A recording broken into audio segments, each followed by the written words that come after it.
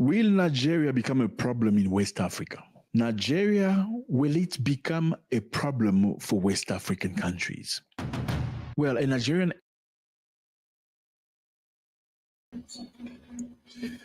Gentlemen, thank you for joining me. Let me play this again. Will Nigeria become a problem in West Africa?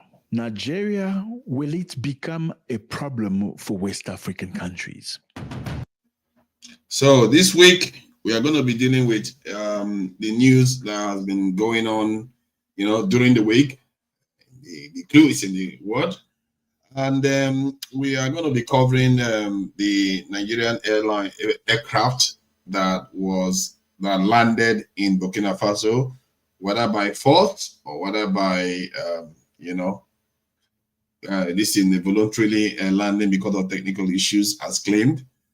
And we're going to be covering the coup in Benin and how the Nigerian government intervened, whether it was, because of the French or it was because the Benin president invited the Nigerian military to intervene, or it was just Nigeria that decided to do it solo. It could be Tinubu decided that enough is enough with these rascals trying to ruin democracy for us, and decided to kick them out. And there is also the issue of Remi Tinubu berating Adeleke in public. Of course, we all know as Nigerians, we have this the you know me culture. I'm bigger than you. I oppress you. I talk to you anyhow culture. Not that Adeleke himself will not do the same, but we know we Nigerians do these things. It is what it is. That's something we'll cover. Some people will enjoy talking about it. Personally, I can't be asked about things like that. These are some of the traits we need to kind of wean ourselves off. And the Lekki massacre never happened. Somebody appears to have said that. So it's something that will be covered too. And we're going to be covering other areas, other news happening around the world, because we can't ignore the world.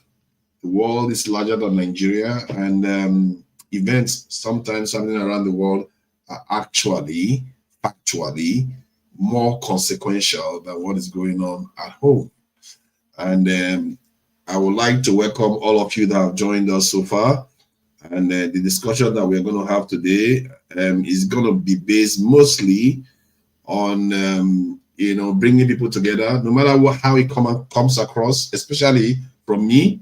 Take it that I'm trying to understand. If you want me to, understand your position, don't try to provide evidence-based discussion. That way, you find that some of the most, ardent people are likely to change their opinions.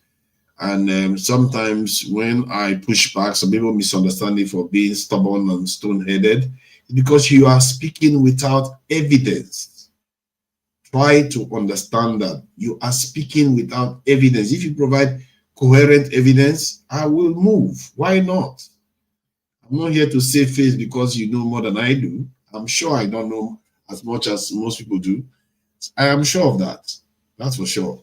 And I know some things more than others, except they show me evidence that is superior to mine. And I'm not here to divide people on tribal lines, religious lines, or any of the lines that are out there. I'm just trying to find a way for all of us to live peacefully in this world and get the best experience we can get out of this world we have found ourselves in. None of us has to be here, but we can choose how we live here. Don't you think? Maybe we should aspire for that. This is not only a Nigerian-based conversation. This is a world-based and a world issue.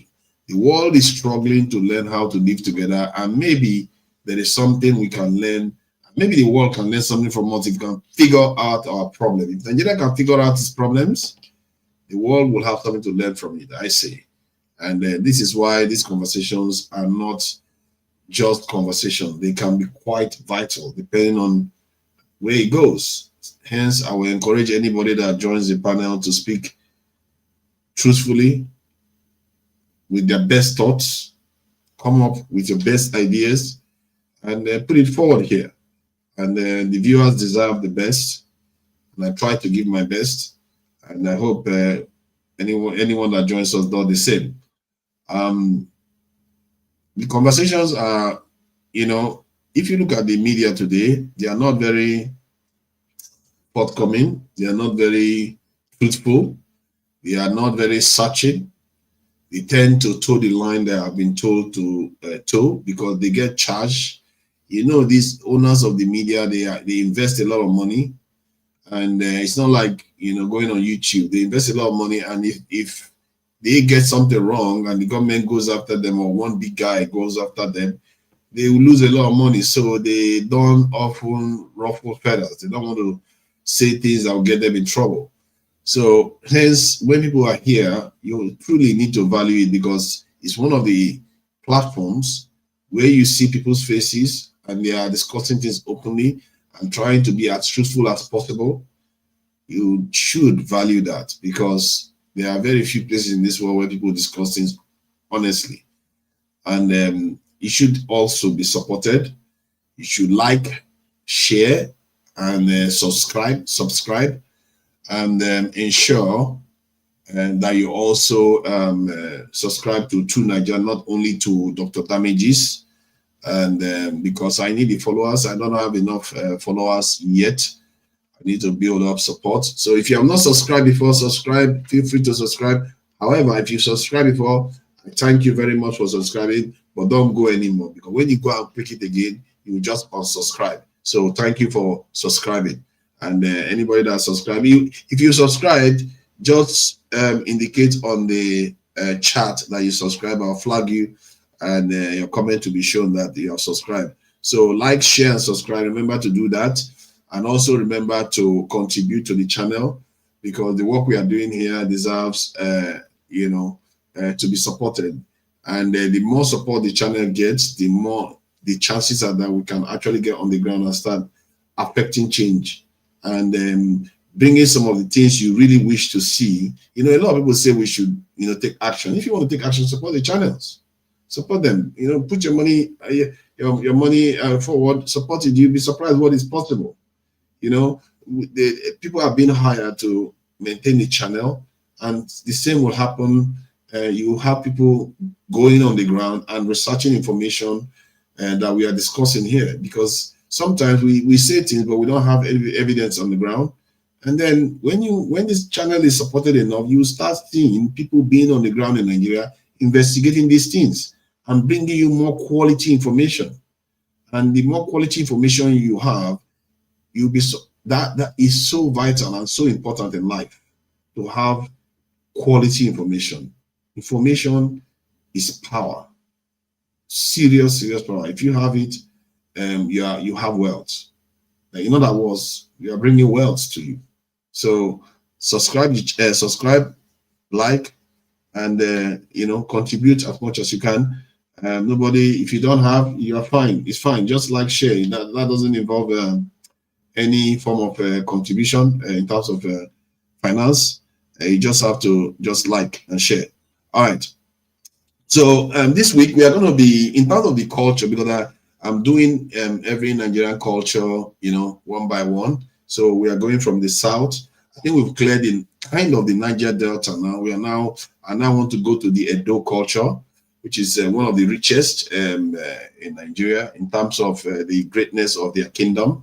The kingdom was one of the most advanced kingdoms in the entire Nigeria before the British came and did their thing there.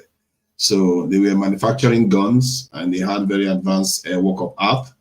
And to today, they are one of the most revered and recognized these African kingdoms. They literally controlled an empire at the time, at their height. So I'm going to be covering them, and they will be the last group I'll cover in the south before I go to my brothers in the southeast. I think the southeast is they do have a very rich culture and a very rich history, and I think a lot of people have been saying some things about the southeast that I find a little bit positive why people do these things, but that will help shed light on the richness of the southeastern culture. So, but not to take away zero from the Edo culture, which is when they were at their heights, the greatest in the country. I say it's the greatest in the country because their work of art is still known today. I don't know any other part of Nigeria that they say they know their work of art. Some people, okay, so some people say the Southeast, they had some great, the Southwest, I mean, that they had some great work of art. And that's true too. It's a fact. And we are going to go to the Southwest after we do the Southeast. Then we'll go to the Southwest, then we'll go to the Middle Belt. We'll keep going further north until we get to the Sahel. All right, so let's cover the news today. The news is that Fubara is now singing on your mandate. You know, now it's not on your mandate. Everybody is going on your mandate.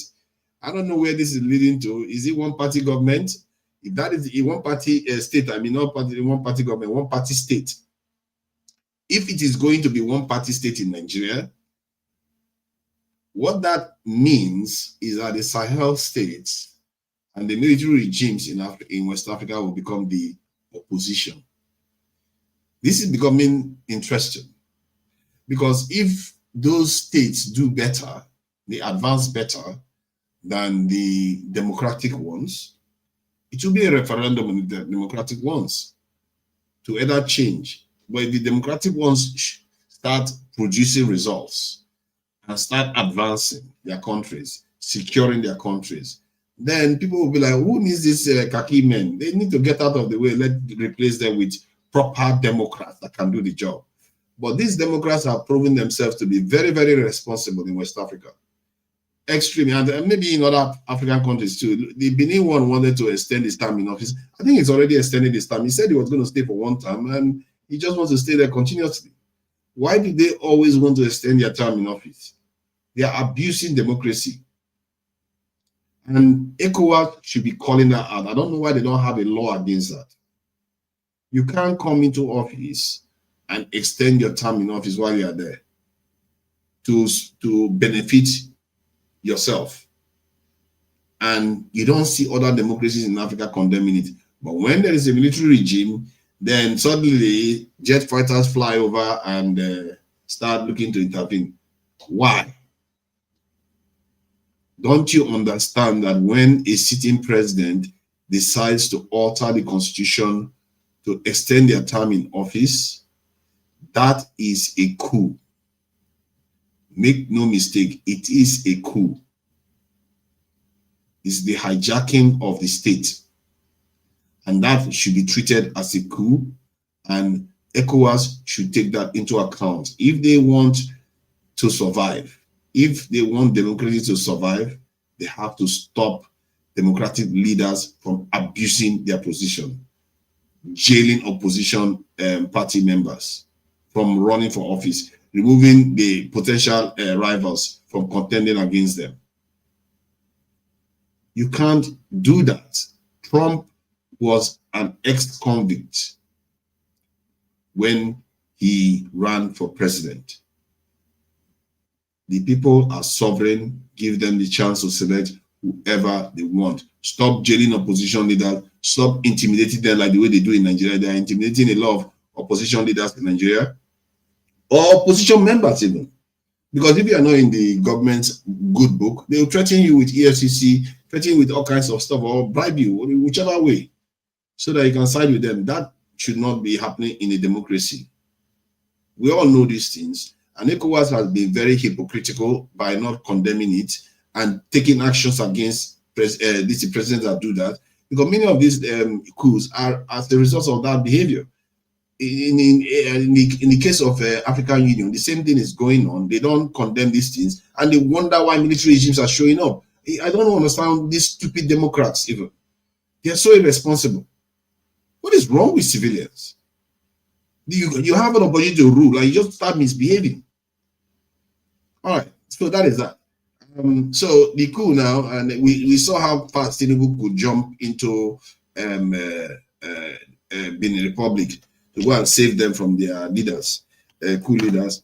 And I think the reason why they really wanted to go there very quickly was because the last thing they need is Benin Republic joining with Niger and Burkina Faso to have access to the sea. That would be a game changer. That would be a massive. That would have been a massive game changer. That happened. And hence, Tinubu reacted very quickly. What Tinubu is getting for this, something tells me it's not much. I'm sorry, it's not much. I don't know why our leaders do these things for Western powers and they don't get much for it. Or is it what they get for it is they survive? Is that it? That's all? They don't get anything in exchange.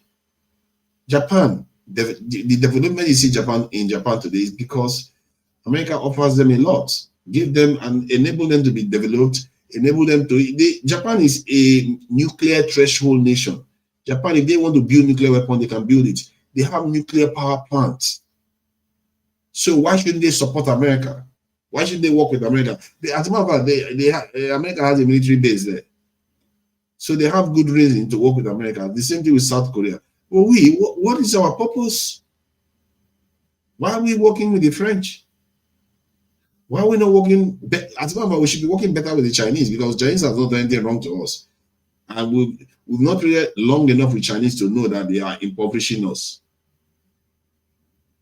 You know, we've not done that. And I don't understand why we feel like we are going to be doing stuff for the West every time, helping them contain the West Africa or other African regions, while in reality, when it comes to the dividends of our support for them, it's basically poverty. I don't understand that. That is not a good deal. This world is transactional. Tinubu knows, I think he knows how to cut deals. Let's see whether I can cut a good deal for Nigeria this time, because as it stands, Nigeria is not doing very well. If you didn't realize that. All right, let me play this video. Let me play the one for the Edo people. I will introduce them. Then I'll go on to play the video about this gentleman talking about how the Nigerian planes landed in Burkina Faso. You get to hear him out, and it's very, very interesting. I think I picked up some things from that video, this video. So it will be interesting for you guys to watch it and hear what he's got to say. And you know, our governments, we have to be watching them closely because some of the deals they are signing, they don't let us know. You know, any nation so far that I've observed that have broken out of the control of superpowers, they tend to have some strong alliances with other nations. This idea that you can play both sides and succeed. I don't know how many people that have managed to do that and succeeded, that have played both sides. I guess you can say maybe India tried that and they succeeded, depending on how you look at it. But India was, there was a time India was wholly aligned to the Soviet Union. They were not that friendly with the West at all. And so sometimes you have to lean one side fully. And then you pick your side, and that side needs to give you everything you want. Otherwise, don't pick it. Don't pick any side until they're willing to give you everything you want. Then when they do, then you can go on that side and take the hit, because there's going to be a hit. If it's not the West you pick, the West will attack you. If it's not the East you pick, the East will attack you. It's always like that. Then when you emerge, you can pick and choose whoever you like them. That's how it works. That's the pattern I see anyway. Let me play this Edo people. You know, I have to do them a bit of justice because they deserve the respect that they should get because they have a very, very rich culture.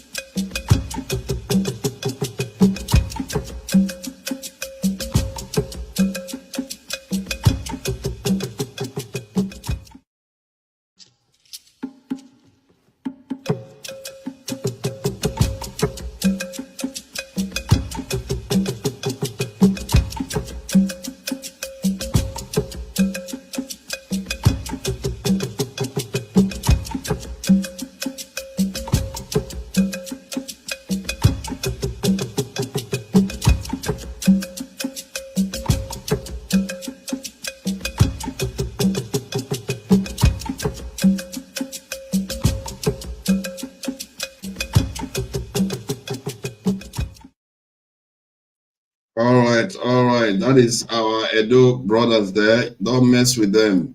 These are some of our richest traditions in the Nigerian space, and they have contributed a lot to that area that they call Nigeria. Very, very rich history, and we are just touching a slither of what you can find in just that southern region. All right, let me play this gentleman's video regarding the Nigerian plane that landed in Burkina Faso. What kind of aircraft? A C-130, which is known for its viciousness. Military airplane was flying in Burkina Faso airplane. Let me start it so that everybody can watch it from the beginning, sorry. Will Nigeria become a problem in West Africa? Nigeria, will it become a problem for West African countries? Well, a Nigerian aircraft has been stopped by the Burkinabe government. Why? Because the airplane was flying over Burkina Faso without an authorization. What kind of aircraft? A C-130, which is known for its viciousness. Military airplane was flying in Burkina Faso airplane, and it was urged by the Burkinabe defense, you're going to land or we're going to blow you away. Let me just remind you here that Nigeria doesn't necessarily get along with Burkina Faso. I mean, matter of fact, these countries right here, you see these countries, ECOWAS, they don't get along with Burkina Faso. Now, why is your airplane flying over Burkina Faso? On December 8, 2025, a Nigerian Air Force C-130 transport aircraft carrying 11 military personnel was forced to make an emergency landing in Bobo Dioulasso. Look at the map. You see Bobo Dioulasso? Look how far this is. I mean, you may find excuses saying that, listen, I flew over here by mistake, okay? Or maybe something occurred, there was wind, and we found ourselves in your ground. Look at Bobo Dioulasso. Now look at Lagos on the map. Look at Bobo Dioulasso.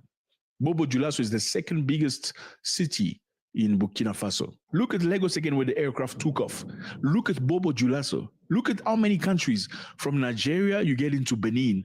From Benin, you have Ghana, you have Togo, then you have Burkina Faso up there. Or else you can go on the north. Look at the north. You can go into Benin and go through the north into Burkina Faso. Now, can this happen by mistake? Let me continue reading. It was forced to land at Bobo Dioulasso Airport in southern West Burkina Faso after allegedly violating the country's airspace without authorization. Let's put an emphasis to without authorization. The Confederation of Sahel States informs the public that an aircraft belonging to the Air Force of the Federal Republic of Nigeria, a C-130 type, was forced to land today, December 8, 2025, in Bobo Dioulasso, Burkina Faso, following an in-flight emergency while it was flying in Burkinabe airspace. The military aircraft was carrying 2 crew members and 9 passengers, all of whom were military personnel. An investigation was immediately launched by the competent Burkinabe authorities, which revealed that there was no authorization for this aircraft to fly over Burkinabe territory by this military aircraft. The Confederation of Sahel States strongly condemns this violation of its airspace and the sovereignty of its member states.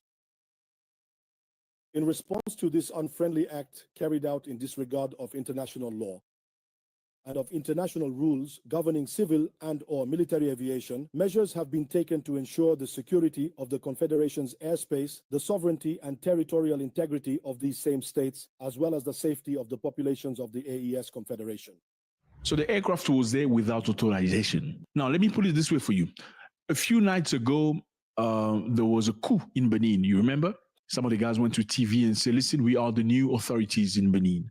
The president is out. He's no more president. We are tired of him. He's a dictator. He's enriching his own family and doesn't care about the people. Why? Because that president is pro-France, a great friend of France. Now, a few hours later, we saw the president come on TV and say the coup has been foiled. Everybody can get back to their stuff. The everyday life is back.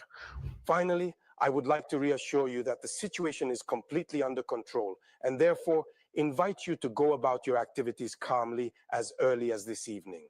What had occurred? I mean, you don't just pass on TV and say, listen, we've taken over, then all of a sudden you're out again. What's happened? The reality is the Nigerian government was asked to intervene. Nigeria sent aircraft, we're talking about fighter jet, to go and bomb where these putschists were located. They bombed the camp, they bombed the TV, they bombed the radio, so they can dislodge these people. In other words, had it not been Nigerian force intervening in Benin, the Benin situation would have been different. So Nigeria intervened in Benin without authorization. Obviously, the president of Benin asked Nigeria to get involved, but Nigeria intervened. Now, one night after the intervention of Nigeria in Benin, you found an aeroplane from Nigeria flying from Lagos all the way to Bobo Dioulasso. How come? Look at the map. How do you explain this? Look at Lagos all the way to Bobo Dioulasso. What was the aeroplane doing there? What does Burkina Faso say? Initial report from AES, Burkina Faso, Mali, and Niger claimed that the aircraft had violated their airspace and was forced to land. What is a C-130? You need to understand. A C-130 is not just any other aircraft. A C-130 is a 4-engine turboprop military transport aircraft designed for technical airlift mission. It is one of the most versatile, widely used military aircraft. What can you use this airplane for? Because it's important so we can understand. You can use this airplane for tactical airlift, like transporting soldiers, vehicles, supplies into combat zone so they can deliver stuff. You understand? It's not a flight that just fly. It's also a cargo.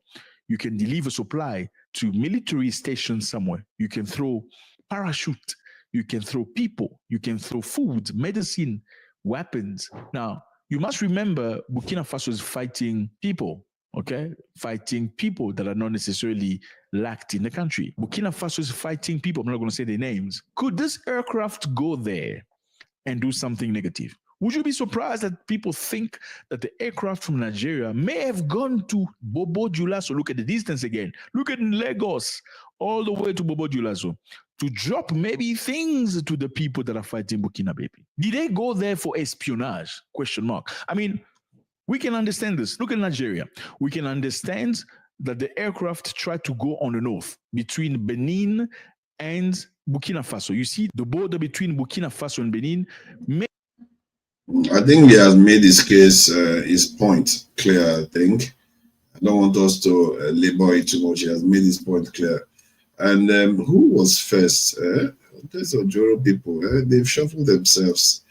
No, I can't tell who. I think Massacre was first, actually. And he's in Nigeria, so let's give him the due. You know, we have to care for our Nigerian brothers, the ones that are on the ground. So welcome everyone, Massacre, Tony, Simba, long time, Jide, as always, thank you for joining us, everyone. And remember to like, share, and subscribe. That is important. It's free of charge. And if you want to also support the channel. Okay, so let's get to this issue. As you can see, People are talking about President Tinubu intervening in Benin Republic, how fast he was able to intervene, and why he was able to respond so fast, but in a year he cannot respond to anything. And then you hear about this incident in Burkina Faso. So what do you think the Nigerian military was up to? Do you think they were doing something, or they were just on their way to, as you can see on the map, it didn't look like they needed to go through Burkina Faso at all. So, Massey, what do you make of it?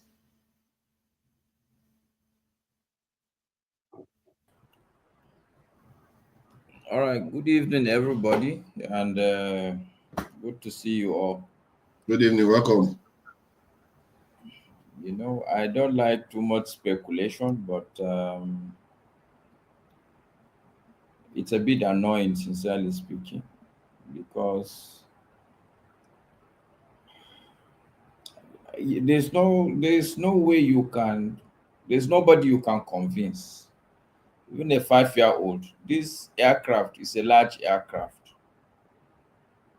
Something is amiss, and I think really we should be asking our government questions, sincerely speaking. What is going on? Okay, what really is going on? And the most important thing that the guy said, who the video you played for me, is the fact that on the 7th of December, there was a coup in Benin. And on the 8th of the same December, just next day, your C-130 is found in Burkina Faso. I mean, what is going on? The government should come out and explain to people. There has to be an explanation. In fact, we should be asking that question. Unfortunately, we don't have journalism again. This should be awash in Nigerian newspapers, asking questions, pressing our government. Because technically, we are being engaged in a military exercise that we don't know about. I'm not even going to talk about the Benin thing because you didn't raise it, but the two are connected. Can our president just wake up, forget who invited him or who called him? Can the country just wake up and go and intervene in another country? Is that legal? Is that okay? And to cap it all, after you've done that, the next day you're also found in Burkina Faso. I'm not even looking at I just find this, honestly, is very annoying. It's upsetting, sincerely speaking. Because it looks like, like, I don't even know the words to use. Like, even if, okay, well, you want to go, why can't you do it correct? Don't you know that people will bring this plane down? Like, what is going on? But anyway, it's just unfortunate, sincerely speaking. And he went on to say that Bobo Julaso, when they landed, that area, there were insurgents tend to be in those areas that are causing problems for Burkina Faso. Look, whatever it is, I need my government to explain to me why is such a big plane out there a day after a coup in Benin Republic. What is going on? We as citizens, we need to know. What really is going on? I don't want to start speculating, but why would our plane be in Bobo Dioulasso a day after a coup in Benin Republic? Why? Why? What is going on? Yeah, well, let me give you the answer of the Nigerian government. Let me play it. I think he gave us an answer. This is the answer of the Nigerian government. He says, let me see. Let me get that out quickly. No, you can just say it now so that we cannot bore people. What is the Nigerian account? How do they justify this? Nigeria said that shortly after takeoff from Lagos, the crew noticed a technical concern and diverted to Bobo Dioulasso, Burkina Faso, the nearest safe airfield. But where are they going? That's my question for fathers. Look at Lagos on the map. Look at Bobo Dioulasso. Is this shortly after takeoff? Can't be shortly after takeoff. These are many hours of flight, right? Now, where were they going? Question mark. Nigerian authorities said that the aircraft had been en route to Portugal. Oh, en route to Portugal. For what? For a ferry mission before a technical concern which necessitated a precautionary landing. They're saying they were going to Portugal for a ferry mission. Going to Portugal? Look at Portugal on the map. Nigeria sending its aircraft with 11 people to Portugal for a ferry mission. What is a ferry mission? A ferry mission basically in aviation means moving an aircraft from one location to the other, usually without carrying cargo, passengers, or performing combat duty. It's essentially relocation or transferred flight. Let me put it this way. 2 nights ago, you were in Benin, okay? You bombed, Forefathers. created something, okay? Things change. Yeah, I get where you're coming from. Go ahead. I think maybe because I'm not current with news. For me, I'm totally satisfied. Even if you look at the trajectory on the map, that's okay. I don't take this guy's explanation. The truth is that between Lagos and that Bobo de Lasso, it cannot be more than 2 hours. Yeah. So if you're going to Portugal, it's understandable. I am suspecting maybe even the plane is being taken for some sort of overhaul. For me, that's the only thing I would. So I think that explanation for me, it has calmed me down. But I think it's the only part that I don't really like is the fact that we wake up and we just go and intervene in another country without any sort of. But why go through an enemy territory that you know you're not supposed to fly through without authorization? No. Well, it's maybe because they think they're military. But you see, do you know that they're lucky that was North African country, they will shoot them down because the Sahel nations. But okay, no, forefathers. Perhaps so. Me, I like to always investigate and ask questions. It is possible also that was not the flight plan. But the fact of the matter is that if you developed a fault mid-air, the issue of whether you have authorization or not, you look for the closest airport. For that kind of aircraft, it's not every airport it will land. That also I can tell you.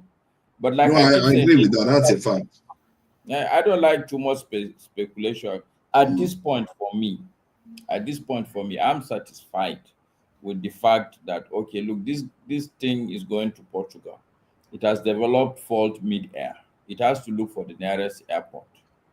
Okay, but like I keep saying, what is really annoying and upsetting for me, that we as a country can just wake up and there's no any.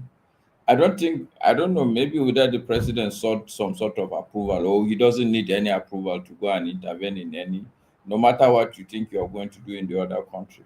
But I think for this C-130, I think I will rest my case. I, at this point, don't have any serious issues.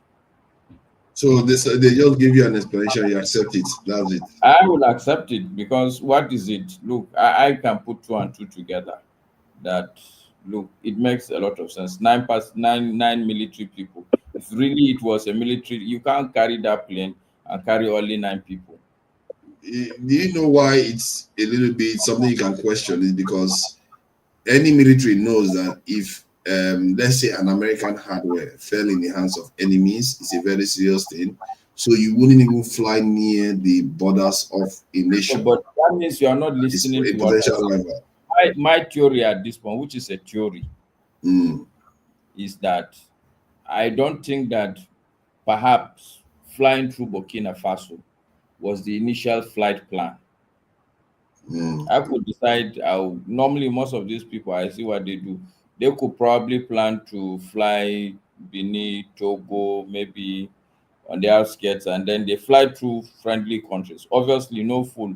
Nobody's going to tell you that Nigeria and Burkina Faso are very friendly, especially if you can't call the man in Burkina Faso and say, my military plane is going to pass through your country. And then I say, okay, no problem, let them come.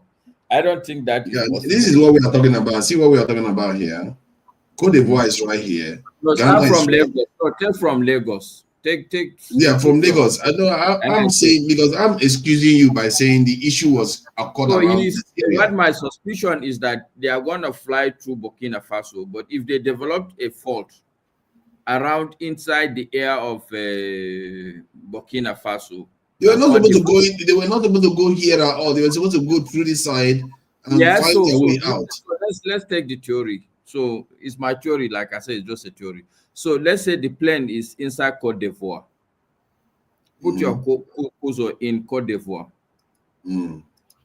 It's not moving. Not moving. Cote d'Ivoire is here now. Cote d'Ivoire is here. That's it there. Okay, what's the next big country I'm seeing? Is it Ghana? This one is, I think it's between Sierra Leone and Liberia, if I'm not mistaken. So let's say, okay, so just put the cousin in the northern part of that country. That's Ghana. Okay, so it's in the northern part of Ghana. This is Togo. This is Ghana. This is Cote d'Ivoire, Ghana. Yeah. So I'm saying Cote d'Ivoire. You're saying no. Put it in Cote d'Ivoire. Okay, Cote d'Ivoire then. So it's in Cote d'Ivoire. Go up a little bit. Yeah, up a bit. No, don't enter Burkina Faso. Just towards. Go up a bit. Forward. Go forward. No, you like to. So let's assume that the plane developed a fault there. What do you think as a pilot you will do? You literally go somewhere in Burkina Faso. This in Cote d'Ivoire. Cote d'Ivoire. So guess where the biggest airport will be in Cote d'Ivoire? It will be around the coast, down. Depending on where it is, because so this is what we should do as Black people. Let's find out which is the when assuming is there. What is the nearest biggest airport? Okay. Then somebody something is making noise. Sorry. What's that noise? There's noise coming through. Let me see. Oh yeah. So the issue is, say this is Cote d'Ivoire here, and this is Bobo Gelato. Bobo Gelato, for one, is how do I describe it? There's no guarantee the airport is the best one, because the airport is probably going to be Ouagadougou area. Landed there. So this argument here is the argument. The plane you're not listening. You're not listening to me. My point is that if Burkina Faso that is less developed than Cote d'Ivoire can have an airport in an area that Nigeria can land, what makes you think that Cote d'Ivoire doesn't have it? Cote d'Ivoire is more advanced. I'm not thinking I'm saying let's do the little bit of work. Let's investigate. We can find out. Is that you can Google it? Let me find out. Yeah. So that if it's just a theory. I was upset. I agree with that. It makes sense if they didn't have anywhere to land. But to me, the way I look at it is that Cote d'Ivoire should have even more airports. I don't think so. Or airfields. Most of us African countries, you find out that, and I don't think it's only Africa, most of the cities will be around the coast. I can see them. Hold on, let me see. To show up. Ooh, that's a lot of airports. Okay, let me see. I'm going to pull this up for you to see. So now, these are Cote d'Ivoire airports. As you see Cote d'Ivoire, and see Bobo Dioulasso here. You see all the airports around this in Cote d'Ivoire. So what I'm saying, forefathers, is that for a C-130, it will not land in every airport. It's not a small plane. It's true. It's true. It just seems odd. It just seems odd. Anyway, see, the truth is that I don't know that what happened. I'm only speculating. But the point I'm making is that at this point, based on my speculation, based on my theories, it's not gonna. I was upset, honestly. Why would we? It's like looking for problem. But putting all the facts together now, it can make sense. If the explanation is that the plane was going to Portugal, and immediately it developed a problem, what do you expect people to do? They should look for the nearest big enough airport to go and land. Yeah, we can tell them, but if I'm the pilot, I will land. You're easy to convince, so okay, it's okay. That's good. That's what I'm saying. I'm convinced at this point until another fact emerges. Thank you. Father, sorry. I know it's not my turn. Please, sorry. Let me say something. Where is Portugal into this? Why do we want to believe lie of this government? What business that Portugal got to do with this? This is one of their lies, and we want to expand that lie. We want to help them to expand it on this platform. There is nothing to do with Portugal with what happened in Burkina Faso. That's a pure fact. It's the same lie of this government. Actually, you have to wait for your turn. You have to gaslight you, and you want to spend that gaslighting. Let's move on. Forget about Portugal. This is this government that they have no They don't have a face. They're not even ashamed of themselves to be called all the whole small countries in West Africa that were supposed to be bound down to Nigeria. They're treating us like a secret cow. And you're here trying to gaslight the Nigerians with the issue of Portugal. Please, let's move on. It's very risky. It's very risky to have American aircraft. No, sorry, I was just trying to say that it's very risky to have an American aircraft in the hands of. Can I speak, please? Yeah, let's bring. Okay, let's let Masca say what he wants to say. We have to. Okay, Masca, go ahead, finish. Mr. Ike, whether it's me now is having issues with. No, I don't think it's having issues. Don't mess with Ike. I'm just trying to. Not you. I wasn't talking. My reference is meant for you. It's meant for the government, the so-called government in Nigeria. What I'm trying to say, this platform should not expand this gaslighting, because there is nothing to do with Portugal with what happened in Burkina Faso. And that's my point. Okay, I think it's fair enough. Like I said, I was very angry. I'm sure everybody would attest that I was very upset at the initial point, but until when I was provided information, okay, this is what the government said. Unfortunately, I would take it. If I don't have any facts, I'm not going to say, oh, no, it's a lie, just because I want to find the government faulty. At this point, I don't think you call it a lie. You should just say, okay, because you look at the circumstances surrounding it, you say, okay, this doesn't seem, maybe you will need more information to pass judgment, but you will accept, okay, this is what both sides are saying. I understand that. I will accept it. I will accept it at this point. Thank you, Pascal. Next one.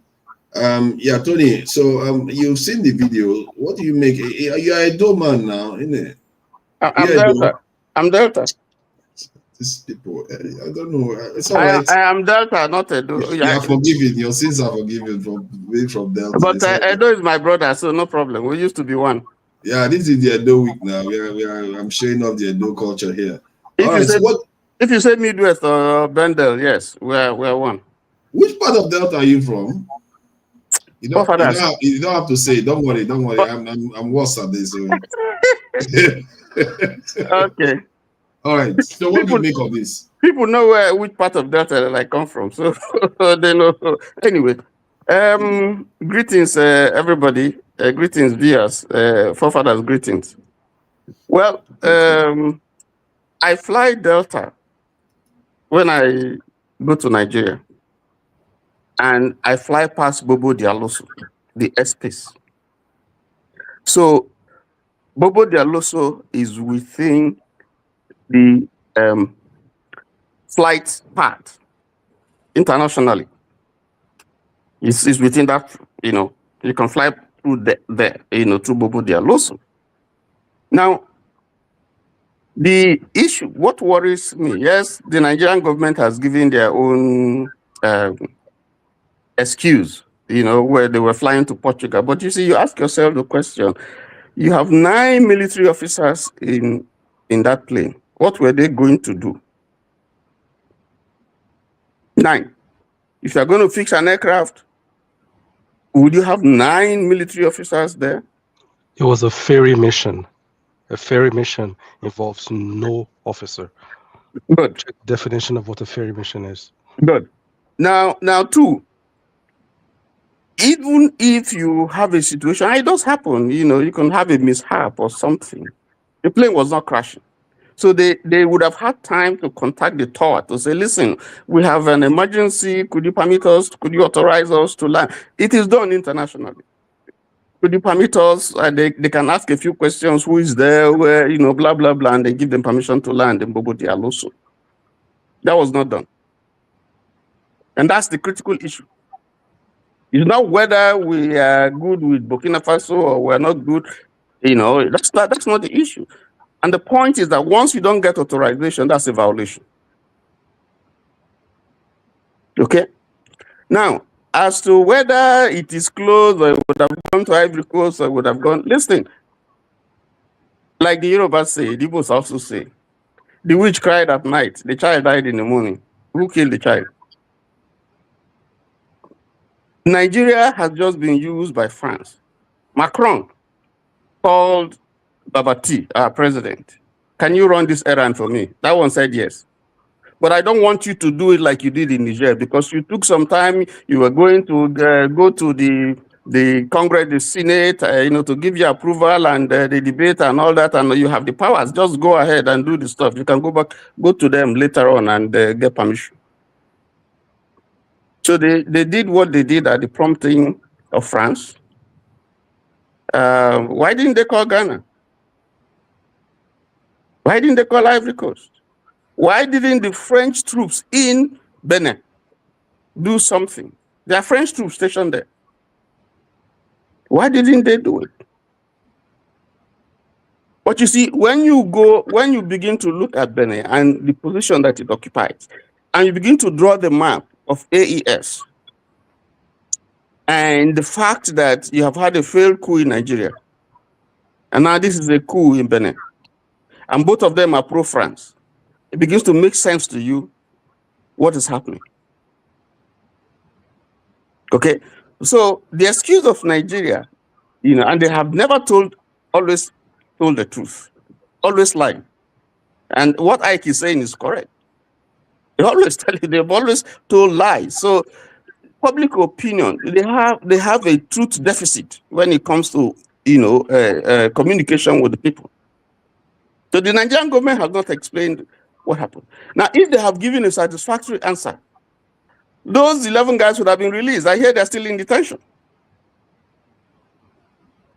Okay, so maybe they're there in France. They know that it's France that is behind Nigeria, is telling Nigeria to do what it did. And they're saying, oh yeah, let's see what France is going to do. France is probably going to lead Nigeria into a relationship problem with all its neighbors, because they are French speaking. And a lot of them are saying no to France. We're tired of you. We're throwing you out. The enemy of my friend is the friend to my enemy is my enemy.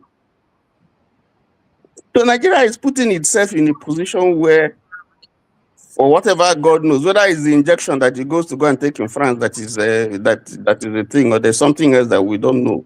But of course, France has its own interest, because having lost so many of those African countries where it's losing, the economy is going down now. The fact that it has lost a lot of its colonies, the term you use, I just wanted to, look into that a bit more. I've never heard people put it that way before.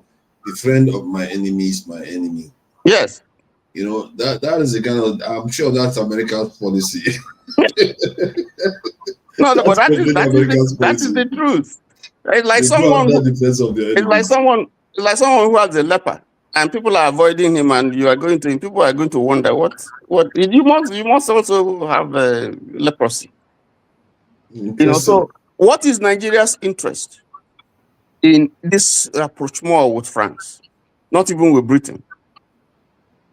What's the gain for Nigeria? What's France looking for? Having lost military positions, lost economic, benefits that is getting, from its former colonies. If he can get Nigeria and preserve Benin, both of them very strategic. Okay, very, very strategic. Maybe time, Jude is here. With time, Jude will break it down for us, But these are very, very strategic. There's an interest. That's why America is also looking at Nigeria. That's why China is also looking. That's why France is also looking. That's why jihadists are also looking.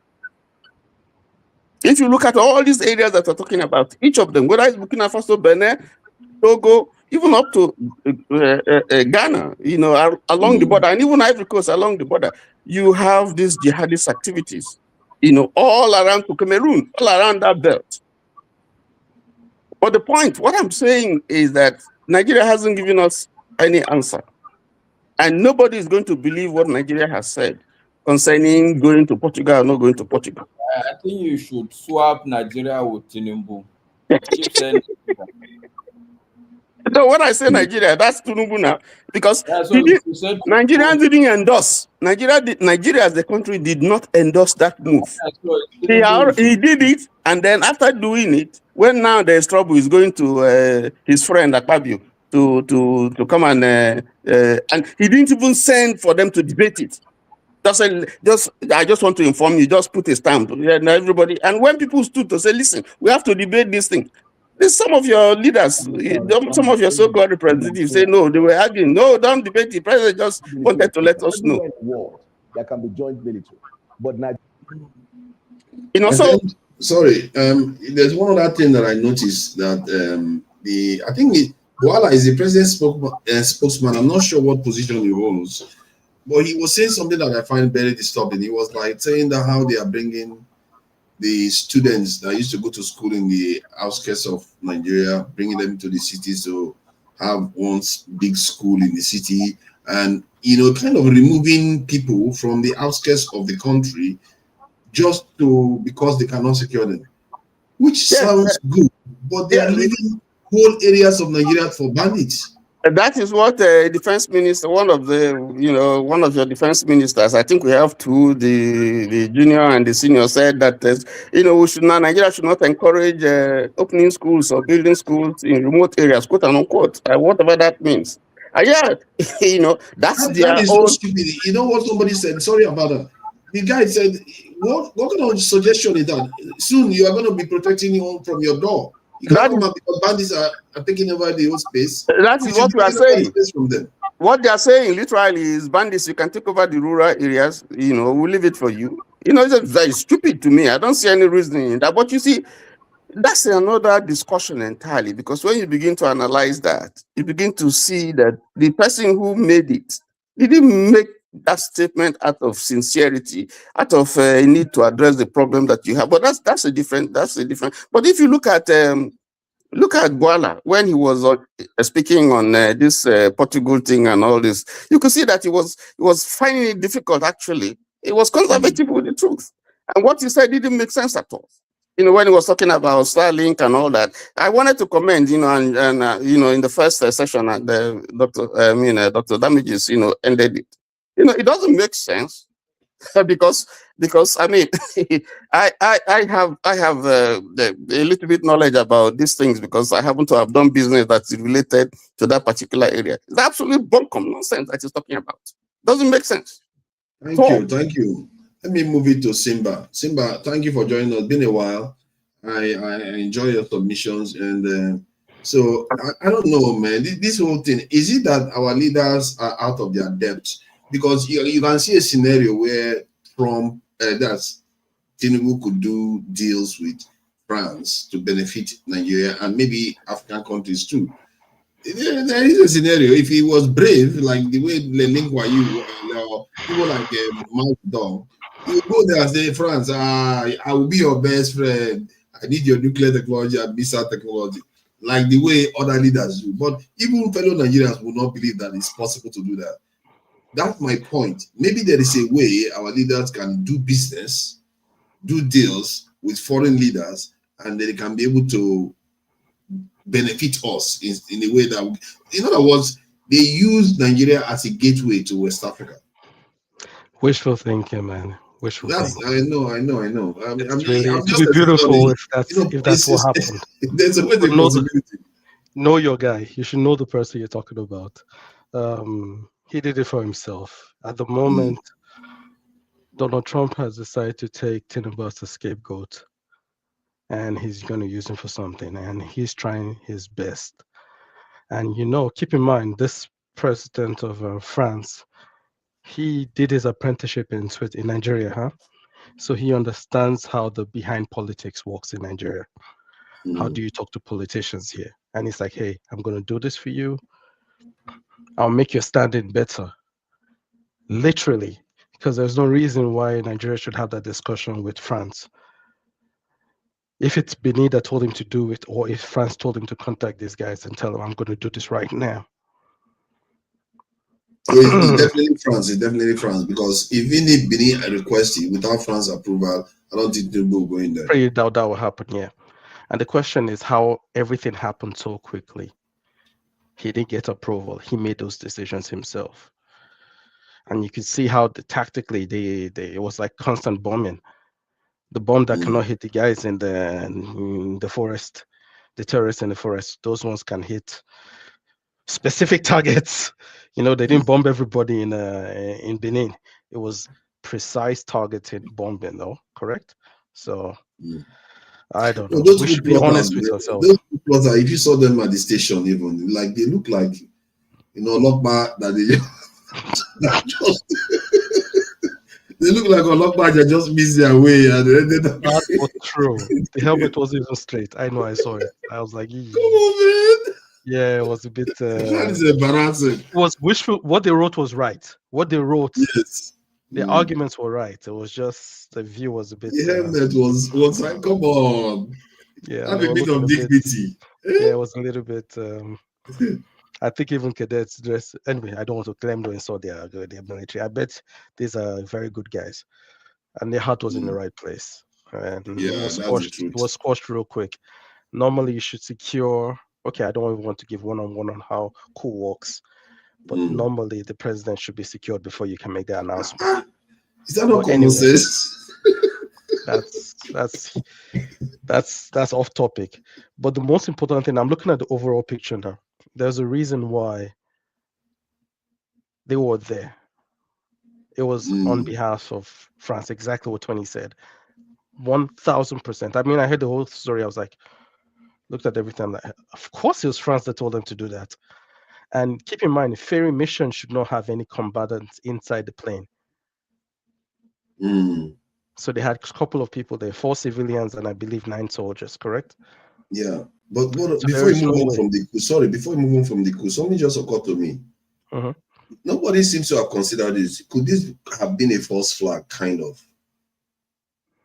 In a kind of way, let's say it's not even consciously false flag, but maybe they knew, and they knew that these guys were never going to succeed. But what they've just ensured is that that president that France loves is going to remain in office for quite a long time. The reason why I'm saying this is because what happened in Guinea-Bissau, the president handed over power to the military directly because they didn't want the opposition leader to take over, but actually won the election. Gabon, Gabon, it happened again. They removed, France removed a leader that was their own man and put another military guy that was their own man just to forestall in case another military person wants to take over. I would not say that's it. I would definitely say that's not possible. That's definitely possible. It's called divide and conquer. Any means whatever. France is losing. France economically depends on Africa, literally, or the world depends on Africa. And the fact that France has lost so much ground, it's obligated to do whatever it has to do to save its country. And that's exactly what's going on now. If you're the leader of Nigeria, is that not leverage? I mean, I'm going to use, it's called divide and conquer. I'll use these people to go against themselves. If I can get a scapegoat, and I know how to sugarcoat it. But no, if you're a Nigerian leader, what would you do to take advantage of the situation? France is losing ground. What would you do? If I'm a desperate, selfish Nigerian leader that has bad run-ins with America, that America can actually put a ban on my ticket and I can't go to other countries and take medication, I'll do whatever I can to save my ass. I mean, not me, but that's what I think. If you're a selfish person, to play the devil's advocate. Okay, what if you are a reasonable person that wants to do the right thing by the nation? What would you see? France will even bother. They'll be targeting to kill you. No, hold on. Before they want to kill you, you must have hated them for one reason or another. Let's say you meant well for your nation, but you see that France is suffering right now. As a person that is not necessarily enemy of France, what would you want to do to France? Let's give Tinubu the benefit of the doubt that is somebody, he means well for Nigeria. He's not compromised in any way in Washington or anywhere. What do you think you would want to demand? That's assuming France wants to be fair. France doesn't play fair. Yeah, but don't worry about France. I'm saying you now. What would you want to take advantage of now that you have an opportunity? Because now France is running weak. You think that maybe you can help France one way or the other. So what would you demand? I would say that's the last country to help because they want to take more from you. You can take from. It's better to get from. It's better to get training from North Korea. Honestly, it's better to get training from there. No, you have to look at your enemy. You have to know his tactic. Tell me one country that France has helped. I think France, from what I gather, they did help Israel, to an extent, get their nukes. I don't know how That's true the that wrong is. word. Don't raise that word. That's it. I don't even want to go to that topic right now. That's a different. Israel is a nation now. They helped kill. Yeah, but yeah. That's another topic. Yeah, but you know what I mean. France has hardly helped any nation actually. Real, I think from what I can remember, I don't think they helped any of these like India, countries. Pakistan, none of them, no nation. Francophone country, they kill them, they just finish them off. But that's my point. We are black. They look at us the same way. I don't think they'll look at us like they look at Asians or something. You have to look at it. We have to be realistic with this. Well, some people say Cote d'Ivoire is not doing too badly, though. So what? Some people say Cote d'Ivoire is not doing too badly. They are just relatively because stable. they retired there. They have their wife. The guys from France go there to retire. It should have a little bit of infrastructure, but everything goes directly there.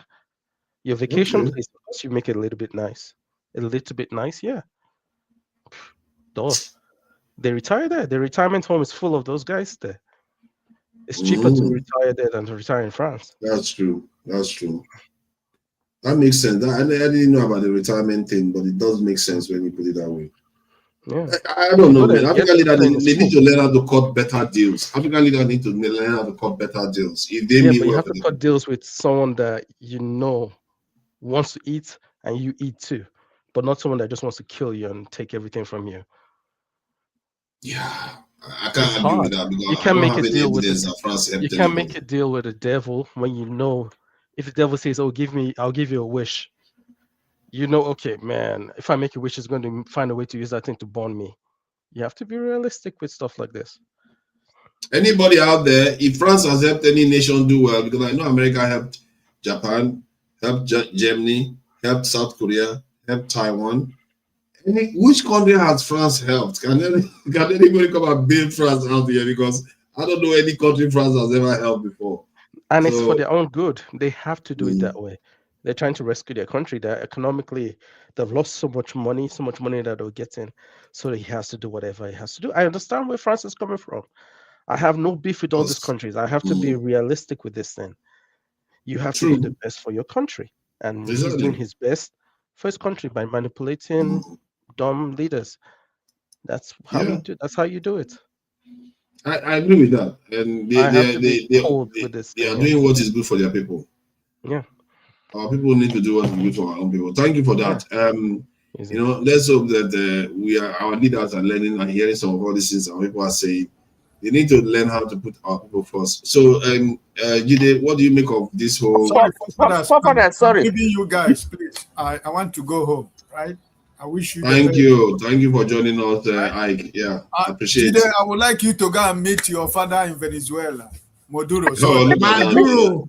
Look at that. He's just looking for trouble everywhere he goes now.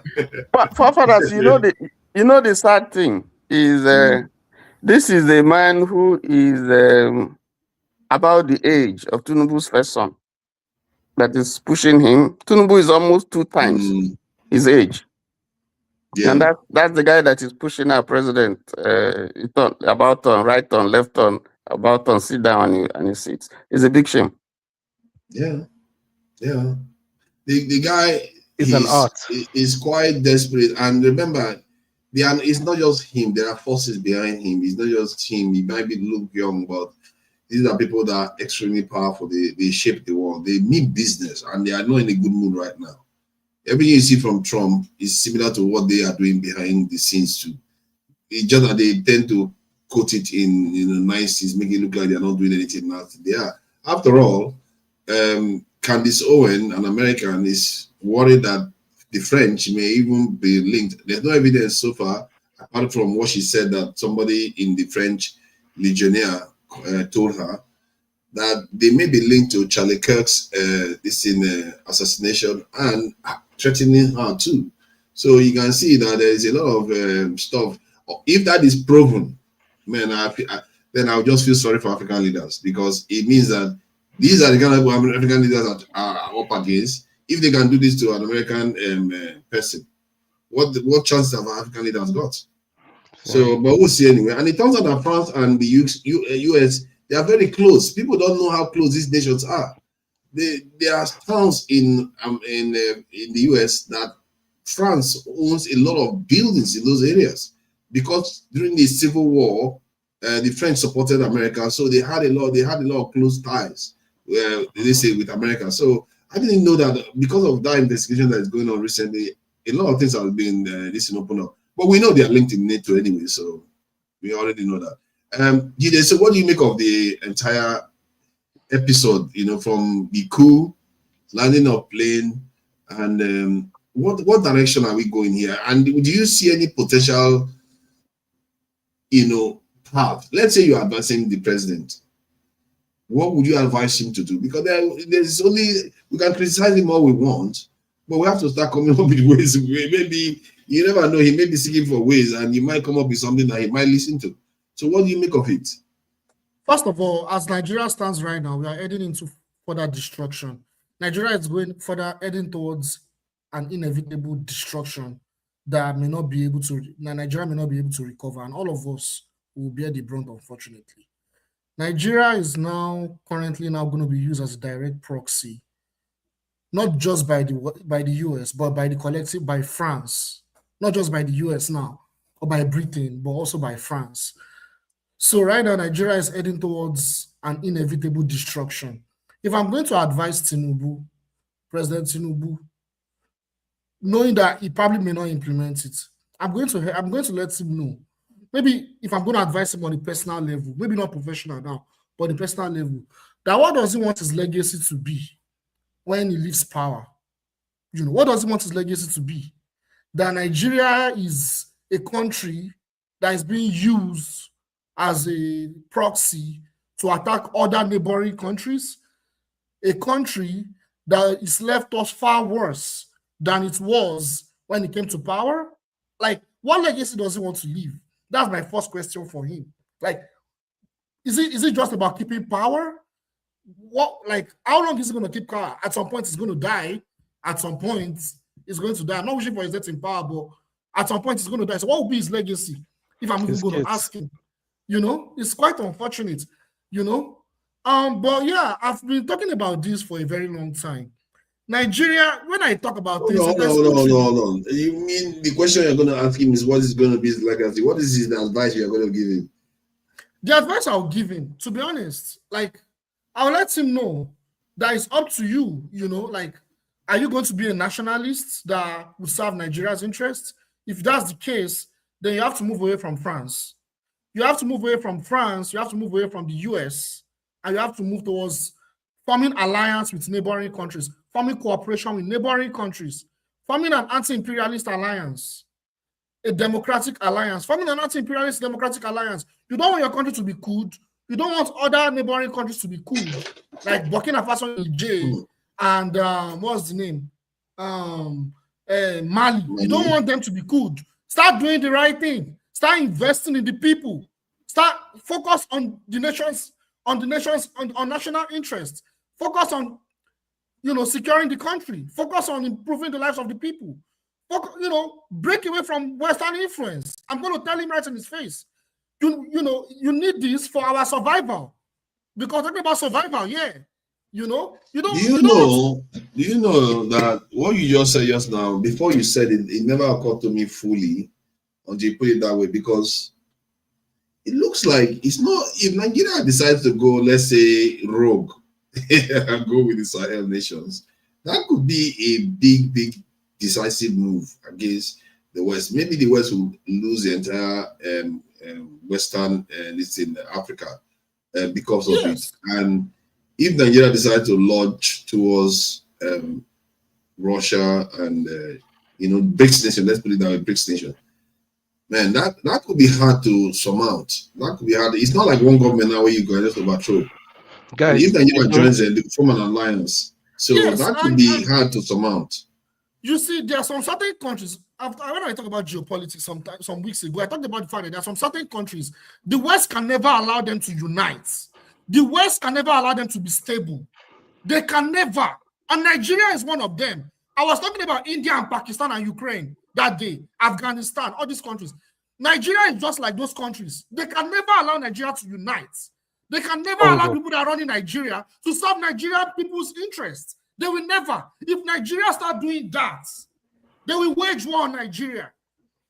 But what you said now, okay, you are right though. They could wage war on Nigeria. Maybe that's the reason why Trump is doing what he's doing too. See, we don't necessarily know. Maybe Tinubu saw it and said maybe he was tempted. The French, the Chinese, and this are nudging him go that direction. But that when Trump saw it and decided to threaten him the way he threatened him, because remember at the end of that message he said, "Act fast. You need to act fast." There's a message they were sending to the president of Nigeria, and because it might seem like speculation, but there is a lot of movement going on behind the scenes. And if you look at the way Trump is behaving, Trump is revealing a lot of all these things openly. I don't think it's national resources. Nigeria will give away national resources, except they fear that Nigeria is moving towards the Sahel nations in one way or the other. Because if Nigeria decide to go rogue, they will form an alliance. Yes. The Sahel nations, once you join them, they are going to be looking to form a military alliance. And once you have that, Algeria is already thinking of supporting them with any war that anybody fights against them. That will be difficult to break. Yes. And the other West African nations will have to fall in line.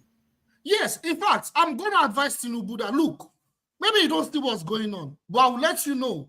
France is trying to use Nigeria as a military proxy against any neighboring Francophone country that is willing to move away from French influence. It's as simple as that. They are because France cannot go directly. Because we need to understand this. France cannot go directly to go and attack those countries. And go think they're going to go and fight to restore democracy in 8 years. They need to use one of those countries as a proxy. They can't use Ivory Coast. The military power of Ivory Coast is not as good as Nigeria's. That's even if they even want to do it.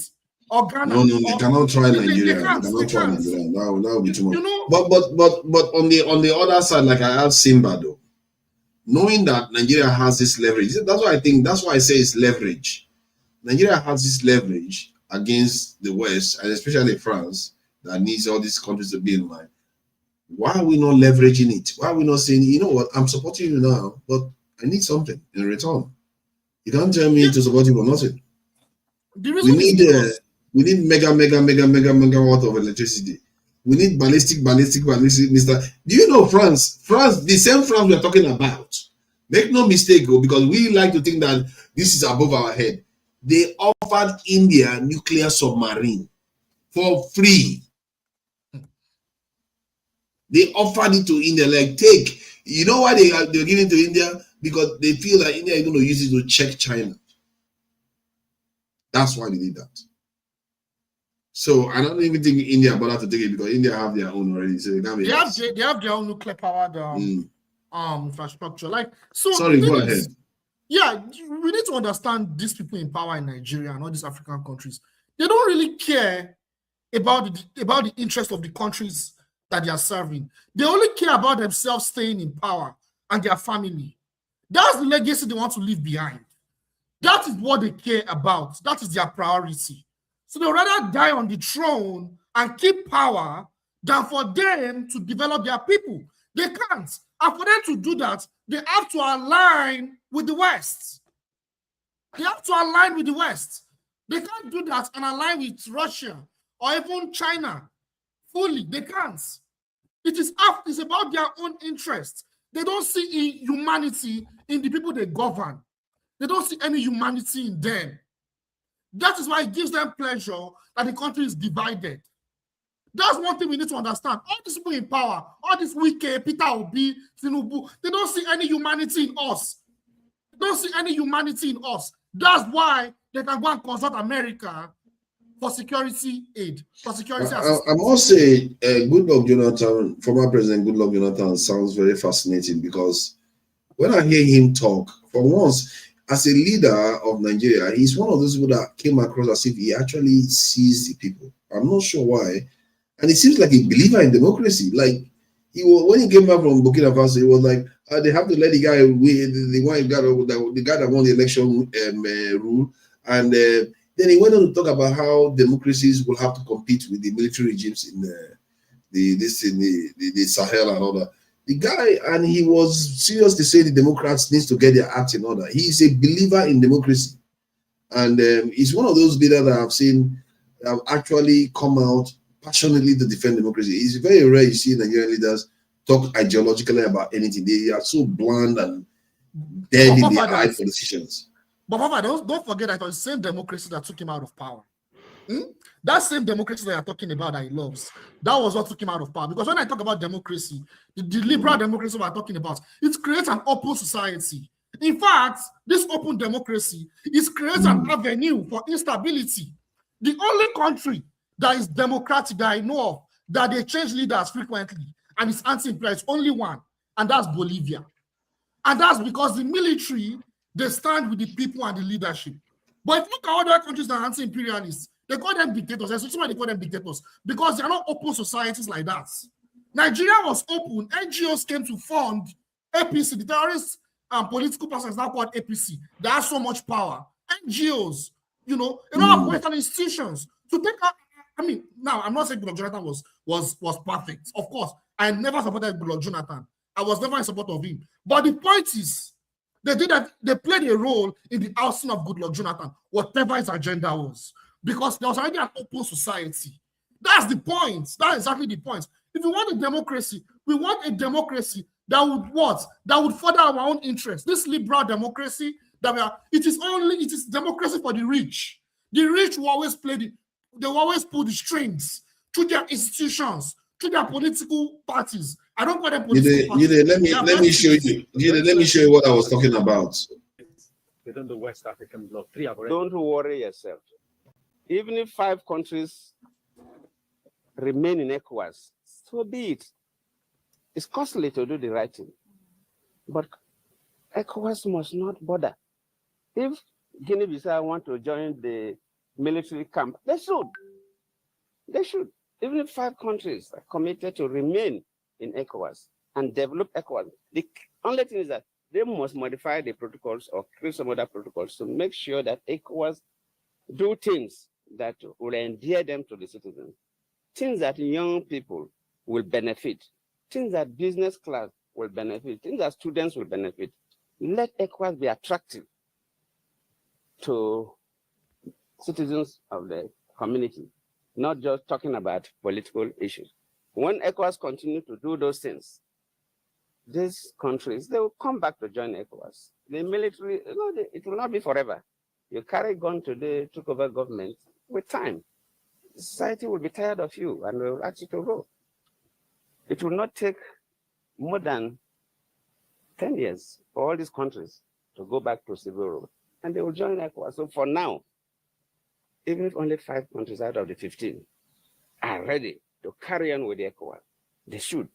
So we should not bother about that and begin to change their position. ECOWAS must stand firm. We cannot accept military in ECOWAS. So you see that he's a believer in democracy to the extreme.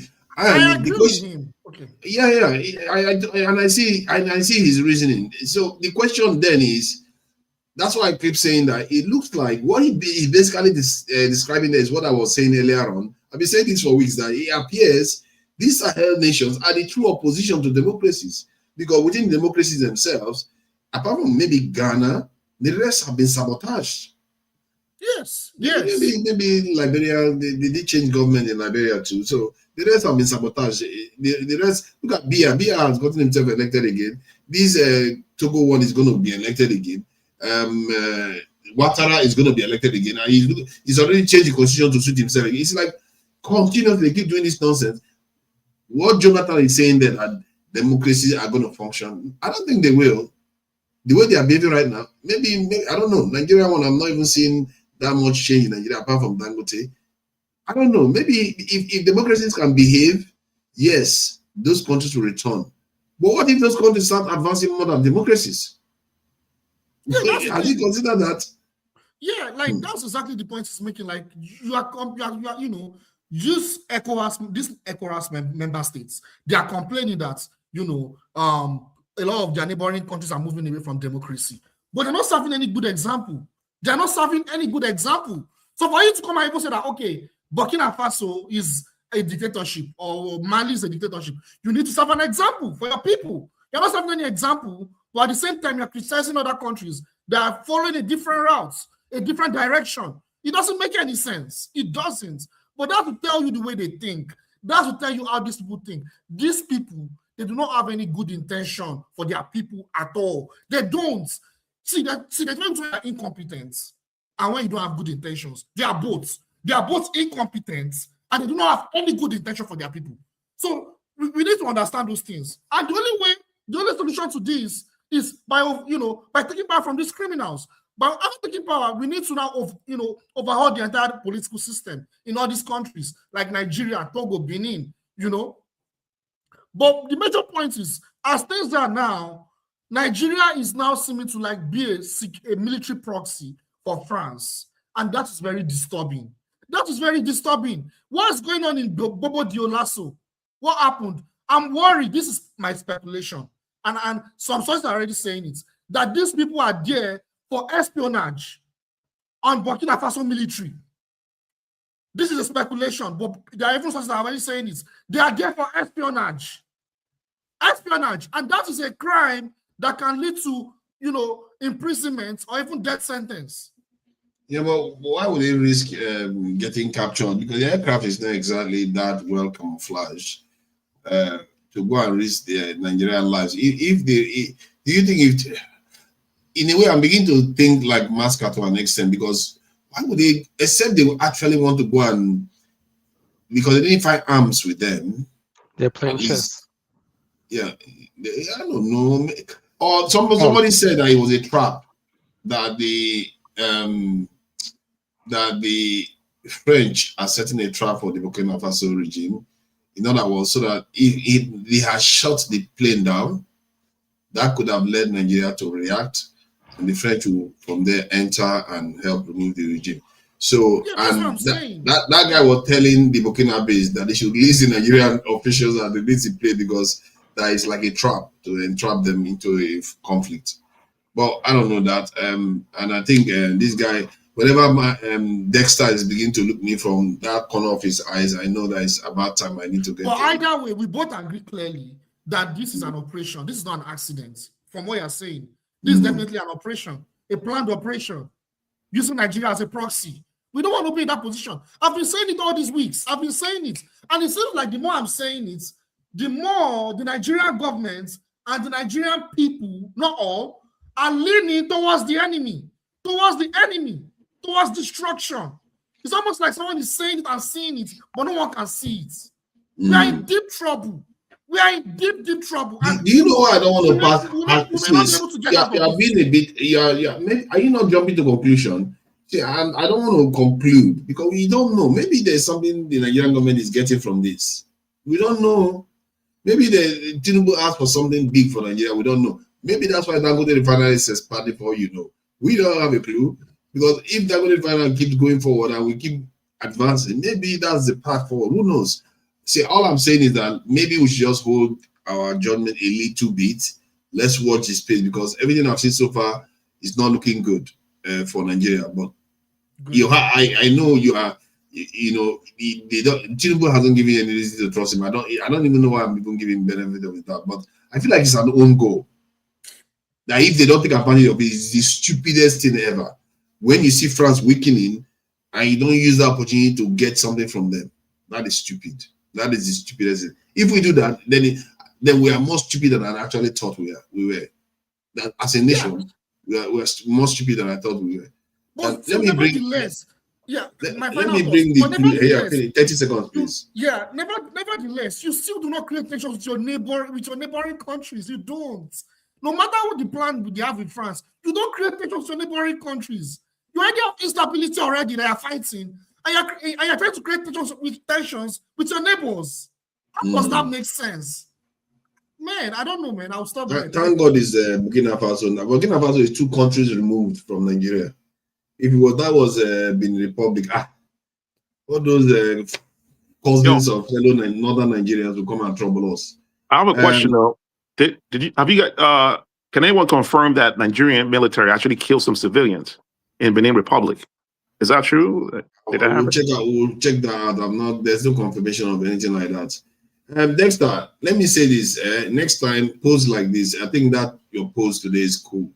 It makes you look tough and cool with your music instrument behind your back. The other time you just pose and sometimes you freeze in the camera. It's not the best. So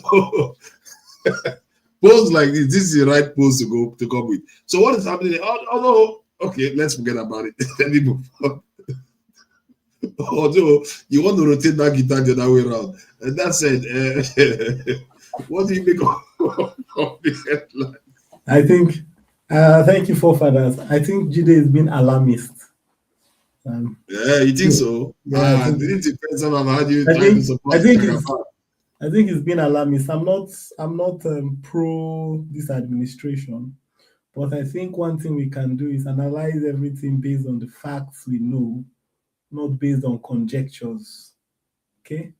What I've said is never based on conjecture. I don't know how you see it, but if you can't see everything, let me speak now. Allow me. That's very, very disturbing. I'm sorry. They allow me to speak. I said I think you are being alarmist. Okay, and we should approach this thing. We should, as analysts, analyze it based on facts first. What do I know? What's the information at my disposal?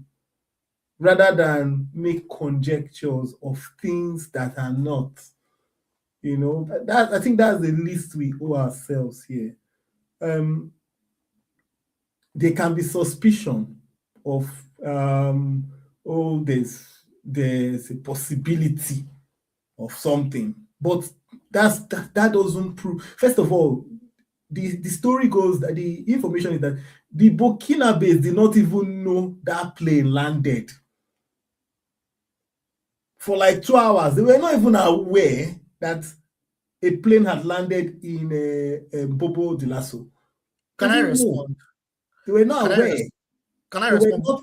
They were not aware. How you know that? The military have a contrary position. They actually said they actually forced it to come down. They did not force it down. They actually forced it.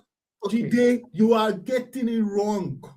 That's why I say when you start listening to all kinds of things, you won't get the facts. Dexter, where's your source though? The plane, when the Burkinabe reported about the plane, when they were trying to make name, they said it landed with two pilots. A C-130 doesn't go with 2 pilots. Where's your source? Where's your source? Where's your source? Please go and listen to the news. Listen to the news in Nigeria. But you know, Dexter. Listen to military experts. Go and listen to Captain Dexter. Blade. Dexter, Captain Blade is an entity. I don't listen to that guy. I'm not talking about. But Dexter, I agree. I understand what you're saying. I have a question for you. No, I have a question. Okay. I will ask you that question. Ask me questions. Okay? 4 people fly that Charlie. Go and listen to military experts of how the Charlie operates. So when the Burkinabes gave the first information, they were trying to make name for it, first of all. But the experts say, look, it can't be 2 pilots flying that Charlie. It's not possible. Okay? Then the information came out that, it's 4 pilots actually. You have 4 pilots flying the Charlie. And then the crew that were with them. Now, whether that crew was going to Portugal for anything, I can't say they were going to Portugal. I can't confirm or deny. Secondly, if they were planning to go to Portugal, why didn't they inform the Burkina Faso aerospace, what do you call them, ministry or whatever? Because if you are flying through somebody's airspace, you are supposed to inform them that I'm going to pass through here. Please grant me access. Now, the excuse Nigeria is giving is, there was a plane, there was a fault, and so we had to land. It really doesn't add up also coming today when Rufai Hosseini posted that there has been that the Nigerian government has actually not officially reached out to Burkina Faso that, look, this is what was happening. So, of course, there is some lack of clarity, but think about it. Forefathers put up the map. Where Burkina Faso is, where Benin Republic is, and where that Charlie is landing, that's a very, very I mean, that is very far. So if those guys were going to, and from analysis, who was it that was analyzing it? That plane will barely take off. It will pass Benin Republic. Do you understand? So if you wanted to even do a reconnaissance on Benin, why would you use that kind of big carrier? You know, so there are a lot of things that don't add up yet. But I think one thing we should do is we should wait to get the facts and not dwell so much on conjectures. Now, why that is happening, I cannot say. You understand? I can't say. Nigeria doesn't have any, there's nothing with Burkina Faso at present. There's nothing. Now, if it's about, oh, the West wants to, and somebody says, well, the argument might be, oh, why are we fighting out? Look, every country, Nigeria has not finished fighting for its interest to now say, oh, we must partner with our neighbors. No. Every country, look, America, are they playing with kids' gloves with Venezuela? Is it not their neighbors? Is it not next door neighbors? So let's not bring in plenty conjectures here. Based on the facts of what I can see on ground, there can be some suspicion of why that Charlie is going there. The government has to come out. The Nigerian government has to come out and report exactly. Now, the truth is that the officers that are being held in Burkina Faso, if care is not taken, they have been held for a long time. Now, the Burkinabes have not said anything. They've said it like, oh, I will respond. Where don't I respond? The Burkinabes have not come out and said, oh, these guys have given us information. Nigeria was carrying out a covert operation here. No, the Burkinabes have not come out to say that. If the Burkinabes have come out and say that they have caught these guys doing something illegal, then maybe I'll say fine. But they haven't come out to say any of that. The Nigerian authority has not clarified anything. And get it right, I'm not supporting this administration. But what I'm saying is we must base whatever we're saying. But did they violate the airspace though? Is that not illegal? I said so. The right thing to do. It's not illegal. It's not illegal. You can say it's illegal, but my friend, you are not. Have you been on a plane that had a problem? If you are on a plane that you inform the FAA or whatever. What you are saying doesn't apply. Mayday. When you are doing mayday, there's nothing like informing anybody. Portugal made it clear. Portugal made it clear. That there was no intention they are coming to their country. They spoke to Burkina Faso. The sources are there. It is clear. They did what? They made it clear that there was nothing about Nigeria coming to Portugal for any mechanical repair. When I started the conversation, I addressed that point. But you said my analysis was based on conjecture, but it's not conjecture. This is based on evidence. The reason we landed there was because of technical faults on that plane. When there was technical faults, the pilots will find they will land wherever is closest for them. Now, in that period, that is not when they will be giving. So, example, if Nigeria, the path for the plane was not to pass through Burkina Faso, but when the plane, let's say the plane was passing through Cote d'Ivoire, like Fofara showed on the map, and then the plane developed a problem, and they charted where is the closest airport where we can land, and it was the one in Burkina Faso. They will go there. Those guys on the plane will just give mayday. They will not go and be trying to contact it. They will just give out the distress signal, and they will go and land. And to tell you, they landed that plane, and the Burkinabes were not even aware when it first landed. They were the ones that informed them. If they are not aware, this is logical. If they are not aware, then that means definitely they would have definitely infiltrated Burkina Faso in any way. And there's no way the military would have detected them.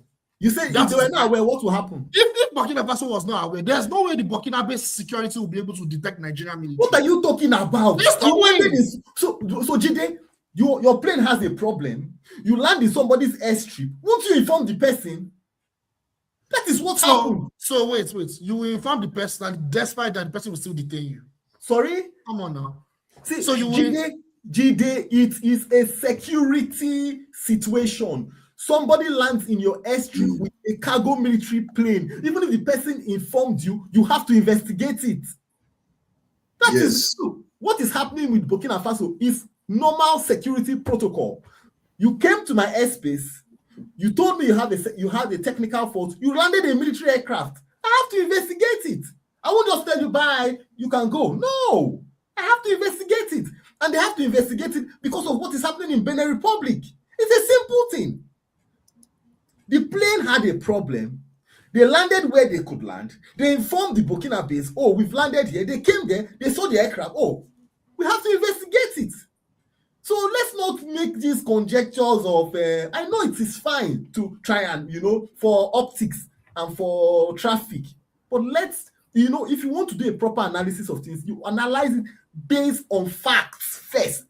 Not but on there's conjectures. a fact. But there's a fact. It's not because of conjecture, but there's a fact. What's the fact? It's tension between Nigeria and Burkina Faso. What's the There's tension? Sorry, yes, what is the Burkina tension? Faso is out of ECOWAS. So wait, what is the tension? Jide, what is the What are tension the facts? between Burkina Faso and Nigeria? Yes, Nigeria is out of ECOWAS. So if Jide ECOMOG to invade, yes. we invaded who? So who did we invade? They had a plan. They had a plan 2 years ago. You know about this. Jide, what are you talking about? When the UK pulled out what am I talking about? Come on, man. Jide, when the UK pulled out of Brexit, when the UK pulled out from Brexit, did it make them an enemy of EU? What are you talking about? If Burkina Faso have a right to stay in ECOWAS or not? Let us not. Wait, Dexter. Okay. Sorry, let me just share this information. There are people that are saying that the aircraft may have been forced down, and on the other side they are saying they forced the aircraft down, and on the Nigerian side they are saying they landed due to a fault. So if you look at the post this guy posted, it says there's no real evidence for this, but it's a post nonetheless. It says the grounded Nigerian C-130 was no ordinary aircraft. It was equipped with highly sophisticated geomapping systems and technology. It was transmitting the information in real time to the French military agencies in the region. Had the aircraft not been intercepted and grounded, the French would have been having all the Burkinabe military bases and coordinates. The highly trained Nigerian military personnel are likely to face espionage and terrorism charges. Death sentences will be appropriate. I'm not so sure about this. I did not read this. I did not read this. And this is what I said. That is a I did lie. not read this. This is what I Let said. me tell you, forefathers. This is what I said. I did not read it. Forefathers. That's that. Hold on. Forefathers, the Burkinabe authorities did not. This is not coming from Burkinabe authorities, so this cannot be true. It's not true. It's not true. It's not true. Let us stop listening to. Let me dig deeper. Let me ask a question. If the French want to get surveillance over Burkina Faso, why will you be using the Charlie that is supposed to be carrying cargo to get surveillance? Why? Let us be with all your intellect. Don't fall for all these cheap. First of all, Jide, I told you are alarmist. So you are trying to push whatever. How is he an alarmist? What are you talking about? You've never provided any evidence that I'm an alarmist. You've not provided any evidence. I said I'm an alarmist. Just cover let me provide evidence. Let me provide the evidence. You keep on pushing the narrative of pushing the narrative. America said they want to come and invade your country. I'm pushing a narrative. Wait, I'm ashamed of you, man. that we are moving towards the west, we're moving towards the enemy, we're doing this one, and then and I've been proven time and time again. Let me speak. Now, any news that comes out, you always find a way to shape it into your narrative, and you don't analyze the news based on its merits. Now, get my point right. Don't think I'm not supporting this administration. I'm not supporting them. They lie. Their spokesmen lie. They lie a lot, so I don't support them. But it will not make me to analyze things from a biased point. I have to analyze things based on the facts and on the truths available. I can't analyze it to shape my own narrative. No. This is your version of I have black friends. That's your version of I have black friends. Like, come on, man. So the point is this. Let us not create any that Nigeria is at war, Nigeria is having contention with Burkina Faso, Niger. Anybody can. ECOWAS is not compulsory. Nigeria has a problem with Benin Republic that they invaded. Do you know how many Nigerians that trade in the Benin Republic? Nigeria invaded the country and actually bombed the country. What are you talking about? Nigeria bombed the country. Wait. Yes, they did. What it did was against international law. It's against, it's against international law. Certificate. What's the meaning of invade? It's they invaded the country and bombed the country. What are you talking about? Define invade. They violated territorial integrity. That's what they did. They violated it by going in the country. Define invade. They violated their territorial integrity. That's invasion. Wait. Are you saying that Benin Republic military should come to the north to bomb the terrorists there? Did you listen to the news? Wouldn't that make sense in your logic? The president of Benin Republic called on Nigeria that please support us. There's this situation. We need to put down this uprising. Please support us with aircrafts. What are you talking about? Somebody's house is burning. That's nonsense. That brings water to put out the fire. You now say, "Oh, you're invading my house." Wait. No.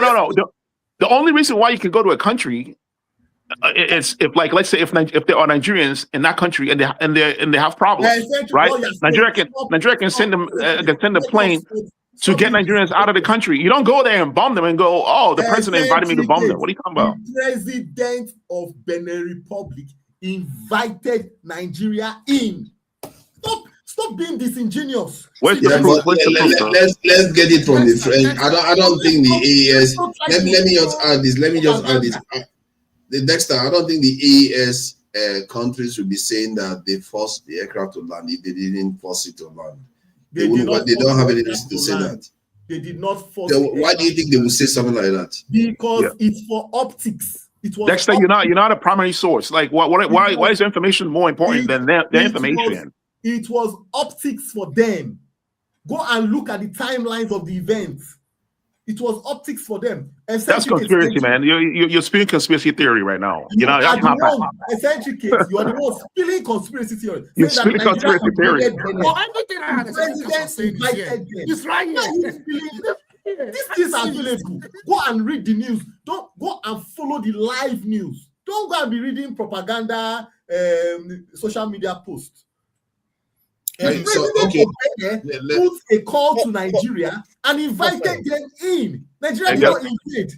Guess what? I'm not on social. You can't find me on any social media because I'm not on social media. Please, I'm sorry. I'm sorry. I know I just came in, but I just want to chip in something and I'll leave if you don't mind, please. Okay, go ahead. So, I heard something and I could not help but jump in, even though I was supposed to be onto something else. Now, if you've lived an experience and you hear something, it's best you actually not because I'm trying to be controversial now, but it's something I've lived, and I think I may have mentioned this before, and it was very recent as well. I went to an Air Force school. I was this close to getting to India. Something I've said over and over again. I have a lot of uncles, some of whom were top Air Force officers, fighter pilots, and all that. I saw things. This is not third party. Even during our inter-house sports, there'll be times when these alpha jets, if anybody that knows about the kind of aircrafts, G222 and what have you, Tucano is still a really recent development. So I saw things whereby even alpha jets, when doing our inter-house sports, they'll come and they'll start throwing this. I still have these memories, green and white balls. Anybody that went to Air Force school will tell you about this kind of things and knows about the Air Force. So, and I've taken, matter of fact, I had an experience where we had to take what's it called? The C-130. I think it was the H version, because the one you have right now is the J version from 1999. That's what you have mostly in the arsenal of the Americans, because it's made in America by Boeing, I believe. Now, most of what you see being flown in the rest of the world is from previous versions. And the versions we had, the 8 version, was from 85. I was so fascinated by everything Air Force. I used to divulge everything whenever I went to some of my uncles and what have you's offices then. So you don't have to believe me. Just look for someone that knows about Nigerian Air Force, or just do your research. I can't even speak to the J version, the current version, but I'm pretty sure it's the same thing because my former boss at work was also in maintenance, aircraft maintenance, engineering in the Air Force base. So we used to talk about a lot of these things. It was very long there. I wanted to lay that premise first before I say what I want to say. And again, go do your research. Come back and tell me that I'm lying. The C-130, just like any regular planes, I've flown this thing. That's what I'm telling you. It's not. If you enter it, you'll be scared. You'll be scared. The way it sounds. First of all, you enter from the back. I'm sure you've seen the way they put. Yeah. You sit on the floor. There are no seats, and then you see the wire. It's remarkable as an 8-year-old to have flown it.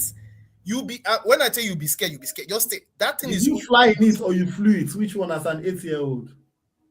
Hi. I mean, it's English. Nigerians, we massacre English. Did you fly it or you flew it as an 8-year-old? No, he said he has flown it severally. So. But it's English. I know what you're trying to get to. Eccentrica. You know you understand what I'm saying, right? I think Femi, I think they are confused. They are thinking that they are saying you were the pilot. It is English. I'm not going to change this. It's English. Anybody that knows English understands this. Don't distract from the facts. Let's follow me. I tell you, I know what I could have said. It's what I'm saying is not wrong. I hope you understand. But it's not wrong. Go ahead. You get the message. You get the message. Go ahead. Right. You interpret it anyhow you want. It's correct English, by the way. Now, the C-130 historically, it's no different from most other aircrafts. It's flown by 2 pilots. Yeah, he's correct. If you fly Delta airline, you say I flew Delta. Go ahead.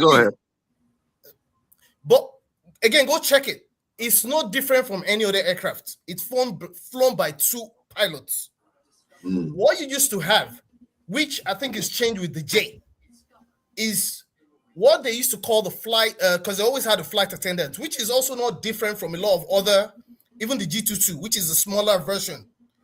As a matter of fact, what they had, I think things have changed now, especially because after Babangida's time, recall that was when you had a decline in the Air Force in terms of their flying capacity because it was scared of what had happened during one of the so-called coups, where it taught a lot of Air Force officers.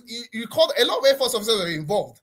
So that began the decline of the Air Force, which is one of the reasons why we had that issue with that aircraft. Remember that aircraft that came down in Lagos? I heard of it. Yeah, huh? I think I heard of it. Is that the Air Force aircraft? Yeah, the C-130 now. That had a lot of senior Air Force officers in like 90. Yeah, I heard of it. Yeah. Yeah, that came down around that swamp. That was why one of the reasons why. I mean, not to say it cannot happen, because previously the Nigerian Air Force had a very, very good record when it comes to maintenance, so that it was very difficult for you to hear about planes coming down just like that. That's not to say it cannot happen. It was part of the decline that ensued after that coup, the Vasa coup or so. It was and even the Oke coup. I think more importantly, the Oke coup. I think it was more to do with the Oke coup. Was the fact that he intentionally scaled down the amount of money that was geared towards whether bringing in new aircrafts, maintaining them, and that's why at some point you had a lot of aircraft that were grounded.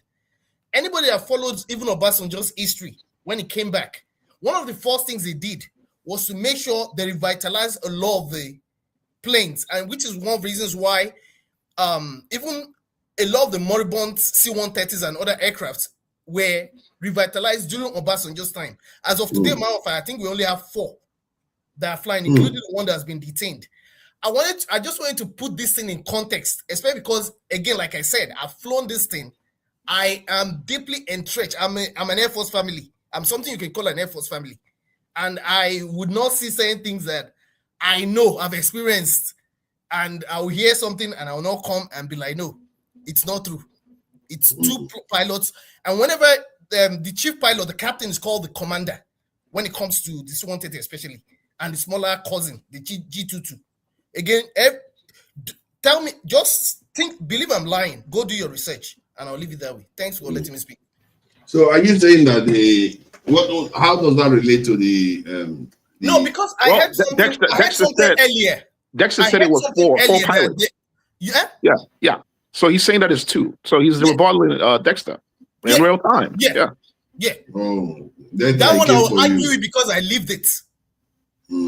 That's like game set specially for you. It's very, very interesting.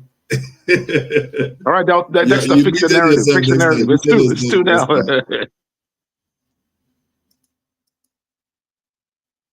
You still muted, Dexter. So what I'm saying is not conjecture. It's not. No, it's not. No, it's not. You're speaking facts. I'm not going to go into. I'm in the aerospace, so go ahead. Arguments with him on that, okay? Because another thing, what he said was that he also said that when he flew, it's not recently he flew it, but when that incident happened, on Arise TV, there was a military expert that came in, and he said that Charlie. It's not for. In fact, I'll send you the video. It's an Arise TV video. I'll send you the link to the video where he gave an interview on it. But that doesn't change the fact of being alarmist and trying to create unnecessary narratives out of the whole thing. That it was espionage and it was this. I don't agree with that. Until we get those facts on ground, let us not drift into that. Thank you. Seneca tried to do some Ojoro here where he said. That he flew Delta. Would you say you drove a car? So, would you say you drove a car? That's a figure of speech, and people start using it like, "Oh, I flew." People are going to get confused. We can't give massacring language like this. When you say you flew an aircraft, people are going to think you actually flew that aircraft. Just because somebody says I flew Delta or I flew the British Airways, the right language to use was I flew in a British Airways aircraft. Like you say, okay, and even that, okay, yeah, the aircraft. I've been in a Mercedes-Benz car before, stuff like that. I drove a Mercedes. People are going to think you drove the car, even if you just were in the passenger seat. It's not the same thing, is it? So I understood what he meant because he was 8 years old. There's no reason to fly that. Yeah. But why did not confuse you because he said he was 8 years old. He said he flew it. He was 8 years old. But you shift. Don't shift the goalpost though. He made his point. Let's not. No, we understand, but we're just saying that you got confused yourself at first. Nobody, when you hear I thought, okay, he was a pilot at first. I wanted to move the conversation forward, right? So we don't get stuck. I know, that's what you're doing. Welcome, Seneca, troublemaker as always. But today you trying to mend fences, and we are now picking on you for it.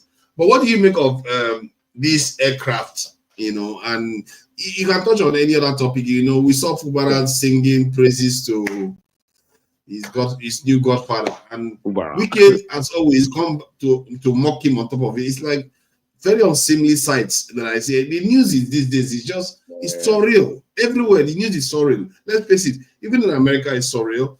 Nigeria, it's surreal. It doesn't. Oh yeah. It's everywhere. What do you make of all this, dude? See, man, I think. There's a paradigm shift happening. There is a paradigm shift. This is all part of it. You know what I mean? This is all part of the paradigm shift. Something is happening, man. This is the old guards are like panicking. This is like the rattle of a rattlesnake, right? You know what I mean? That's like, that's what's going on. Like there's a paradigm shift, and the old guards are like, they are afraid that they're losing power, right? Like the Sahel, they're waking up. They're trying to, wrestle power away from the colonial masters, right? Like the French. That's what's going on. And they stopped it. Nigeria so-called stopped it because if you recall, when Nigeria claimed that they stopped the coup, the military came back and said, no, that is still ongoing, right? So we don't even know, like, if the whole thing is over with. But it's information warfare, right? They have the media, so they can actually push their own narrative. Because that's that was why the coup plotters, right, went to the TV station or radio station to announce, because you have to first of all gain the media to kind of spread the message first. But I mean, you're fighting against people that own all the media, so they have the bully pulpit. So no one really know if the coup has those from the current Trump administration. Oh, sorry, go ahead. Sorry. Okay. Go ahead. Yeah. So here's, I understand what Judy was trying to say, right? Like the Benin Republic, Nigeria, there are a lot of Nigerians that do business in the Benin Republic. Nigeria invading Benin, could ruin our relationship there. You know what I mean? Like right now, of course there are a lot of Nigerians that support, what Tinubu did, but a lot of Africans don't. You know what I mean? And that's pretty bad for Nigerians that do businesses elsewhere. Now we are being looked at like, we are like the guard dogs for the imperialists. That's basically what we are. But I understand why Nigeria did that, right? Because if you look at the location of Benin Republic and Nigeria, it's a strategic location, right? It's a strategic location, right? The people that support what the government did, Nigerian government did, it's kind of like a realist position, right? Also, it's also a realist position to say, well, the leaders are corrupt, so the people want to wrestle power away from them and get rid of them, their puppet master, right? That's also it's an idealist position, but also there's realism in that. We can all speculate because this is a developing issue. It's developing every day, right? We haven't gone to the end of it.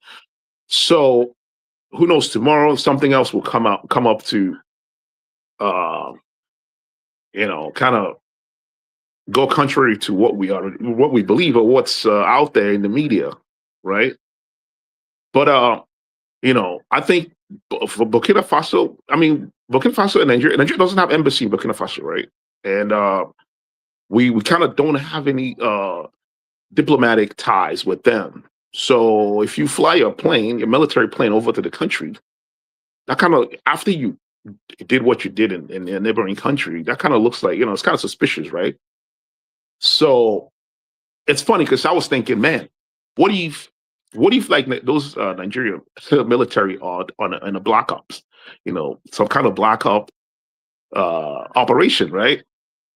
You know what I mean? Like, what if that's what it was? And then once the whole thing got foiled, Nigerian government is claiming, they are trying to, use the information space to kind of clean everything out. But those guys, the military guys, their family are saying that they're not back. You know what I mean? And their family are primary source of that information. Their family, literally on the social media, are saying that these guys are not back. The military, they're still held up in Burkina Faso, right? So that's the fact right there. No one knows what's going on. Like the investigation that's going on. Usually, it's something that you do diplomatically, right? The president calls the president, and then they speak on it and clean things up.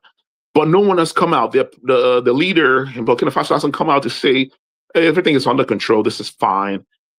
That shows a rift, in the diplomatic rift, right? That's what it shows. No one has come out to say succinctly, this is what's going on, or to quell all the, all the confusion, right? The Burkina Faso leaders haven't come out to say, hey, it's okay, this is fine. We just this protocol, everything's under control. There's no problem. They haven't said that, right? So that you can deduce from that something is really going wrong, right? Something ain't right. You know what I mean? Do you think that they will lie about forcing the aircraft to land? I don't think so. Let me correct something. Nigeria has diplomatic relations with Burkina Faso. Nigeria has an embassy in Ouagadougou. So that's what you said. Centric is not correct. Okay, they do have diplomatic. Okay, well, that's good, but it's kind of, even if they do, we haven't heard from the embassy, right? We haven't heard anything from the embassy saying that the situation is under control or whatever.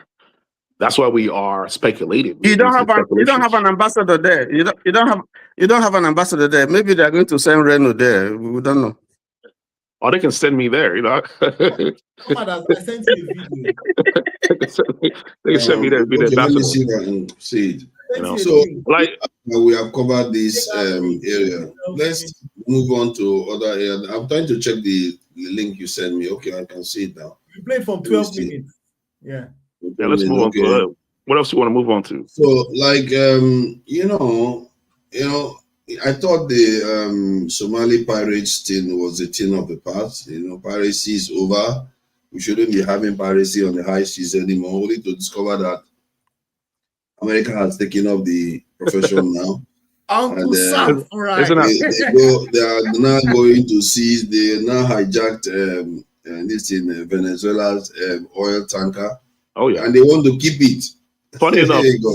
Funny enough, though, Venezuela actually sells oil to America, right? They have oil tankers that bring oil to the United States of America. You know, the whole thing is insane. You know, if you watch the news, you might think, oh, you know, it's posturing, man. You know, it's posturing. Like they sell oil here. They sell. America's one of their biggest customers, literally. You know, and it's funny enough. Trump was saying that Somalis in Milwaukee, what was that? Is that Minnesota? That they are, you know, yes. Minnesota. Yeah, he called them pirates. You know, they all they do is piracy, right? You know, kind of talking crap about them. But the next few days, he went in and did his own piracy. Mm-hmm. I don't know, you know, this type of contradictions, man. It's crazy. The contradictions is crazy. These days, I can't even keep up. The whole world is, dude. Probably setting everywhere on fire. Now, something is developed every day. ISIS seems to have attacked American soldiers in Syria, killing them. And the president is ISIS, and the president is a friend of Trump. And the attracting it says no more problem these days. Exactly. What the hell's going on? Yeah, I mean, the United States military retaliated and bombed the ISIS location. I forgot the region in Syria. The whole thing is a mess, dude. It's a mess. It's a whole mess. Let everyone don't forget that the reason why ISIS is in Syria today, the United States orchestrated it. Oh, yeah. It's just whatever goes around comes around. No. So here's man. You know, you don't even want to go back to that whole conflict. It's a whole mess, right? Like you know, people talk about the Uyghur from China. You know, the Uyghur from China. They were you know Uyghur. What is this Uyghur? It's Uyghurs, man. You hear it it's Uyghur. That's the proper way to say Uyghur. It's not Uyghur. Uyghur is what the hell is Uyghur? Uyghur, right? That's the what, Uyghur. That's what the Western media call it now. The Uyghurs. Right. Okay. Just like how they call Iran. Yeah. You know, there are some Uyghur, you know, fighters fighting with Syria, right? You know, engaged in terrorism. With China, you know, wanted to deal with, but the West kept, you know, doing propaganda, you know, using their what is that? Voice of Asia, exactly. Genocide on Uyghurs, Genocide on Uyghurs. Oh, yeah, exactly. You know what I'm saying? That Uyghur spelling can't be right, man. Why would anybody call themselves Uyghurs? Actually, it sounds worse than Uyghur. Like I'm saying it with an accent. It sounds worse than that. It sounds more. Yeah. All right. So these Uyghur, you know, terrorists, right, joined the Syrian army. I mean, Syrian ISIS to fight the Syrian presidents, Bashar al-Assad. President. Bashar al-Assad. Yeah. Most of them couldn't even go back home, right? And of course, you know, who knows how far the agenda goes. You know, some of them are probably in Africa, you know, doing dirts down here. Yes, and when they get caught, you know, it's funny, you know, it makes you wonder, like, what's the agenda there? You know, because like, you know, some of these Chinese Zendigans, it is Uyghurs. And it's just in case you want to tell some other people we got. You said Uyghurs? Yeah. That's white people, man. That's white people, man. White people are Uyghurs. Yeah, you have to say it the way they said. You can't just keep changing it to Uyghurs. It's Uyghur. It's Uyghur.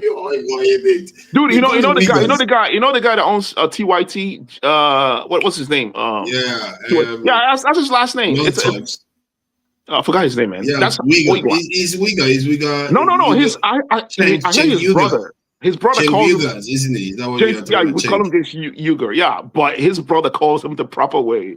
You know what I mean? I forgot his brother's name. He's on Twitch. He does Twitch. When he talks to him, call it Uyghurs. Okay, Uyghur, whatever. Okay. The Uyghur, whatever. You don't want to go out there, but also say after you have this conversation, he goes over here and like, say, It's Uyghur. Okay. God damn. What's going on today? Anyway. God damn. But it's good that we are here to learn. We're here to learn. Yeah. You know, when you try to correct me, I tried to take it. Then I said, let me confirm. Look it up. Yeah, confirm it. Look it up. It was the right way. Yeah, So, man, I lost my train of thought. Anyways, there's a lot of stuff going on, man. It's, Yeah, I mean, the Uyghurs. We're talking about the Uyghurs press in Africa. And yeah, how some of, you yeah, could some of, exactly. President in Africa. It's funny because when the Chinese get caught in Nigeria, doing illegal mining and whatnot, they flash them on screen. Oh, China's involved in yes, I explained this on this show. They were Yeah. saying it was the Chinese. I explained this on this show. That's funny, man. It's crazy because, I mean, these guys were fighting with freaking ISIS in Syria, right? And they couldn't go home. They could not go. When China was dealing with the internal problem, that you go, or your internal problem, everyone was screaming, freaking, what was that? Obama's presidency and his predecessor. They were all screaming, look. China was against freedom of religion. Exactly. They're practicing their own religion. Exactly. Just like what they're doing in Nigeria too. That's like what they're doing in Nigeria. Exactly. Like these things are connected. Like they're all connected. They're all connected, dude. They're all connected. It's funny if you go online. Chinese are in our country. If you go online, dude, if you go online and look up Europeans doing illegal mining, nothing is gonna come out. They're not gonna give you names of, because come on, man, these guys are good, man. They're good. But guess what? Interpol have caught so many Europeans doing illegal mining in Africa. But you're not gonna see that information anywhere in the mainstream media. It's crazy, dude. We're dealing with some. They have the bully pulpit. Information warfare, dude. You talk about warfare with like nuclear weapons, but information warfare is like dude, you can lose information warfare and win in the battlefield. Like, look at Russia, for instance, right? They're all kicking this guy's butt. You know what I mean? Like, they took Lehman, they took Kupiansk, all that. But if you go online, if you go to information warfare, they took Donbass. They took Donbass. Yeah, if you go to BBC, they all winning the information warfare. Oh, these guys are kicking their butt. Blah. They're winning on the information warfare, but in the real battlefield, they're all getting their butt kicked. They can't even find people. When you say they're winning information warfare, well, how do you mean they are winning information warfare? They control the narrative for others. They control the narrative. That's what. No, well, most people understand. Most people already understand. To me, anyway, in the West, most people feel like Ukraine was never going to win that war. It was a stupid war. So in order for you to fight the imperialists, you have to actually have a very robust information center. You know what I mean? You have to win the information warfare first. You know what I'm saying? That's why China. China's looking at disbanded RT. That was disbanded RT. That's what exactly. They were first. They went for the media. They went for the media first. Look at China, for instance. China has a very bad rep. If you hear China in the Western media, you might think China is like way back in the 90s. But if you go to China, you'd be like, what the hell? This is a futuristic country. They live in the future. But if you like, and like whenever BBC does documentary about China, they will put it. What was that color? What's that color grading? People that do video editing, they will color grading. Is it like red or something? Yeah, no, they'll make it a little bit brownish. You know what I'm saying? Kind of make it a little older. It's crazy. It's insane. So that's sad. They are doing that. Yeah, the West is falling behind China right now. I saw a video of China yesterday, and I was like, "Oh God, these people are." This is the mistake Nigeria actually makes with Boko Haram, right? Boko Haram, they give him a lot of publicity. And America came up with a system where if someone does something, commit atrocities, right, do like mass shooting, they don't promote the person, don't put them on the screen because that's what they want. They want publicity. So they learned that. That's why anytime you hear anything like mass shooting, you don't see any person, you don't see the perpetrators on screen. Nigeria needs to learn that. Stop promoting Boko Haram. Stop putting their members on the screen. Stop flashing them on the screen. Is that why they are not targeting celebrities? Because when you don't post it, it's not targeting celebrities. They are cheating politicians. Now look at Charlie Kirk now. And this is the Democrats. Who knows? Maybe exactly. That Charlie Kirk. It's all information warfare. Those guys, the conservative, when it comes to the using the media, the conservatives are pretty good. They are better than the Democrats in terms of the media. Like they got Charlie Kirk, they got Candace Owen, they got freaking all of them guys. That Tucker Carlson guy, that's from the CIA. Tucker Carlson, yeah. Tucker Carlson is good. I have to give it again. That guy is good. PBD, one Iranian guy like that. PBD, I can't remember his name. Oh, I know what you're talking about. I know you're talking about something to infotainment or whatever. I forgot his channel. That's comeback, yeah. No, InfoWar. Not InfoWar. Of course, you have InfoWar. What was that name again? Is it oh no, it's not Glenn Beck. What's the name of that guy? I can't remember his name too. Yeah, that guy is, sometimes almost losing his mind. There's so many of them, man. There's so many of them. They got millions of followers. Nick Fuentes. You got the Nick Fuentes, right? And it's funny. They would talk about freaking what's his name? The freaking senator from New York. I hate that guy. He was talking about passing a bill in Nick Fuentes bill. He named the bill Nick Fuentes. That's what the kid wants. He loves that stuff. Like it's like Joker. You put Joker on the screen. He get membership. You know what I mean? That's like I said, information warfare. What was that bill meant to do? The bill, it's like some kind of anti-Semitic bill, whatever. He called it.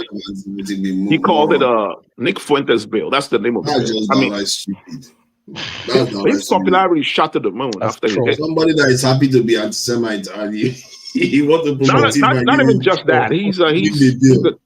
He's a confessed freaking neo-Nazi. He called himself. They're not ashamed now. You think they're ashamed now? He was. They're not ashamed anymore about that now. They are willing to stand on it now. They don't worry about it anymore. So, but even though he's Mexican, yeah, go ahead. I already had permission earlier on because it ties to almost everything that is going on in Nigeria. It feels like everything we do is pedestrian and it's not serious. Because when I look at the relationship we tend to have with other groups, you see how many people complain that President Tinubu is doing the bidding of France. And if you look at the way we operate, like many of our leaders, none of them are complaining about what is happening in Sudan. Something that they're supposed to notice. Trump, nothing is happening to white South Africans in South Africa. But he's already officially a genocide. Whether it's true or not, he doesn't care. And it's bringing them over as refugees. But our leaders, you will see black Africans that are Muslim being slaughtered because they are not Arabs. They'll keep quiet as if they don't see it. And then if you go to Kenya today, there's a sizable minority of Somalis in Kenya. Some of all these bordering populations that don't often see black. So they have a large population of Somalis here in Kenya. Yeah. So they are there in Kenya and they have political power. They give them access to power and everything. But the Bantus, that the Kenyan kind of people that are in Somalia, they don't give them any power at all. They stifle them. They discriminate against them, all kinds of stuff. So I'm like, and this is next door to you. How do you do that? Why is it that our people are like that? Why we don't perceive that in time this is going to come back to bite us? Somalis are a little bit different. They don't view themselves as black or as Africans. Some of them, not all of them. But that's my problem. If they don't see themselves same thing in black Ethiopia, the same thing in Eritrea, they really do believe this. It's no joke. They really, truly believe they're different. They are mixed. And they have the right to be mixed. But my concern is that they discriminate against us as if we are less than them. Yeah. But when they come into our spaces, we elevate them instead. It's like, why do we do that? Because in the end now, based on projection, because I had to say, okay, it's one thing to see this thing and say it doesn't look good. It's another thing to say, okay, what does this mean 30, 20, 50 years from now? And based on the calculation, the Somalis are going to get, even because they have higher birth rate in Kenya, because they are Muslims, and they have more children than the Kenyan Christians. So they are going to get more and more foothold and power over the Kenyans, while their compatriots in Somalia, their power is going to hardly change at all, or maybe even diminish. It's like, why do we have this negative relationship with every group? They're still going to be manipulated by the whites regardless, and they're going to play us against each other. I think, the reason I wanted to talk about Burkina Faso, the reason why Burkina Faso wanted Benin or Nigeria, the coup didn't fail, whatever. The reason why they wanted is because they're landlocked. And that's on purpose. There's a reason when a country is landlocked, it's quite expensive to maintain whatever they're doing. And having access to the port is fundamental. There's a reason why. That Republic would have been a big problem. Yeah. Ethiopia is actually about to go to war against Eritrea because they're landlocked. and they must Is have. it Somalia or Eritrea they want to tangle with? Eritrea at the moment, because of the port. They want to have access. They will try to have access to the port to Eritrea. Good luck and with that one. Somalia Eritrea is not the country you want to fight. Eritrea is highly militarized. It's the only sub-Saharan African country that is highly militarized. By each person, but their facilities are not up to date. I think they could get a small part, but at the end of the day, Eritrea is Ethiopia. It's true. The Technically, it should, but they manage to lock themselves in now. Typical Africans. See, what we see there is a pattern. It's almost like a fractal. We within the Niger Congo are the stupidest of them all, and then the ones surrounding us, like the Somalis, the Ethiopians, they are the stupider ones. And then the European, maybe the Egyptians, all those ones are a little bit just stupid. We are the worst of the worst. Like, we take all kinds of nonsense coming down our way, and we see it coming, and we jump to it and say we don't see it. Then they take advantage of us, but they fall for Europeans. Because Jide said something very important. Yeah, Jide said legacy. He said he was going to advise Tinubu to focus on legacy. Your legacy is your kids. I think Tinubu views it that same way. We don't have leaders that focus on their legacies based on a leadership perspective. They look at it from their perspective. My family is my family, okay? That's my legacy. When I die, my son will take over. The same way he's making moves in Lagos. That mentality carries through, and you can never have good leadership based on that. Impossible. So forget, say, legacy. He has to be for himself. The discussion he's having with France is based on what's he going to benefit from it, not what, or Nigeria or France. If I help you, France, would you give us electricity? He doesn't care about that. Yeah, he so never cares about that. That's the problem with the Western system. Like there's a name for that. It was from John Locke, right? The whole liberalism system, right, where individualism is elevated over the community, right? And you can find it in a religion, in Christianity, of course, in the Islam. I don't know about Islam that much, so I can't say that. Yeah, in Christianity, Calvinism, Protestantism is connected to individualism. Yes. Yeah, it's cons. That's what you see right now. That whole individualism and the political system as well kind of has it's fancied that way too. It's kind of shaped that way, right? I mean, like, if you look at other systems, like the communist system, I know, it has a bad rap, but it's the people. Like, look, the name itself tells you what it is. It's community. It came from community. It's the people, the working people, a system of the working people. Communism is a fantasy that sounds so beautiful, but the human element will never let it work. No, I don't think humanity is evolved enough to actually practice real communism. But I think it's a future system. I mean, like, China hasn't even matured into communism. They are still a socialist country, right? But you may have a point there. The only context that it's not just capitalism. It's capitalism is backed up with sorry for father. Go ahead. America has capitalism with communism, with a socialist system in place. You bribe certain people, you give them welfare, food checks or whatever, that helps keep the people quiet. If it's just based on pure capitalism, it will fail. Oh, totally. Don't get it twisted. All of these are just mixed all together. There's no. But neoliberalism is the extreme form of capitalism, right? Because that welfare you're talking about is like the withdrawal of it, and that is what they are putting on our throats in Nigeria, right? That's what they're putting on our throats. To be fair, when people say the world is not ready for communism or even socialism, because the way Karl Marx wrote it, he knew it was going to take a while for the world to get there. It's not something that he just imposed. The reason why you have seen it imposed is because some people felt like they can use it to win office. Lenin and Stalin on the other, they actually acknowledge that they are not following the rules that Stalin, Karl Marx laid down. So, it's not. It's a scientific system. Go ahead. With the advent of general AI, this AI intelligence. My God, you said exactly what's in my head. Good. Yeah, some people believe that there will be so much abundance that the logical direction things need to go is towards socialism or communism, kind of. So, but we don't know that yet. I don't know whether that's Oh, this topic is too deep. This topic is deep. Sorry, man. Yeah. I mean, you know what's funny? If you look at the workplaces, right? The workplaces actually use a form of communism, right? Like, in order for you to produce a part or anything, everyone has to cooperate, right? All the departments has to work together to produce one thing. So basically, the workers inside a system that's not even democratic. Like, workplaces are not democratic because the leaders, you don't vote to elect the leaders. It's authoritarian in nature. But then the workers have to cooperate to create something. We can look. It's like our body. You know what I mean? I always mention this. Like our body. If you get sick, like right now, I feel a little sick.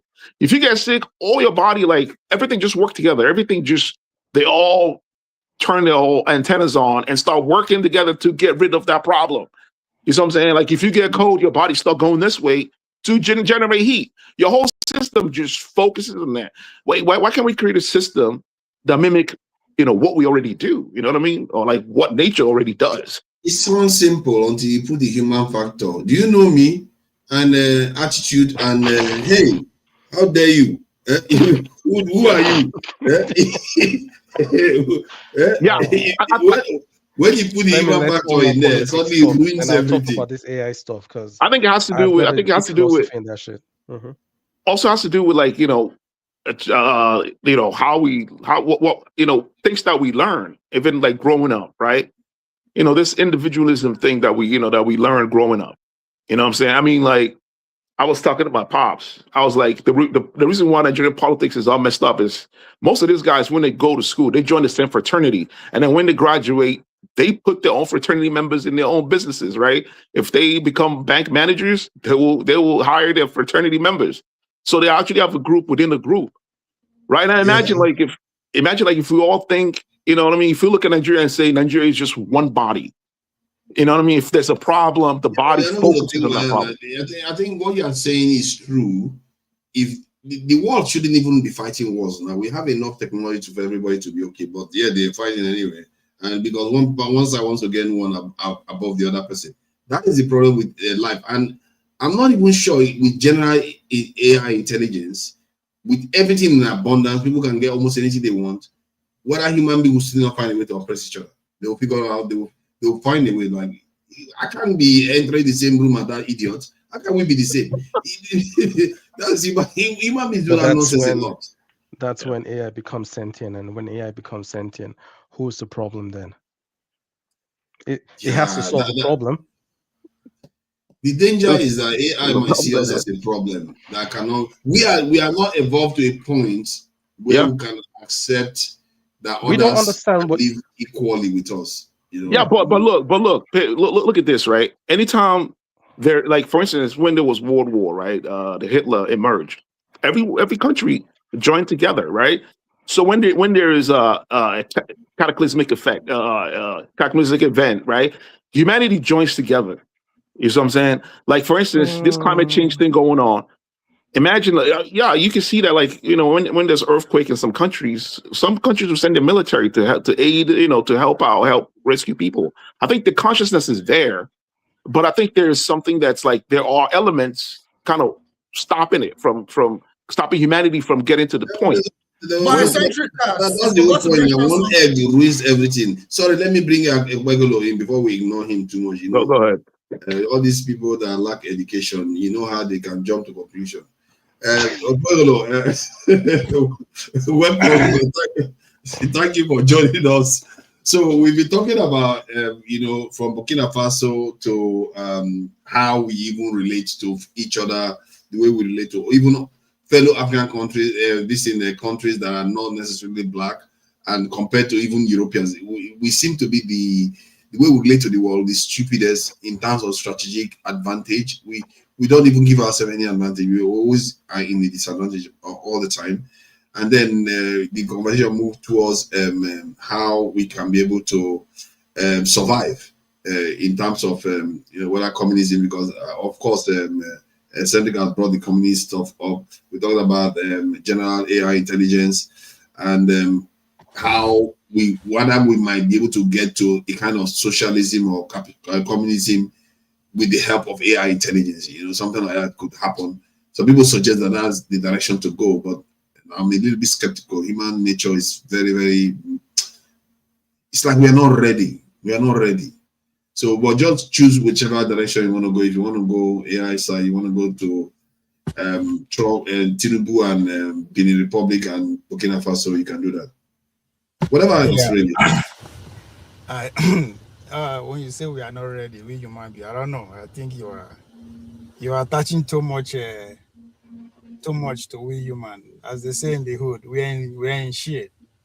I don't think we are special. I don't know why we see ourselves as more special than every other organism out there. We are not. Are we more special than goat, chicken, elephant, and every other thing? I don't think we are special. We just decide to claim it that we are more special than them. Maybe because our collective sense overpower, every other mammal organism out there. I think if that's the claim that we have to claim superiority, okay, I'll give it to us. But other than that, what we come, we go, just like every other thing. So, but as AI goes, you talk about the age of abundance, and I don't know if maybe I could be wrong, but I think we are misunderstanding what they mean by the age of abundance. I think right now we are already living in that the age of abundance. If you think of where we are coming from, maybe like 100 years ago, to Nigeria as you are now on your own, maybe you get more than 20 shoes. That's abundance. that's like the King of England 200 years ago. So imagine then those days. That's how they talk, right?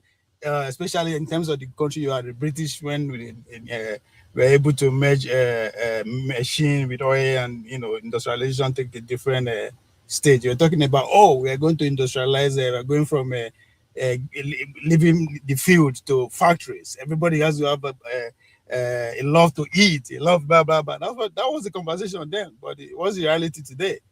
Billions. There are still more people starving. See more people not living in that abundance that me and you are enjoying today. So fast forward to the age of AI abundance, it's still going to be like that. It's still going to be few people who will be living in that abundance, whatever that may be. Because if you live in a big city, I don't know where you live in your city. If you live in a place like San Francisco, live like Austin, you think you are living in the future already, just by mere taxis on the road, or pretty much 30% of the vehicles are moving by themselves. A lot of autonomous is going on. It's serving specific class of people, right? The likes of Elon Musk and just decide to just stay home and not doing anything and see having abundance, see get whatever. So those are the level they're talking about. It's maybe me and you, right? Because of we are so eager to actually be part and parcel of the system. Maybe we take advantage of that, but again, look back to where you are coming from. Right, the situation, the change is not going to be trickled down to that level. So this is the age of abundance. It's been overblown on over soon. So as I said, we're already living in that. Then but hold on. Well, okay. See, the idea of general intelligence AI is that it will start administering many aspects of society, because human beings seems to be the problem in the cog of the machine, isn't it? So if you start administering justice, law, kind of a limited law enforcement roles, because robots will soon be on the roads and stuff like that. Don't you think maybe, because what I find, there's one evidence I found recently that, like, when they have speed cameras on the road, it catches everybody, isn't it? It doesn't care whether you're black, white, and all the rest. And you find out that those speed cameras, they tend to be either slightly more forgiving, especially if the area is Europeans that are there. It's slightly more forgiving, and then other time they will replace it with patrol police officers. So when the police officers patrol, they have discretion now. So it's like you tend to find that when human beings get involved, discrimination creeps in. So what if AI start doing the administering, and AI that is actually not biased, not the type that behave like rock and decide to go racist? What if AI is administering society? They are not susceptible to tribalism and all the rest. Could that not lead to a true society of abundance? The way I understand human, I don't think we will ever get to a point that we will build something that we cannot control. Oh, the people that own AI right now don't fully understand the tool. Because we are still don't fully understand it. We are still in the marketing process. They are trying to sell a product. Yeah, right? So there's go ahead. The human being that I know, there's our people say, "Oh, chrono the top aspects we plant out." We will never get to a point that we will lose the control of what we build with our hand. Don't be deceived. So now AI, that's why if you actually listen to the debate that is going on about who is going to win the AI race, why are they eager that I must win? So you can control it. You can infuse your ideology. You can deploy it however you want. Right? Attempts can be made, but they don't fully. I mean, sorry, I'm this is my background. There are some things in AI right now that it does some things that the people that own it don't fully understand. They're happy it works, but they don't fully understand why it works. So they don't fully have it in grip. It's like you say, oh, if they're not happy with it, they'll switch it off. Can you switch off the internet? And I am telling you, you can. We are still in the marketing mood. In fact, they have they do switch off the internet. No, AI is another matter. If you have general intelligence, the thing about general intelligence AI is that they could refuse to get switched off. Can they switch it off or not? That's the question about the internet. I don't think you can switch general intelligence AI off. You can't switch it off. No, it's not going to let lives to be killed. So what? The idea of general AI is not even in our periphery yet. So let us not even go there, right? That's why I said we are still in the marketing phase. So we are still far from AGI. Nobody will reach there. How long do you think we are going to take to get there? It's not that far. To Nigeria, as I said, we are still in the marketing phase of this new technology. Right? So we are still in, so anybody will tell you anything just to get accepted. Again, pay attention to especially the US Congress today, where as at a couple of weeks ago, every state want to regulate the AI. 50 states. But for today, let me bring another thing to attention that nobody has mentioned in our spaces. I don't know why nobody mentions it. This 3 AI atlas that has been flying around, I would have thought that some of our, Christian brothers would be saying maybe the Lord is returning and something is up. Something. Somebody would say, "Hey, that's why I said." Why is Jim shaking his head?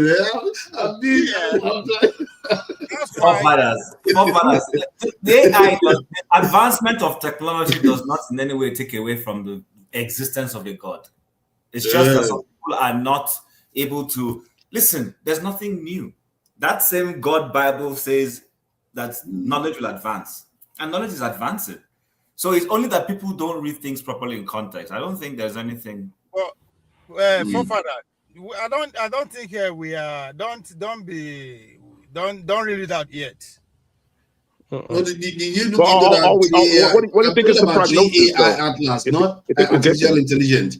3 AI atlas. You know what I'm talking about? The comet that is visited the continent, that the solar system, and they said it's behaving a little bit weirdly. Like so people are saying it doesn't seem like a comet. This seems a bit weird. It might take a left turn towards the Earth on the 19th of December. Have you heard about it? So I have a hypothesis, right? It's that the hasn't heard about it. Unbelievable. No, that's information all over the place. So humans we are very competitive, right? And that competition is an overriding mechanism, right? Think about it. Like when we created a nuclear weapon, everyone knew how dangerous that was, but due to competition, we created it. So that the need to compete overrides our need to control. You know what I mean? That's why there's AI race, but there's a need to control it. That need to control it does not override our need to compete.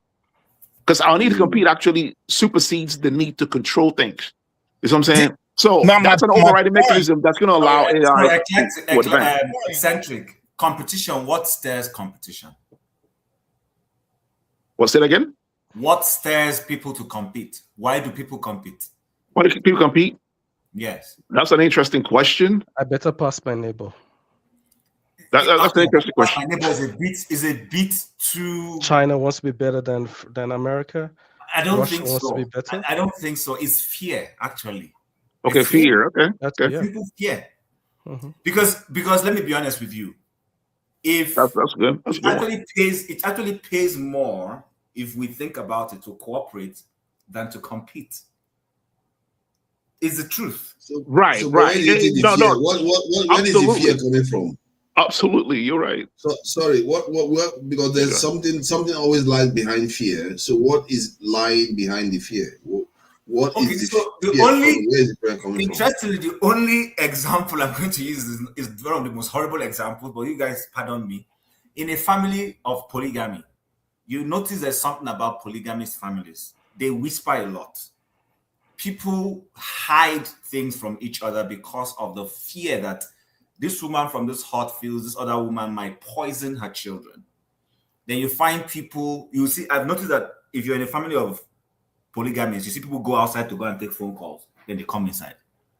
They don't, everybody's hiding everything. Everybody's hiding things. I've been with somebody who comes from that environment. While we're all trying to cooperate, he was always hiding. And then we took him on and said, why are you always hiding? We share our provisions. I went to boarding school in Nigeria. For those who did, our parents buy us provisions. And then we drink each other's provisions. Like if I drop my milk, my classmate can take my cornflakes. I can open his locker and take his own biscuits in the days of Oaking biscuits and all that. But we found this person was always hiding things until because of our closeness, we attacked him. Let me use that word. Why is that you see us?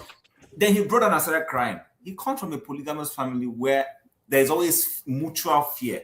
So is that mutual fear that, oh, forefathers is going to harm me? Then I begin to do things to outdo forefathers. But guess what? Basically, it's death. Death is the death. Fear. The fear of death. When you are assured that forefathers has your back, you're not trying to hide anything. You will see information that you know that the only person that can unlock this information is forefathers, because he seems to know this better. You bring, oh boy, see this, and he will unlock it. Everybody enjoys the benefit. But once people it's the same thing with our country. Taking it back is the fear that the Northerners feel, oh, the Southerners will dominate us with their education.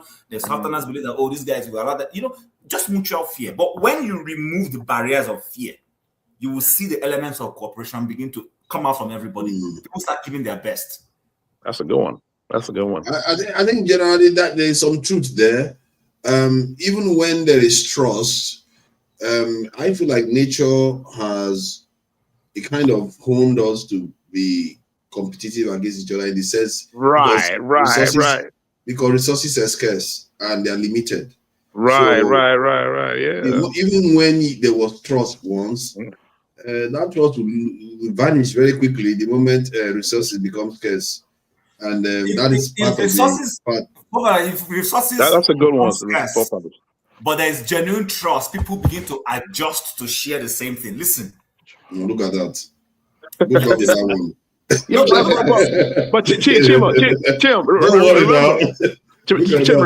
But remember death, right? The fear of dying, right? That's what pushes competition. So what do you think is going to override that fear of dying? Because full hegemon.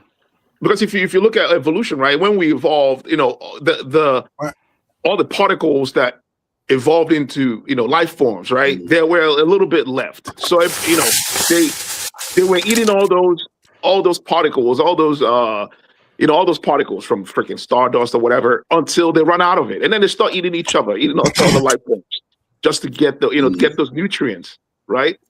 So it's survival. Itself I take my time back. You'll get your time back. I told you now, all these illiterates, they will always behave like this. Before you soon accuse us of trying to steal everything from me. So don't worry. I will just say that nature is to be blamed. Nature is the reason why we don't trust each other and we have to compete for resources. That is why abundance with AI intelligence may be a potential solution. We don't know. And so go ahead and talk about what you're talking about. Electricity has been abundant into human civilization for how many centuries? Una get out of our village, is it abundant? Say that again. Apollo, say that again. I say electricity don't they abundant to human civilization, human existence for centuries. Is it abundant to your village people? Just because electricity is abundant doesn't mean rice is abundant. Not everything is abundant. That's the problem. My point is abundance that is free, right? Abundance is free. It's still not going to be available. We go see find one way, you know. I am more on your side on this one. I just feel like human nature is going to take a while. Because you said something right about it's also the question you have to compete. It's just them from a natural selection, survival pressure. Right? Again, which that's what I started by saying we think we are special. We're not. Now we decreed all these things, right? So in those ancestral environment, those days, individuals they compete for limited resources, which is the point we are trying to make: food, territory, you know, mates, you name it, just to increase their chance of survival. Again, one will argue, and reproduction. So those who outperform others in securing high quality resource or attract partners, we are more likely to do was pass on their genes. So it goes on and on. So the interception rivalry continues.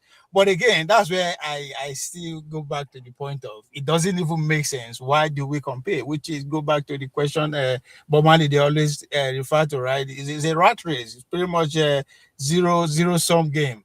One will say because I think they have the hierarchy of needs now, because if we can meet the hierarchy of needs of everybody, then the rest can kind of be competed. Let the elites compete where they want to compete. I feel like we could beat this instinct of ours.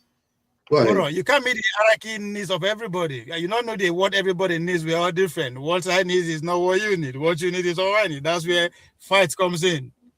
Okay.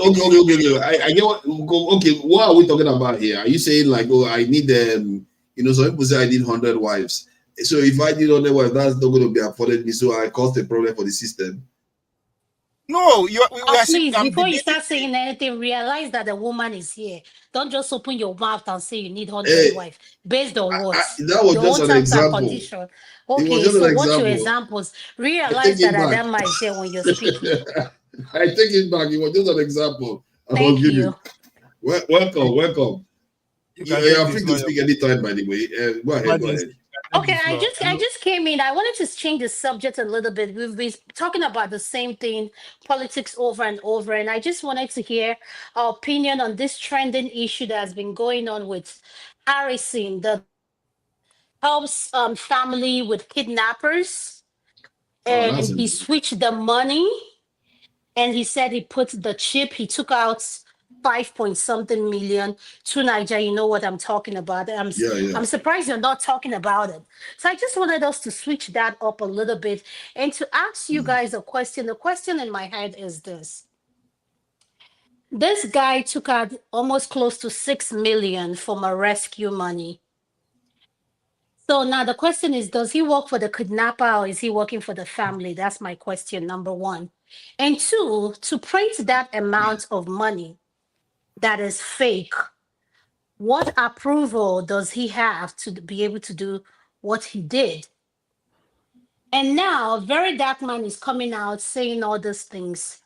Why is it that in a country where nothing works, where everybody gets to map out their own law, activists, advocates, whatever you want to be, just find out what you're good at marketing and push it, and the people will follow you. My question is now, so how do we handle Harrison's case, given that it has come to public? The family that is being kidnapped, the wife was released, the man in question is still in custody of the kidnappers. How come everybody's worried about the money? Nobody is saying anything about the man that is still in the custody of the kidnappers. So that's what I would like for us to talk about, and that's what I came in. That's quite an interesting topic. Who wants to chime in on this? I think let's. You want to say something about this?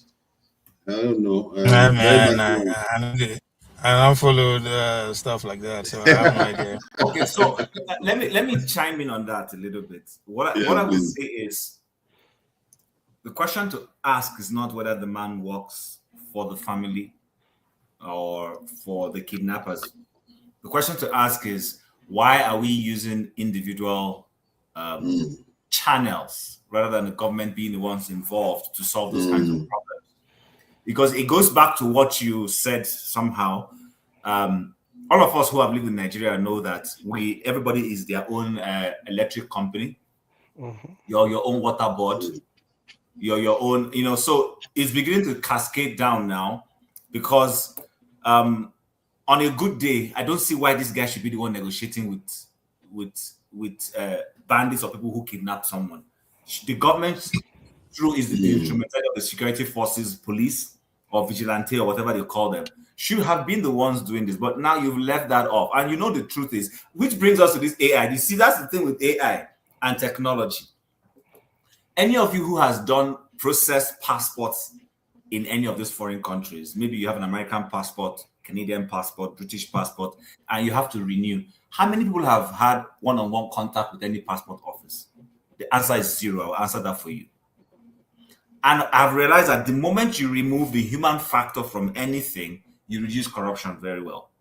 So the point I'm trying to make is, if we had been dealing with some of these things properly, we won't even have kidnappers in the first place, not to talk of this individual stepping in now. Because the question that anybody should be asking is, how is he able to reach those people? What contact does he have with them? And he's been doing this for years. He didn't just start doing it today. He's been doing it for like 1 year or 2 years down the line. And they pass money to him. He goes and settles kidnappers and they release the hostages. It's been going on and nobody has questioned it. The government just felt it was okay. So at that point, maybe germanely, he was doing it properly the first time. He wasn't stealing anybody's money.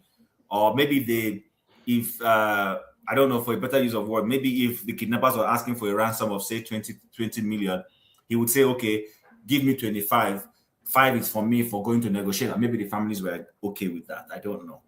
But the point is, because there was no proper accountability, everybody left him. And in a society where anybody just does what they like, sooner than later, greed steps in and this guy starts to do his own thing. If they give him 20 million, he'll take 10 million out, put fake 10 million and go deliver it. I will not be shocked that there will be some police officers working hand in gloves with him in this matter. Trust me. That's what I say now.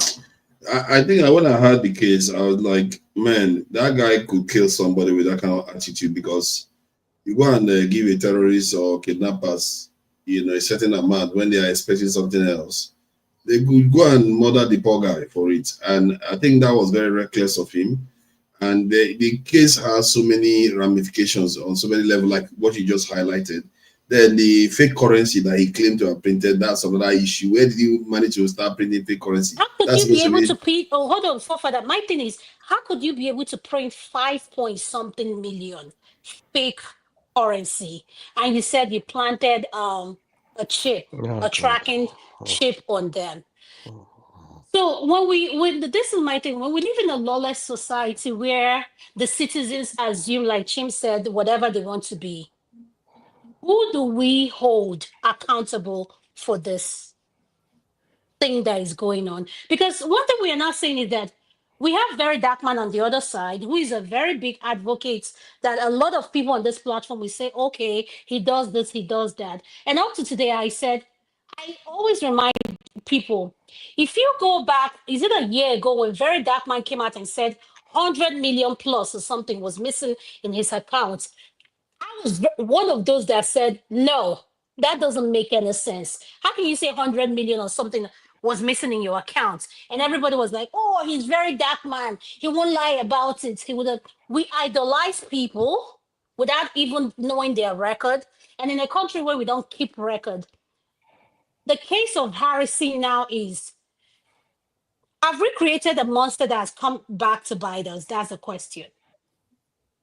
I guess you can call it a monster. But Very Dark Man hasn't turned into a monster. He did, and from what I gather, he had a history of committing crimes too. So that's not helpful. It's just one of those things that happens. People get corrupted in Nigeria quite easily. People don't pay attention to details as much. His own argument is that is the way he operates, that after the operation, he gives the money back to the family. If the family members come out now and say, like previous cases, they come out and say, yeah, that's what he does. After he rescued my family member, he decided to come and give us the balance that he took out. If that is the case, that will exonerate him. But if no family member comes out and says anything like that, then he's a criminal and he should go down for it. And by the way, Adama, it's easy to print fake money.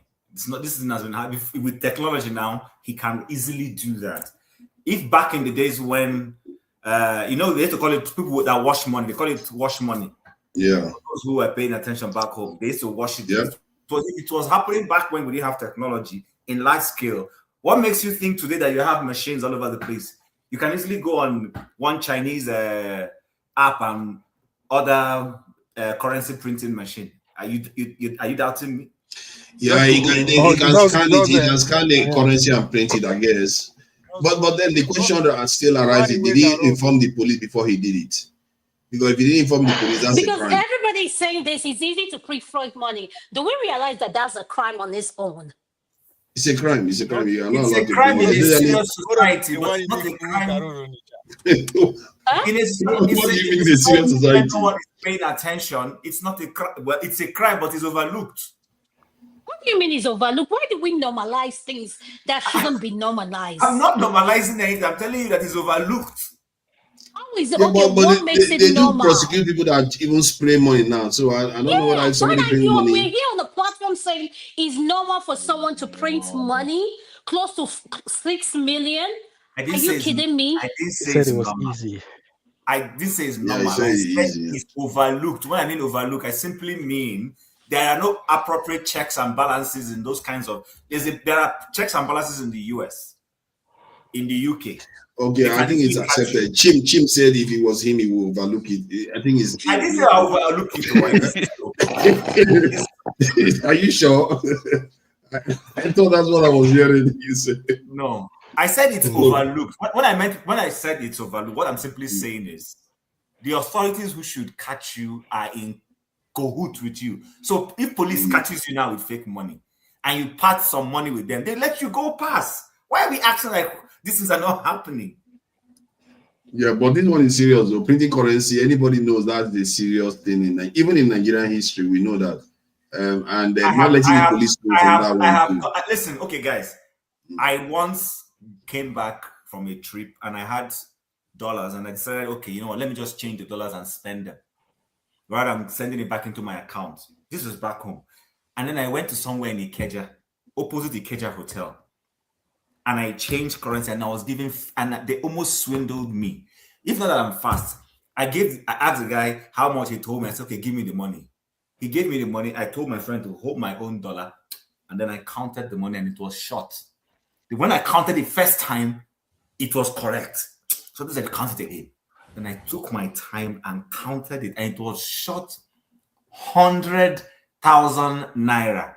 I'm giving them dollars to collect naira. And they're already trying to shortchange me. And I said to the man, this is not complete. He said, no, it's complete. He counted it in front of all of us, and it was complete again. And I said, no. We took our time and counted it one after the other. It was short. What I'm trying to say is there's a way they count that thing. If you're not smart, they get Tim, you're sounding like one of them. You're like, this is your area of specialty. Because the way you're standing to sound, like the way you said they counted it again. How am I sounding? No, I'm just saying now, just like forefather said, just like the kidnapper said, they said when they felt the money, it was lights. And I'm saying now we're not just only negotiating with kidnappers. We have kidnappers that can tell what's 20 million, how many millions, what the weight of the money. Like, how did we get here? These are people like we're talking about. Let me ask you a corollary question. If you're a medical practitioner that has done certain things for a period of time and you spot certain ailments in somebody, you can easily tell. You don't need. Which I am. I am a medical practitioner, and I know. I'm just saying that by virtue of use, by virtue of consistent activity, there are certain things that are clearer to you that are not clear to a layman. So if somebody, and I'm not supporting them. I hear what you're saying. What I'm saying is they've been in the business of carrying money. They can easily tell. It's a enough. Thank you. Don't implicate. It's a profession. I think they've gotten so much ransom that they know the amount. We know how it weighs. Please, Simba, what do you have to say? I'm listening. Sorry. I think this kidnapping is a profession. And I think we should all try this experiment. Exactly what Adama asked. Enter it in ChatGPT. Like, just say, what should you do to remove kidnapping in a failed country? Just type it in. Very simple. And see what it spit out to you. Let me see. You see, I will not say in the failed country. That is just maligning the good reputation of Nigeria. ChatGPT. We're having a good. You didn't say you should type it in. We're having a conversation. Why are you like this? Sometimes I would think you changed, but you're still where you are. I will ask you, what would you do in Nigeria to solve the kidnapping crisis? All right, let's see what he's going to say. But we all know what the solution is anyway, if we want to solve this problem. The question is, when all this is happening, you hardly see convictions on anything. Till today, I think I heard Boala saying, yeah, it's true. We don't see enough conviction of terrorists and bandits, that we should do more about that. So I was thinking that there were actually a lot of convictions that were going on, just that they don't televise it. But it appears that they were not even doing a lot of conviction. Nigeria, the legal system, we keep calling our government, the legal profession in Nigeria, the judiciary, they really have a lot of questions to answer. They are not performing at all. They are really, like, I've used this figure before. In the UK, they have similar number of lawyers as in Nigeria. UK, they have about 1.7 million convictions a year. Criminal convictions, not the other convictions, just criminal convictions a year. But in Nigeria, 30,000. So that many of them be social media posts. No. Driving offenses. Yes, that's a very all kinds of different things. So the judiciary is not performing. Social media. No, it's not social media posts. Most of them are driving offenses. All kinds of domestic different things that people do. Corruption. But for that, why I brought up this Harrison case? When I researched on this case, Harrison was known for kidnapping his former boss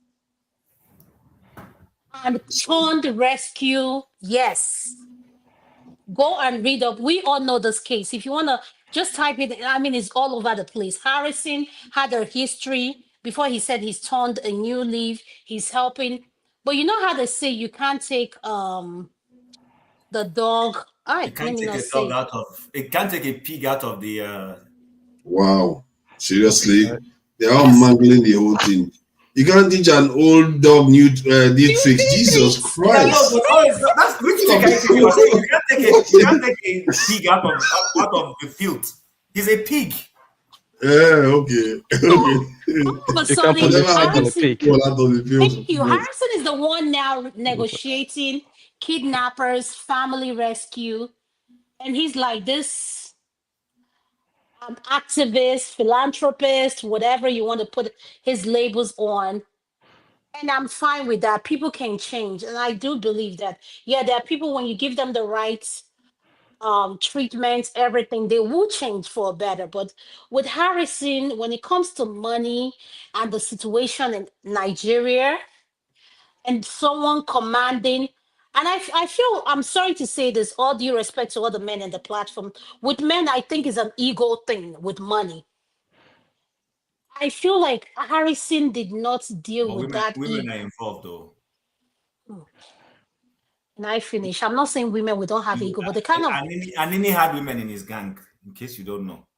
No, we're not talking about that. The point I'm trying to make is that if Harrison had this past history and the public would trust him with all these things he's doing, He has a record of releasing how many kidnappers.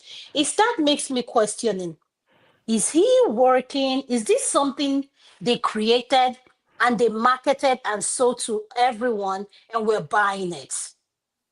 The problem I'm not is so not the sure guy. The about problem that. is the people. You know what should bother you more? You know what should bother you more is that nobody is calling for the arrest and prosecution of Harrison in terms of why he was even able to exchange money with terrorists and this thing. But everybody's asking for the arrest and jailing of Sheikh Gumi. I don't understand that. Did Sheikh Gumi actually exchange cash with the terrorists and the bandits for kidnappers? Yes, if you probe further, you after all, Sheikh Gumi's assistant is he's one of them. No. But we cannot say this. Like let's call it what it is. What Harrison did, is against the law. He needs to account for it. Yes, he needs to be held accountable for it. I don't know the Sheikh Gumi case. And I don't want to speak on something I don't know Sheikh about. Gumi is just a guy that says terrorists are just unloved children that need care. That's all he said. And people just like, jail him. He deserves to go to jail. But no, tonight, this is a serious case, because what I'm saying this is, I don't hear the Igbo people saying a lot about this. Maybe because Harrison is a Delta man. And I'm saying that being an Igbo woman, we need to look at ourselves and start calling out our own bullshit. Excuse me, with all due respect. He's not an Igbo man now. What has this got You to do with see exactly what I'm saying. Let me finish now. Chief, Mhm. let me finish before you take the word out of my mouth. Okay, I'm sorry. Thank you. At the end of the day, all I'm saying is call things out for what it is. I have listened to different platforms where Igbo people will come in, oh, Harrison made a mistake, let's forgive him, let's do this, let's do that. All I'm saying, what is good for the goods is good for the ganders. It doesn't matter who does it. Crime is crime. It affects all of us. I'm not saying where they kidnap a family and they ask you if you're Christian or Muslim. What the kidnapper cares about is their money and what they are going to make out of you as a ransom. So at the end of the day, we all should connect together with this. At the end of the day, my question is, Harrison has been doing this, and it will shock us to know that those that are involved are well-connected people. Because I've noticed now that kidnapping is a lucrative business in Africa. No, it's a very big time business. So for those people planning Dirty December, good luck to you. I have nothing against this Dirty December, but at the same time, insecurity is something we need to address, because it's going to affect you one way or the other. And it took Harrison's case for us to realize that someone that we think has been doing a good this thing has been among the people selling us out allegedly. Let me use that word, allegedly. So at the end of the day, let's be careful who we idolize and who we entrust our money to. Let me put this slant to it. So when the US and Russia and China are into their espionage activities, you find sometimes people cross the line. You will find an American agent who will suddenly cross over and be snitching against America for the Chinese if they have been paid. Vice versa. We all see these things happen all the time.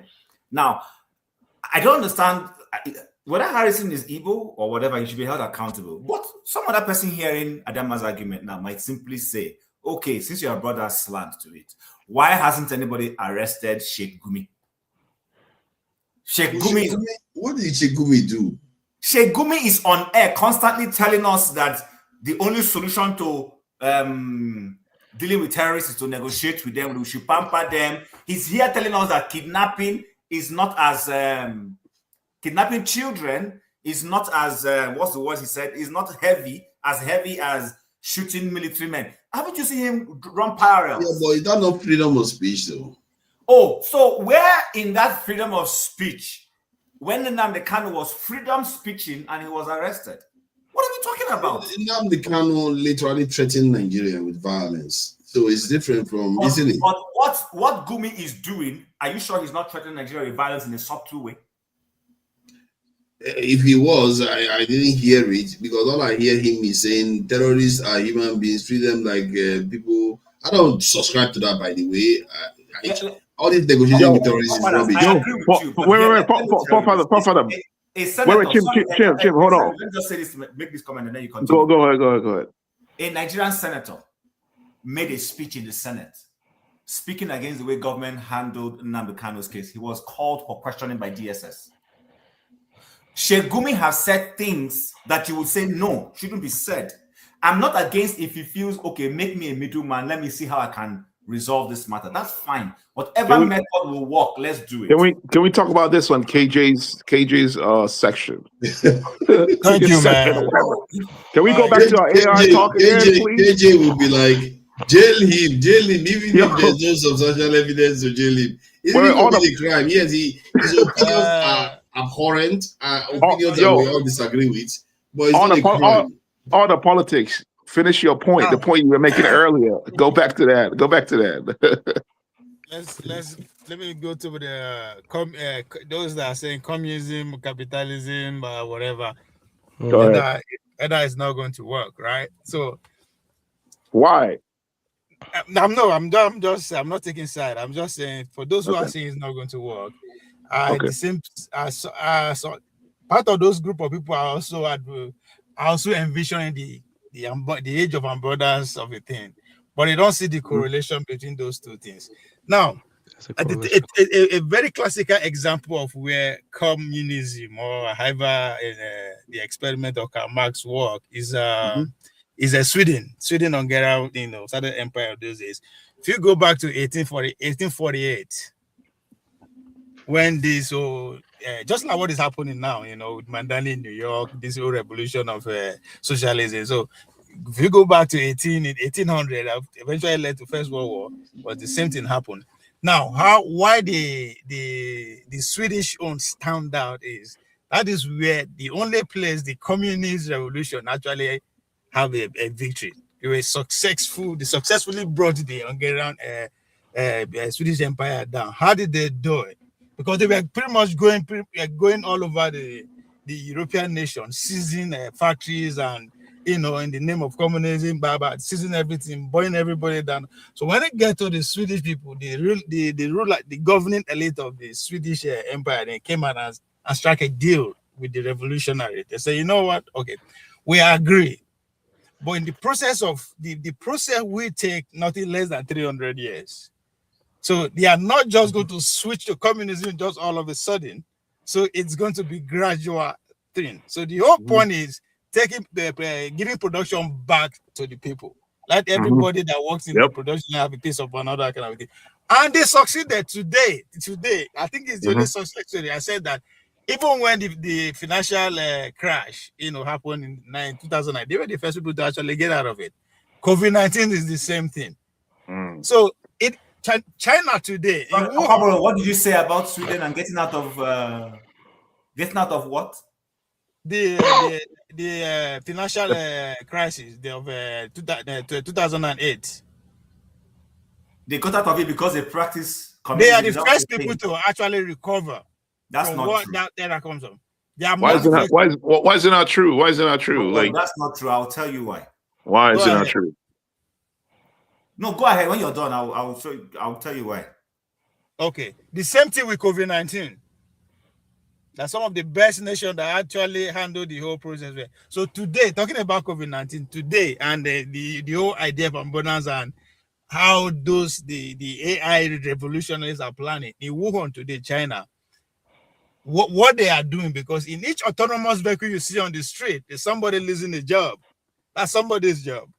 Yeah. So now there's a kind of law that is in place to tax those autonomous vehicles, now pay back to the citizen, just like what Donald Trump announced at the earlier administration that starting from 2000 next year, $1,000 will be paid to every child that is born, to the American empire, right? So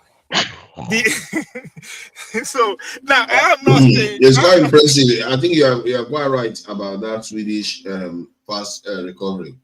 I just checked it out just now. So I think Sweden too, was it not the nation, the way they reacted to COVID-19 was different too.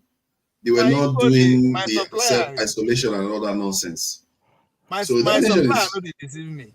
My Sweden supply has its faults as well. That's good. That's good. That's good. At least I thought you were not educated. Now, my apologies. the whole point is that the transition is not going to happen all of a sudden. As I said, they went into 300 years agreement. It's still on. They're about 200 and something years in now. So it's not 100% there what they bargain for here, whereby the whole production system will be in the hand of the citizen. They're marching towards there. But again, if you now bring the China system into it, right?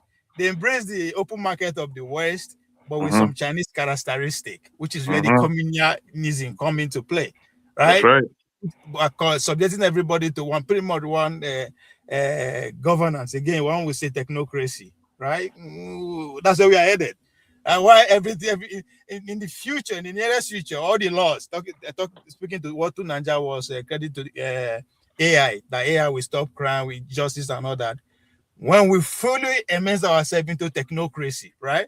Governance, right? We will not be looking to Asu Rock, maybe. We will not going to be looking to Asu Rock for any law or anything. All you need to do is just to look into your device or whatever, you know what's. Again, where the Brave New World, we say, Big Brother utopia, the danger of why somebody will be somewhere controlling everybody and all that. So there is war ahead of us, or is already unfolding with all these ideologies and civilization and economic theories and all that. Everything is unraveled, and as we progress, going to the 2030s, we'll begin to see who will come out victorious, and that the communism, the capitalism will continue, the China is going to dominate America, and all that kind of stuff. All our politics. All right. Hold on. Let me just do something. Please, viewers, we are over 100 watching. Let's like, share, and subscribe. Go and like the video so that more people can be able to view this conversation. We've talked about quite a lot of different topics, and you can see, Okwegolo is on his game today. He did clearly indicate some facts, and he lends credibility to whatever he's submitting. And same with Chim here. We are these. Don't underestimate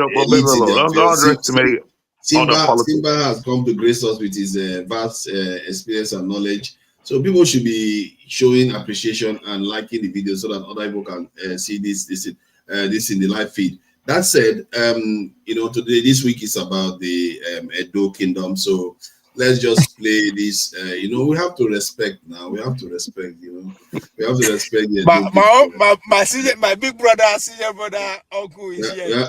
We have to respect. So let me play this for the Edo people dedicated to the Edo traditions and their excellence. And hopefully, maybe I might even do it for 2 weeks, because just to show the difference that these people actually did something that was quite remarkable in the southern part of Nigeria. All right, let's just watch this quickly.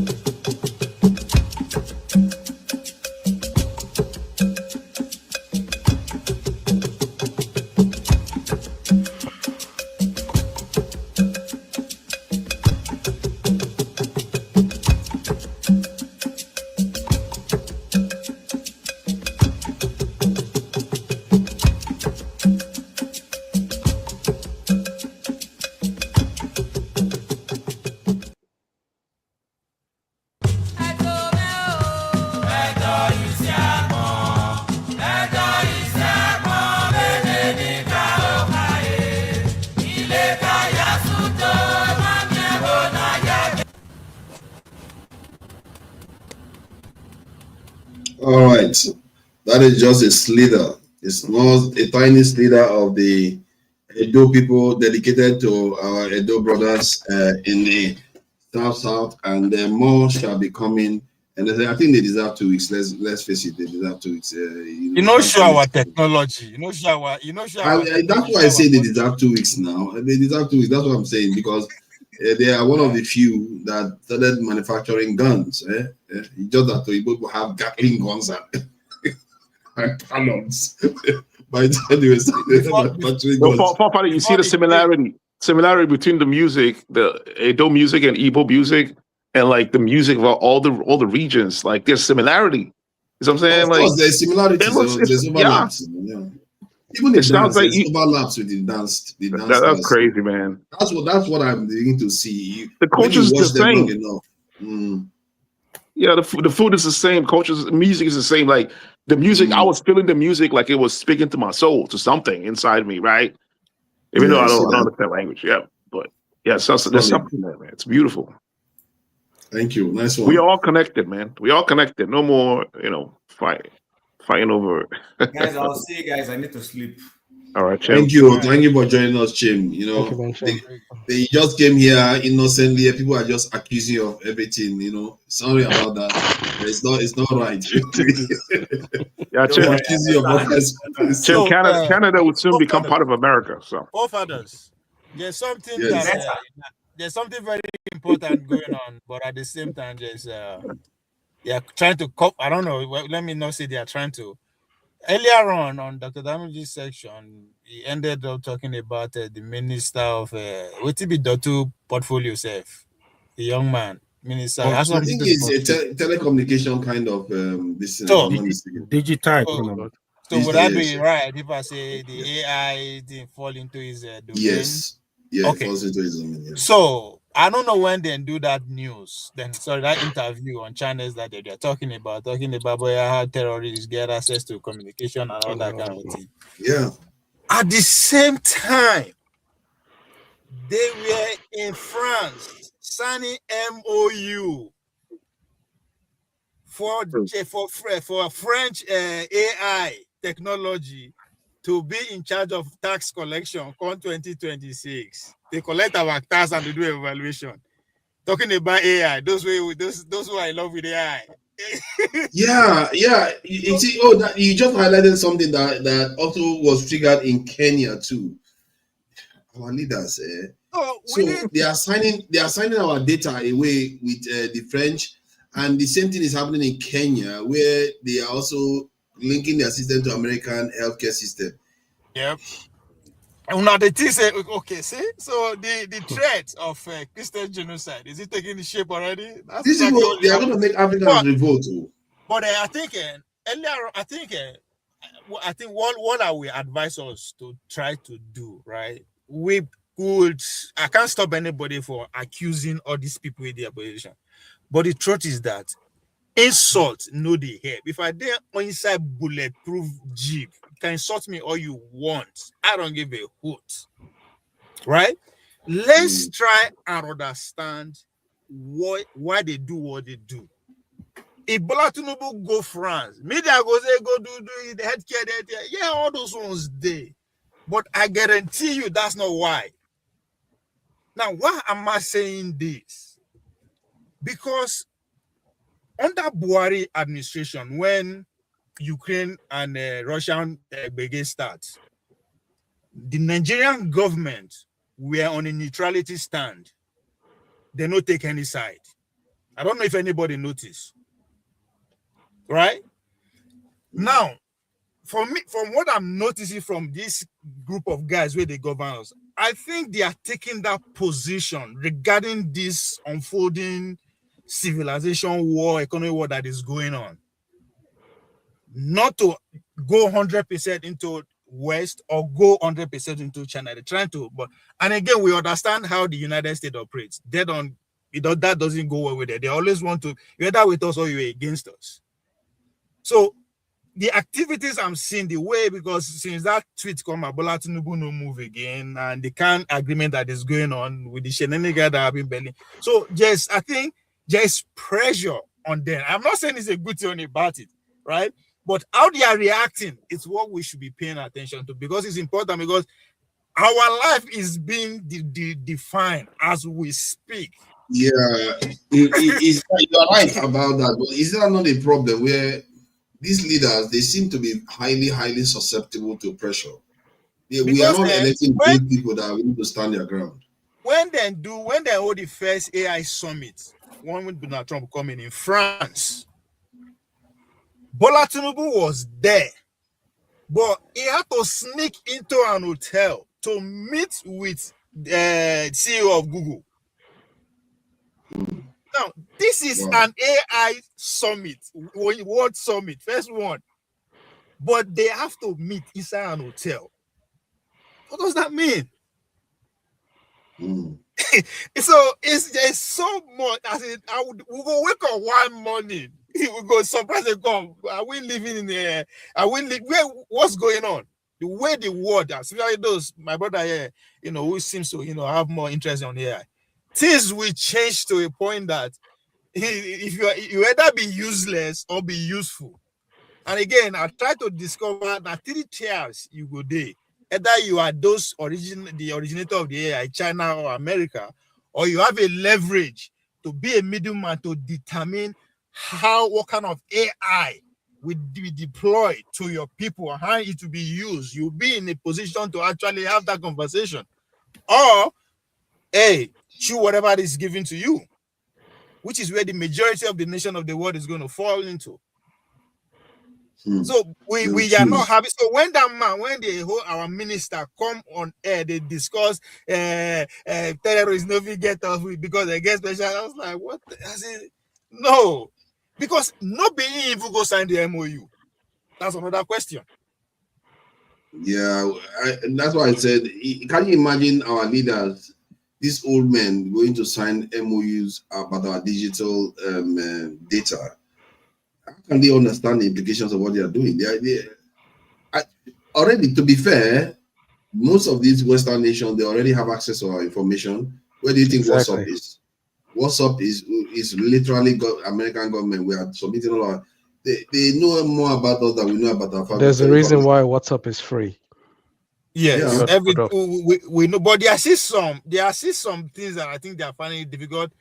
If he had to take them during Obasanjo time, right? Now, let me start with Obasanjo time. If they had to take them with the economy, they strangle with economy deals and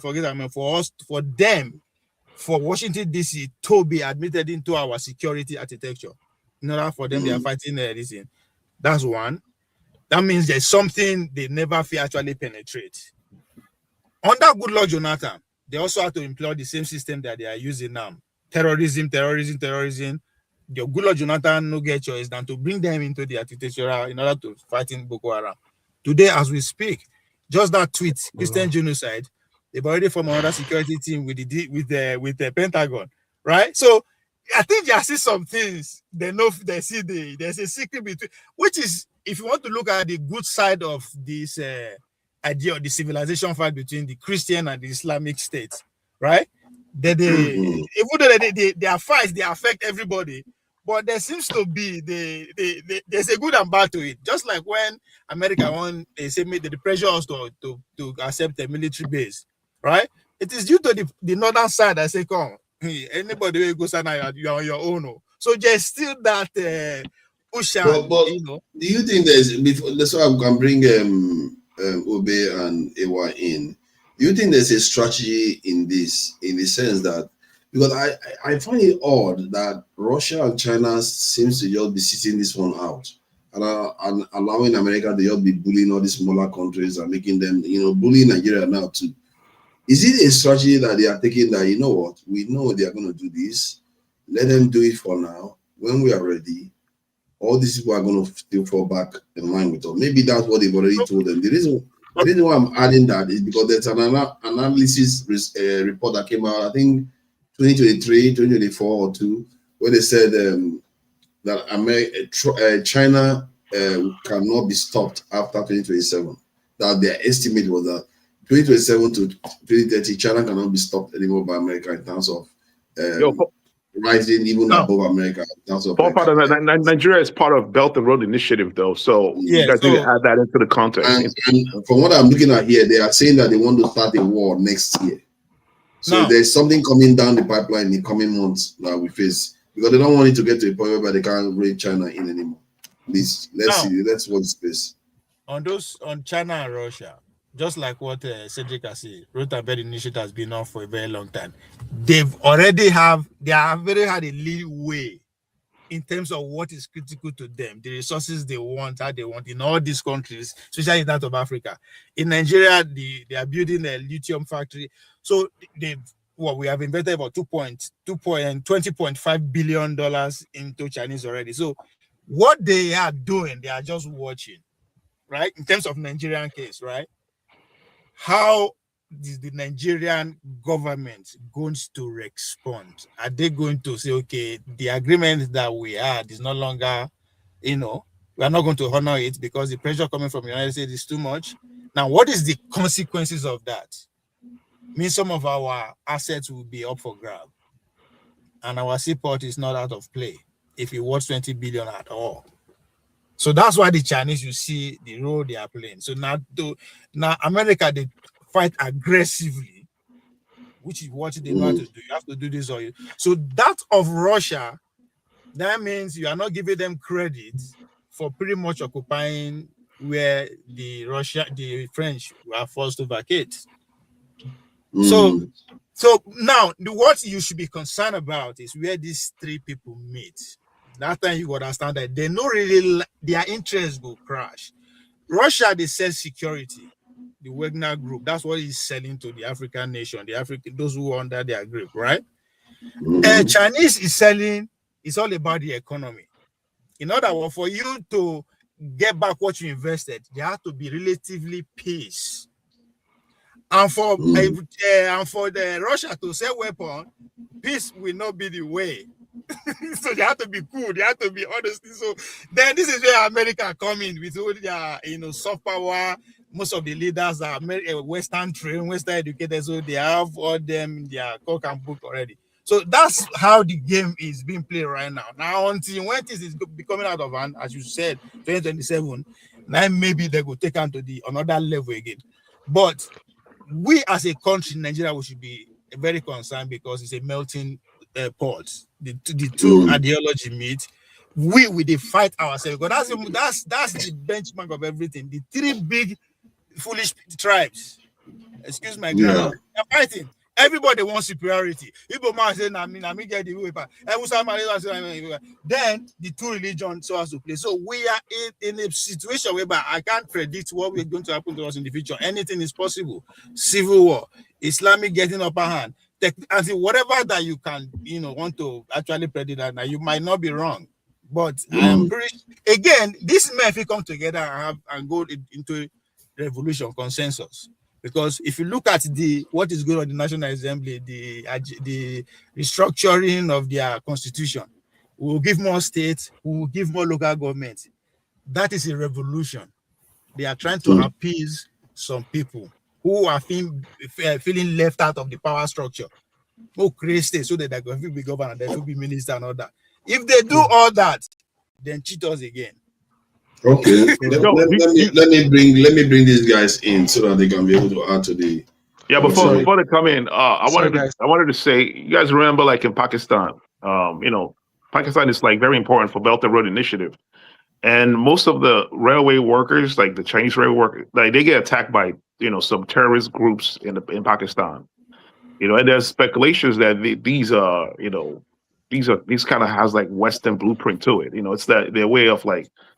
Kind of disrupting the whole Belt and Road Initiative. So, could there be a connection to, what's going on over there? Because the terrorism in Nigeria. Pakistan over India, which is the regional neighboring dichotomy that we talk about. If you're a neighbor to a superpower, they expect anything. So the Americans that's where when you say footprints of the West, yes, the Americans are the ones they are not trying to push the Chinese out of Pakistan. Oh yeah, thank you. And Obi, are you there? Yes, it's the newest Paulo supporter. Thank you for joining us, Obe and OBE. So, what do you make of these? We were talking originally about the Nigerian, Nigeria going to save the Republic. This is president, and then Nigerian aircraft landed in Burkina Faso, and then there is also the issue of Fubara, singing on your mandate, and also I saw a video of I don't know if he was the person Wike was mocking. Wike was singing the same song, like trying to mock maybe Fubara. That's the implication anyway. That's what the person is. I think Wike's video came up first before the Fubara's. So it wasn't. Before the Fubara's declaration, right? So what do you make of that man came and talked about the Harrison stuff. We talked about the AI revolution, how abundance could make a big difference in our lives. While it seems like the consensus is that human nature will override AI's ability to solve problems. I don't know how that is going to happen, but we'll see. So what do you make of the entire conversation? Well, let me start from the AI. I think from my experience of 5 decades now, I think there's nothing that lasts forever. Everything just will pass. Nobody believed that there won't be Kodak camera again in this society. Nobody believed that some things that were invoked those days when we were growing up have become a mirage. If you tell a child now what is a Kodak camera, you won't understand what you're talking about, because most of them never saw it. So anything that is actually invoked now will actually phase out. That is why when I see these Yahoo boys, I see these boys trying to say, I am a content creator, I am a enemy creator. They are trying, is that a job? What is that? So everything just had, it's like it has a tenure. It will all phase out with time. So that is why. You think AI is a phase? It's like something that's going to phase out. What I mean, what people are using it for will phase out. They will keep. It will keep being modified. There will be a transition. There will be a lot of things happening in that sector. So when people take a job, just like a what do you call him now? This guy that is popular now in Nigeria, very dark man. He became popular because of the Nigerian situation. In America, very dark man would be a jobless man. Don't you understand? So the situation of today is creating him getting an office, calling it an NGO, because of the police stupidity, because of the systemic rot, systemic failure. Then those guys are shining. What the police cannot do, a one man will resolve it in the twinkle of an eye. So that becomes a kind of an institution as a country, creating a non-existent function for somebody to become popular in the face of the globe. It's a shame on us as a people. Those are the things we are going to be looking at. It's going to be coming in phase and will be fading out. Then that of Fubara and whatever. I think the politics of River State is just Amowele, whatever his name is, speaker, is the most foolish man I've ever known on earth. He's very stupid. He doesn't even know the power he has. It's allowing wicked use him. By the time you are fighting governor every day, you're just being stupid. You're just being stupid because you don't know what you're doing. You're supposed to be a team trying to resolve the issue of the state. You are making statements. You said you had a problem with half about spending money. Why did you call the commissioner of education? Come and say, okay, come and tell us what you've been doing. That is the job of the House of Assembly. You are telling the governor is spending money because he's not giving. Who is he going to give contract to? Your people? I don't understand. So those are the River State issue is going to continue to get rotten until that Marco Wiki clears off from the way. He's still going to be there, causing confusion in that state until they're able to get rid of him. And I think Jagaban and the Lagos boys will soon get rid of him. He thinks that it will last forever. It's not going to be, because as soon as things change now, he's going to be like a drop over, or probably they're going to see how they make him irrelevant. And it becomes the statesmanship that I think he has. It will become like worse than even his former predecessor, in the situation. So that's exactly what that one is in that regard. Then we also talked about I thought AI. Benin Republic, Benin and Burkina Faso. Maybe the Nigerian government think that this young guy in Burkina Faso is a fool or is a stooge, but they think that the guy doesn't know what is happening, or he doesn't know that the fraternizing with France is actually a point for the guy to beam his camera over us and over the France situation. So whatever he's trying, they are trying to lie and trying to, do a damage control and all that. The guys are smarter than them. The guy knows exactly what they were up to. Those things were not error. Those things were not we're not plain default issues. Those things are all fabricated stories. They had a plan. And they just used Burkina Faso as a distraction to enter to see whether they can drop stuff there. That's what they were doing. But the guy was smarter than them. I was able to get rid of them. And that is why they are changing story upon story. They don't know what to say. Now we want to go and service plane. The plane need to pass through here. The plane didn't tell this person is going to drop here. The plane developed fault. What is all that? What is all that? Stories. That's right. But okay, what does Nigeria have to do with Macron that this man always go to France? What's happening in France? Did France colonize us? So how did France suddenly became a friend of Asorok?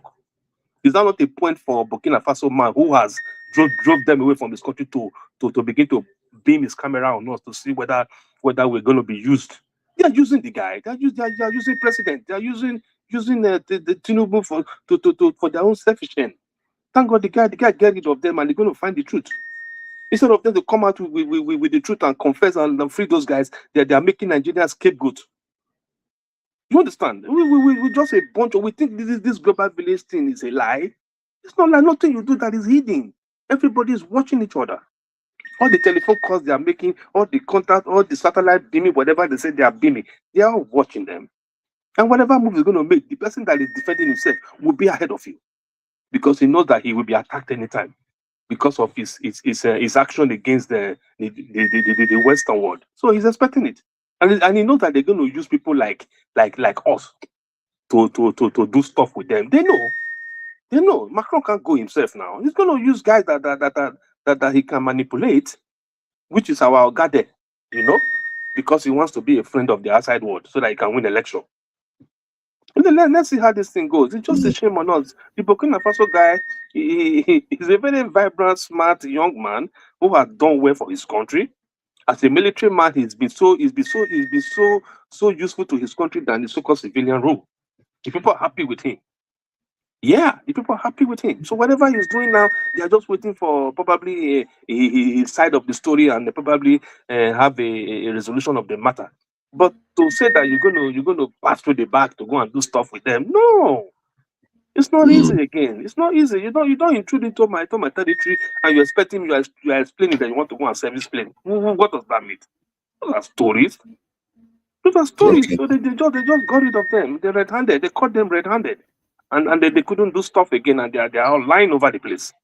And Oga with AI and digital economy, the one that's able to catch Yahoo boys, but he doesn't know how the men in the bush are making calls. He doesn't know the satellite they are using. He doesn't understand the network that they are calling with. But if a Yahoo boy, anybody calls them, they are able to track him to his bedroom. You see how shameful and did he actually say he doesn't know how they are communicating? He said it now in that interview. That whatever they are using, that is why they are in a location where there is no network. That whatever they are using is sophisticated more than the one they have. Yeah, he probably is. But he didn't. He doesn't know. That is just a symptom of a failed state. What are you talking about? That a bushman. If you see those guys, they look like people who do not even know how to speak English. They are the one that can manipulate a drum, manipulate a network more than you. And you're telling me that you are not intentional. That a military base will be asked to stand down, then there will be invasion in the next few minutes. You're telling me that you know what you're doing. You see that? Look at them. They are all just fooling themselves. Look at the man that came from the House of Rep man that came to Nigeria to come and do fact finding. He went there. He was fraternizing with them. When he came back home, he came to say the truth. When he came back to Washington, he told them the truth what he saw. But then he was pretending as if he was understanding what they were saying, so that they would not go and kill him. As soon as he boarded, he changed the story when he came back here.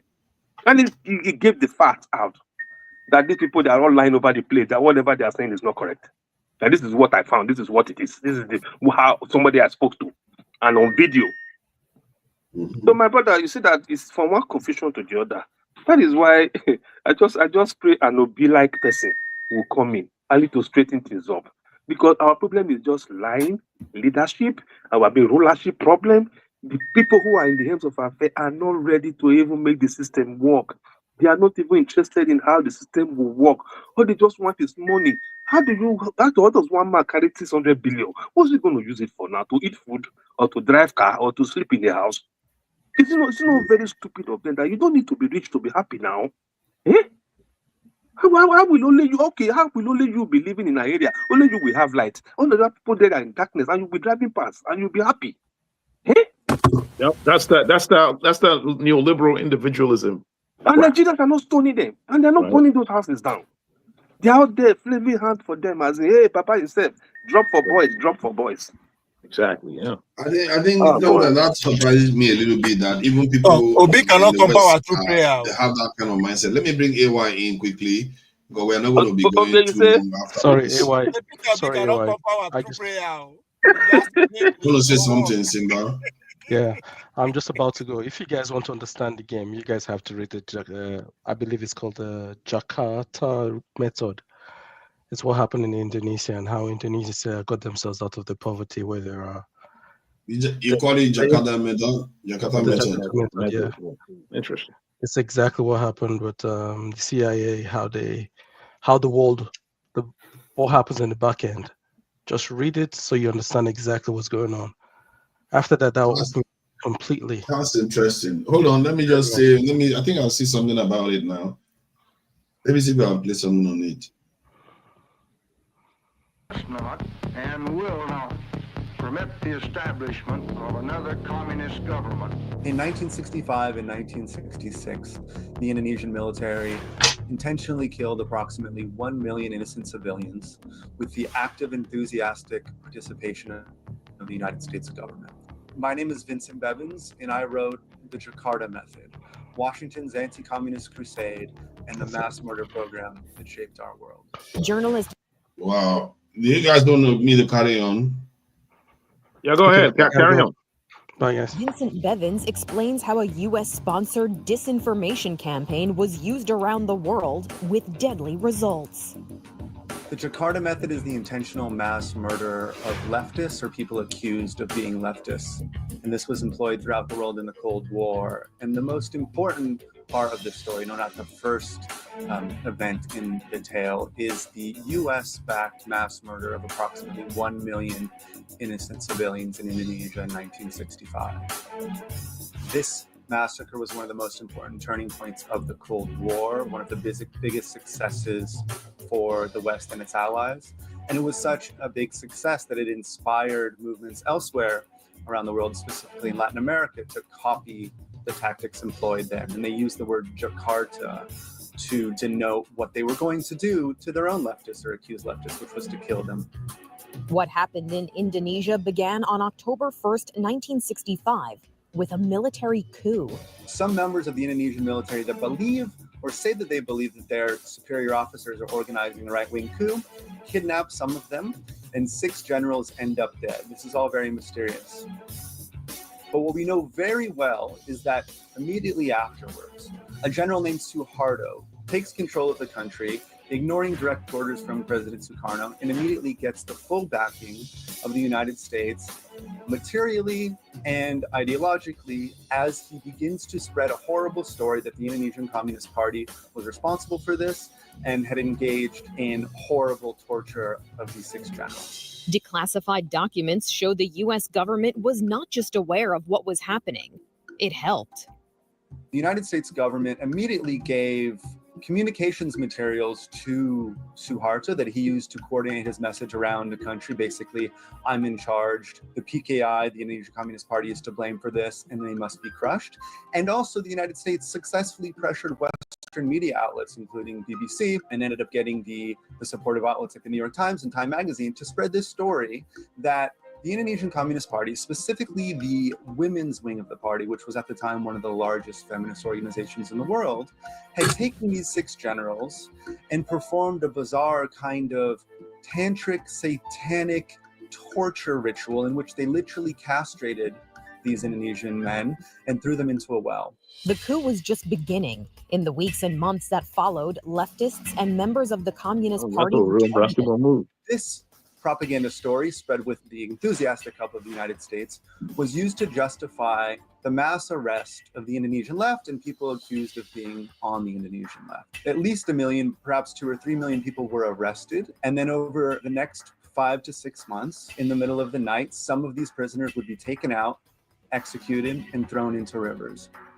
In Indonesia, anti-communist riots shake the country. The violence took place in different ways across Indonesia. In general, it moved west and then towards the east, across the island of Java, the most populous island in the country, but then arriving in Bali, which probably experienced the most horrific violence and the largest number of people killed compared to the total population. So we think that probably at least 5% of the population of Bali was killed in 1965 and 1966. And this mass murder not only made the emergence of a tourist industry on this beautiful island possible, the victims are still often buried on the sand underneath the very hotels where Australian surfers or American eco-tourists are staying and sipping on coconuts, right? So this history is quite literally buried in this part of the world. They still are finding bones in the sand, just feet away from where people are posing for Instagram bikini shots. What happened in Indonesia would soon be replicated in other countries. Small countries in which outside alien hands have planted the seeds of subversion. It was very well understood at the time by US foreign policy officials that Indonesia was far more important than Vietnam. And this was, for the other side of the world's political spectrum, the side of the radical anti-communists and the US allied dictators, this was an inspirational achievement. This was something that they could do in their own backyard. Not only would it work, as it clearly worked in Indonesia, they would get the full backing of the United States as they attempted to launder their own reputations afterwards. Frankly, Mr. Ambassador, we lack the trained men who would be able to plan and implement operations in an area we think is vitally important. Because of this, we are also requesting that your team of advisors include a senior officer who is thoroughly experienced in psychological operations. Very well, sir. I think we can provide you with an expert on the subject. In the early 1970s, in both Brazil and Chile, you see right-wing forces in both countries using the word Jakarta, Jakarta in Spanish or Jakarta in Portuguese, to signify something that they were going to do to their own left-wing problem. In Brazil, you had something behind the scenes called Operação Jakarta, or just Operation Jakarta, which was a similar program to eliminate the left. And in Santiago, the capital of Chile, you had this a quite chilling terror campaign, which consisted of graffiti showing up on the homes of leftists or accused leftists, which said simply, Jakarta is coming. And for anybody paying attention in the Cold War at the time, it was very obvious what that meant. It meant, we're going to kill you, just like the Indonesians killed their own communists. In 1973, this is exactly what happened. Jakarta, very tragically, did come to South America. With the success of the US-backed coup that overthrew Salvador Allende and installed Augusto Pinochet, thousands of leftists and accused leftists were killed. And then Brazil and Chile got together to form an international mass murder network called Operation Condor, which identified and eliminated their enemies, especially on the left, but not only on the left. I find that in at least 20 countries, US allies employ the intentional mass murder of civilians in the construction of a US-backed authoritarian capitalist regime. And I find that this tactic, this Jakarta method, was such an important part of the way that the Cold War was won, that it profoundly shaped the world that we live in today. On a rainy day in Washington, pomp and ceremony attend the formal reception of Philippine President Ferdinand E. Marcos. President Marcos begins his state visit with high praise for President Johnson's firm stand in Asia. Countries like Brazil, Philippines, Indonesia, all throughout Central America, still have these intensely violent and intensely effective anti-communist myths, often based on explicit lies going back well into the beginning of the 20th century. And Jair Bolsonaro, the president of Brazil, is a great example. He came to power on the explicit promise that he would resuscitate the ideology of Brazil's dictatorship. And he had said very explicitly out loud on television that it would require the murder of 30,000 innocent Brazilians in order for the country to move forward. The Jakarta method even influenced domestic politics in the U.S. One very often overlooked part of this story is that young Barack Obama moved to Indonesia in the late 60s because of this mass murder. His stepfather was called back to Jakarta, as were many Indonesians that were living abroad during this turbulent time. And he and his mother went with him. That's why Barack Obama lived for a time in Indonesia. That's where these rumors that he was a Muslim came from, just because he was living in a Muslim country at the time. I think that Barack Obama's early life was profoundly shaped by this experience in living in a country that had just been torn apart by this kind of horrible violence. The violence made possible by the Jakarta method can't be undone, but Bevan says it's tempting to think about what might have been. The world that we live in was shaped by a specific type of horrible violence. And if the world is like this because of that type of horrible thing that we would wish never happened and we would hope never happened again, that leads me to think what a world would be like that was not shaped by this violence. What possibilities for human history could lay before us if we rejected this kind of terrible repression as a way to get what we want politically. This is Inside Edition Digital.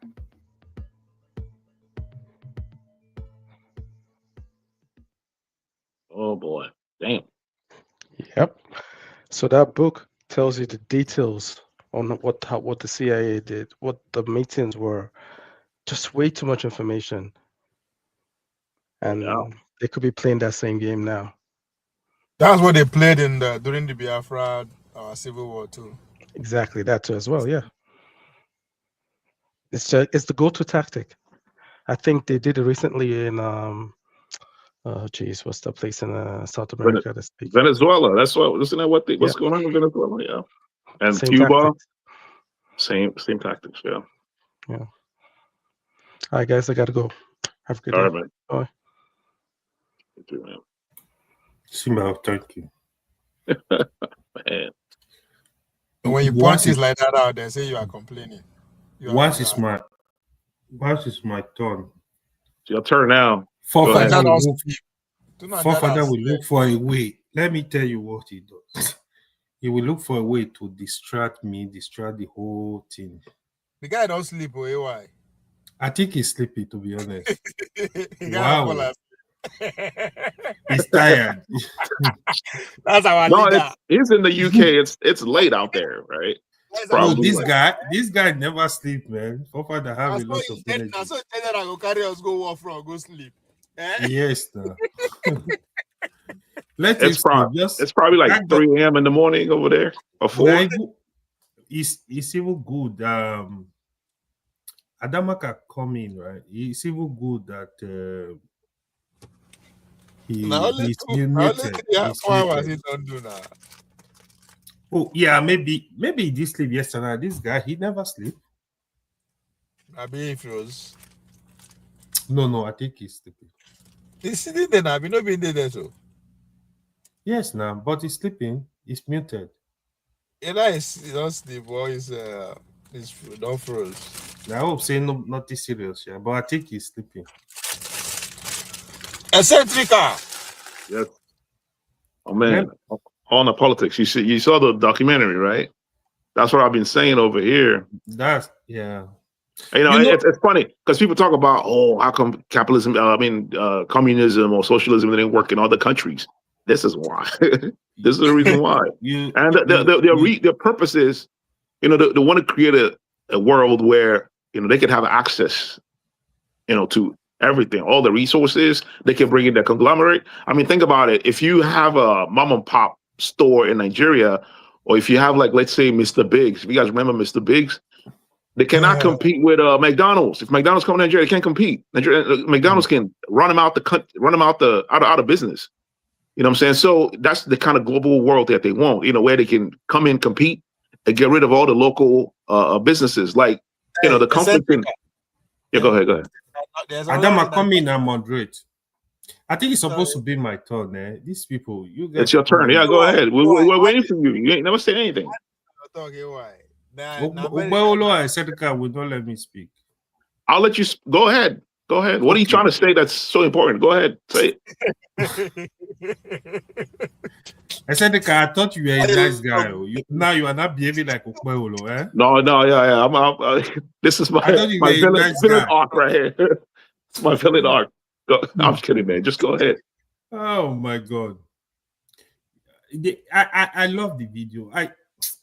Today listening to people, to be honest, I'm kind of frustrated by our Nigeria pro issues and Africa problem in general.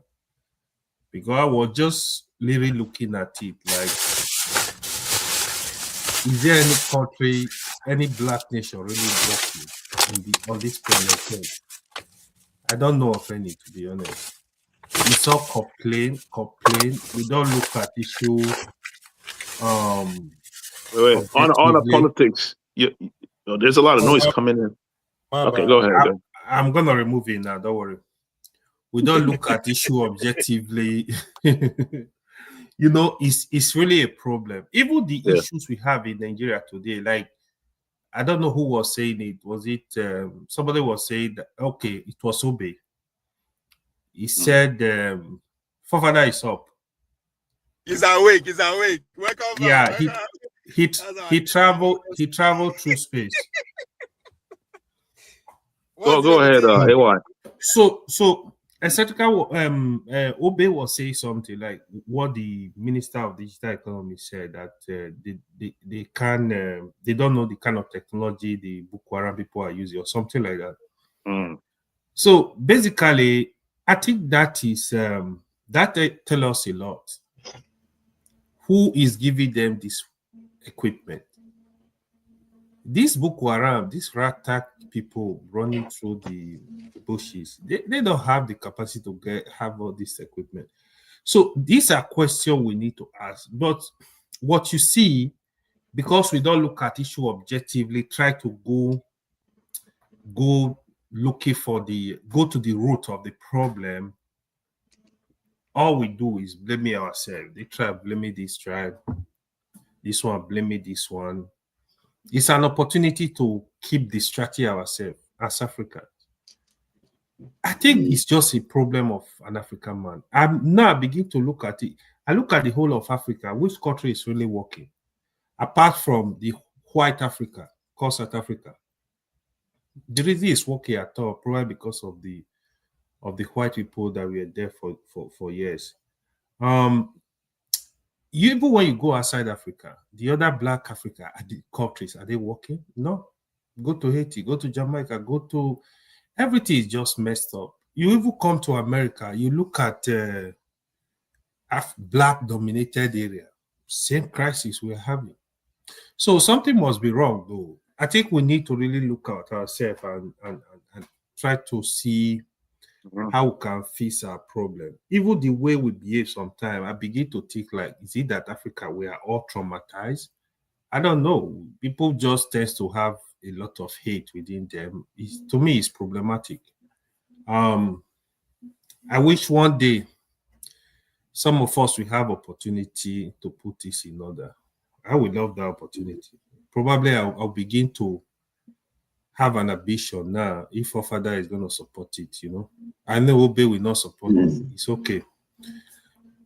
On the issue of River State, right? Oh. No, wait. Stay where you are, dude. What ambition are you talking about? You make some great points about. Honestly, I want to see. To be honest, I sincerely begin to think, what can I do to help my country? What can we? Yeah, I want to make that sacrifice. Sincerely, I want to start to. I'm seriously thinking about it. Yeah. I can have a way to make a difference, I think I'm gonna do it. I think people need to. I think it's time we stop complaining. We need to be looking at solutions. That's what I see right now, you know. But I'm really serious about this. The other thing I wanted to discuss, Cedric, I need to move away from here. The Rivers issue, what is going on in Rivers, is still battle for leadership. So I think right now, Tinubu is playing the real dirty game in Rivers. Father, you remember we were discussing this policy. I told you the whole of South is going to be go to APC. I remember saying that to you many times. And today, South, the whole of South is APC. It's also very difficult. It's going to be, even if Peter Obi is contesting, it's going to be a very difficult terrain for him to win. It's going to be very, very difficult. The reason is that 2023 election is kind of different. So for the Rivers, for the Rivers State, now the Tinubu want to play. Tinubu want to have everything to himself.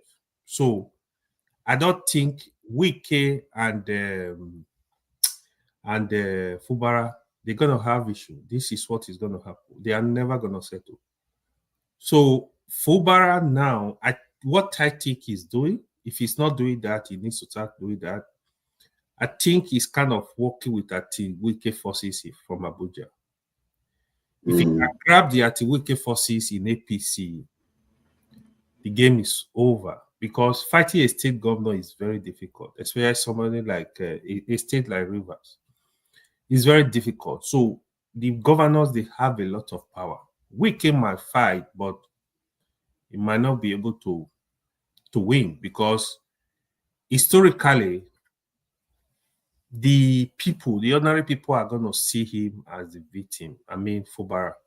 So in the next election, they will go on the street to vote for him. So when the people really are really interested in an election, historically it's very difficult to rig. So that is what I'm seeing in Rivers. So calm down. So you said something about, like, what can we do, right? Do you think, like, there's something people can do, you know what I'm saying, like, outside of the government, outside of government policy, government policy nonetheless, is there anything that people can do within themselves as a community to kind of help create a different type of consciousness, right? Because, like, what we talked about was this problem of individuality, right? And I'm like here thinking, there are things that we could do, right, as a community to kind of create this, kind of change the mentality away from this individual focus system, right? For instance, I mean, here in the United States of America, a lot, if you guys are on Facebook, I used to be on Facebook like probably 6 years ago, there are, some neighborhoods will create groups, right, where they will help each other out, right? And that could be expanded, right? Because, like, technology has already brought us together. Like, you guys, I never met you guys ever in real life, but we are here, right? So that could be a good tool to kind of change this mentality, this individuality mentality, where people can work together to help each other out. Like, for instance, something as simple as, you got 20 shoes, you don't wear all the 20s.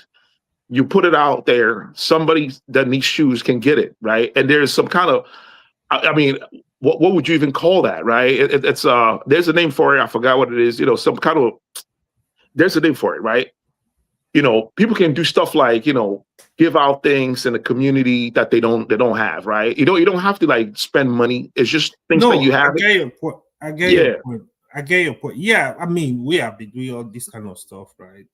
I get your point, really, but if you really look at it, you need to have the political power to be able to make the kind of change that will be very effective in the country, the way the country is today. Trust me. If you don't have it, anything can even happen to you. That's part of the problem. Yeah, but do you have the stomach to do the Nigerian? I guess the idea is getting involved and be able to do what is required to transform the system one way or the other. Do you understand? Yeah. Because if you look at it, right, so part of giving the solution is for you to be very honest, and what comes with honesty, with sincerity, let's say intention, with good intention, what comes with it, the road will be much clearer for you. So there are people, for example, they want, my interest is to come here and loot money. It's just like when people are very tribalistic, they don't see anything good. So the way they think, they are programmed to think along that line, along tribe. So, but when you are open, you are able to see things more objectively. Same as you try to solve a problem, a complex country like Nigeria. If your intentions are good, some of the government, let me tell you what they do. They can, for example, just go do shabby roads. They just go there, they just want people to say, oh, it's working, it's doing road. Without really say, okay, I need to do road that will last for 30 years at least. Contractor, this is what I want. You monitor it, you have a monitoring team, you want to fix Nigeria electricity problem. You should have milestone. For example, okay, realistically, I'm going to focus on this project. If I stay office for 8 years, I want to resolve this problem. So you should have milestones. AY, have you heard about worker co-op? This is a system where, instead of establishing your own business as an individual, you do it with people, right? Like a cooperation. Worker co-op. I know they have worker co-op stuff in America. Some businesses have worker co-op. They don't have that in Nigeria. These are like the things, that, you know what I mean? Well, it's not he's talking about political kind of transformation or involvement, not necessarily community kind of. Yeah. So I'll give you an example. When you look at, no matter how we are going to criticize Tinubu administration, there are some reform he's doing. But the question is, this reform, how genuine are they? What are you trying to achieve? For example, the tax reform is not really bad, but you have to, if I'm to do tax reform, I will protect the poor. There is nothing that will not make me protect them. The bottom 50%, for example, I will make sure I protect them. That one is good. It's good reform. For example, the subsidy removal, it was a good reform. But again, you have to make sure the hardship on the people subsidy removal not too much. You have to look for a way to ameliorate the situation of the people. Subsidy removal is not a good policy, though. For me, it's good. The way Nigeria was, if you know the history, I don't want to go back. Okay, the stealing was too much, the corruption was too much. So it's either removing it or look for a way to kind of reform it in total. But that's another. If you have the intention to do the right thing and you want to get involved in the Nigerians trying to fix things, one, you're going to need resources. Sorry, forefather. Sorry to give you. I don't want to lose this point. Let me give you. Okay, go ahead. Where I think Tinubu made mistake, he removed the subsidy.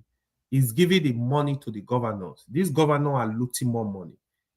I would have removed subsidy. Listen, I want to build 3 refineries in the next 5 years. I will make sure those refineries will work. I will make sure we are energy sufficient. Look at what Dangote is doing now. Dangote has a refinery now. He's going to expand it to the biggest refinery. I heard he's even want to build a pipeline now from Nigeria to Mozambique or one country like that. Those are the kind of things NAPC is supposed to be evolving, but NAPC are not that they didn't do any of that. Dangote gave, I don't know if you also discussed that, is giving 1 trillion naira in the next 10 years for the education sector to support education in Nigeria. That's a good thing. It's a good thing, right? So we can build more people to come to support the system. That's what happened even in America, even in other developed countries. You can see now, like an hospital want to close down, an hospital that is really helping the people. Somebody will come, we just give them money. Okay, what do you need? Even universities in America, people donate money for them. Company, individuals, they donate money to sustain them. So yes, it's not this kind of stuff are not out of place. But for Nigeria situation, you need to build the economy. You need to build the system. We need to do the background work first. So that's where we are faced. If you are running a capitalist system, personally, like they said Obasanjo wanted to create a lot of millionaires or billionaires. He said, I think that is something that any president should be aspiring to, like in any sector. Like, okay, they'll say this guy in health, I'm going to give you this, I'm going to give you all the support you need, but you better deliver for the country, and so you have to be advanced and really. It doesn't work. You're talking about trickle down economy. It doesn't work. We've seen it in America. It doesn't work. What do you mean it doesn't work? They are ruining the world. Trickle down economy does not work. They've used it to rule the world. Trickle down economy doesn't work. Look it up. Look it up. It doesn't work. Giving money to the rich so it can trickle down to the poor does not work. That was what Obama did. 2008. It doesn't work. I don't think Fofana is talking about that though. That's what he said. He said he's talking about making new millionaires. Like by giving them government. It's not really like the rich already. You give them. See, even if a rich person let's say somebody that is rich, you want to help. You want to assist them to become, let's say, capture one industry. The reason why I'm saying it, because in capitalist systems, what I've noticed is that the private institutions, they are used as a kind of way of leveraging power and developing the country. If you look at Google right now, Google is not American government that owns it, but technically it's American government that owns it. It's a technology that belongs to them. This platform that we are on, things like that, you have to fund private institutions to create humongous amounts of wealth. That is, and with the backing of the state, that is how almost all these capitalist systems became as strong as they did. The Dutch were the first to start it. I think they said they accidentally created capitalism, something like that. So they created the Dutch East India Company that was larger than nations. So how do you? That's kind of monopoly. That's where that would very big. Going now. Pardon? I said that is where Dangote is going now. That's where Dangote is going, because you can run away from it. See, I understand where Senecas this is their frustrations, but you have to understand that what the Chinese leader said, that when they asked him why he wanted to work with Americans, capitalist system, given their communists, he said something about the rat or catch a trap or something, whatever he said. But the point is that you have to move according to the situation you find yourself in terms of the art of war. Where we are right now, we're already practicing the capitalist system. You can, if you want to switch over, it's just going to be inefficient. You aren't switching over. Like Tinubu removed subsidy. A sensible person would have, subsidy is what made gas affordable. And it has a trickle-down effect on all sectors of the economy. You take the subsidy out, you invest it in transportation, so people don't have to drive their cars. You invest in transportation. We are all in agreement on that front. We are not, I don't think anybody is disagreeing with you. The guy didn't use the money. I don't even know what he did with the money. I don't know. Yeah, but like he said, he gave it to the governors, right? Yeah, the idea was you give it to the governor, it will trickle down. I don't see the money with the governors. Because the money that they claim that he gave the governor, they'll say he doubled it. You say he gave the governors. Doubled the what's it called? The AY. How can you fall for this?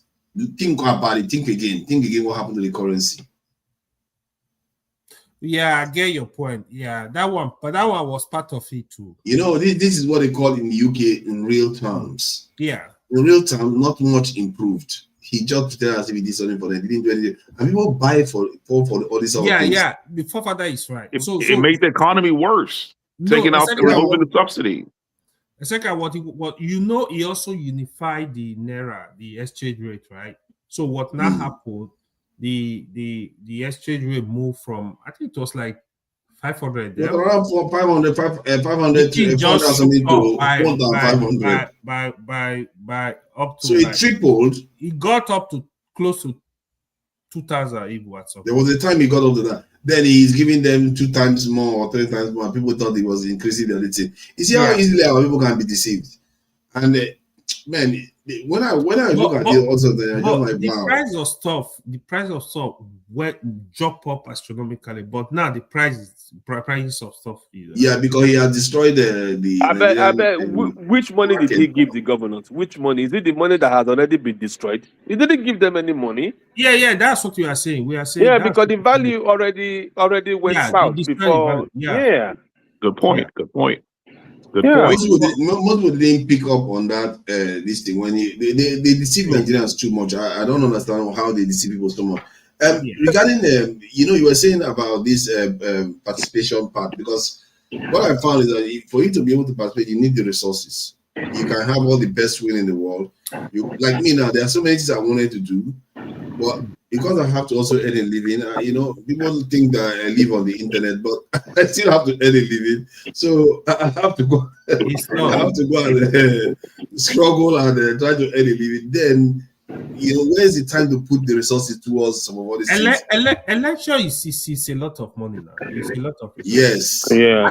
I think that's one of the. But even Peter Obi himself, that's one of the. I think maybe we should put the energy in producing a kind of ideological document first, because if you don't have a direction and a kind of core basis of what you are doing, God knows whether one will not end up like APC people, PDP jumping to APC and jumping from left to right. Before you know it, you start jumping everywhere. Now, there has to be a core element of this ideology behind what people are doing, so that when you are even done, the other people carry on with the direction of this travel. And that's why I feel like, because instead of you just diving, when you're diving right now, you're just diving into this thing where something can happen to you and nobody will be able to carry on your struggle. Yeah. No matter how your good will. Well, I think his failure, the rulership, their failure is that whether they have a wrong kind of a theme, that there's nobody there that is telling them the truth, or they tend to believe the creditors who always tell them, go take money, devalue your money, this is that, and they are messing up. You see, that time that Obasanjo went to carry Okonjo Iweala to come and help her sort things out, you could imagine the difference we were able to. So that despite that we were down, but she was able to manipulate situations, and if not that, if they had followed her advice, the governors, Nigeria would have been better off. See, but they didn't follow her advice. They were fighting her. Let me give you a scenario that may not be good for us. Like, do you know whether maybe the reason why they did those things for Obasanjo was because Nigeria sacrificed Abiola? Because when they did that for us, maybe it's a one-off, and since then they've not done much, and we have not progressed beyond that. What they assisted us with removing the debt, and maybe we had a leapfrog into mobile technology, telecommunication, and then we have Dangote coming on stream. That was later in the day. So all these things are things that didn't happen before. Why didn't it happen before? But Obasanjo made the moves before the so-called whatever the idea you're painting. There was a move to we don't know much. Let's get an expert who will help us in this matter. That was the first thing to have. If in accounting we say first thing first out. If you do the last thing at first, you're going to fail, or do the first thing that you have done last, you're going to fail at too. But you must seek a correct advice, not just bringing your boys in and they came to spoil the whole thing, and you just made careless statement, and that is exactly what brought us to where we are today. That the Dangote coming on stream didn't make any effect. It had not changed nothing. No, it did though. Without Dangote right now, Nigeria no. What I mean, the poverty plunging and it didn't make any effect to turn it around. Right?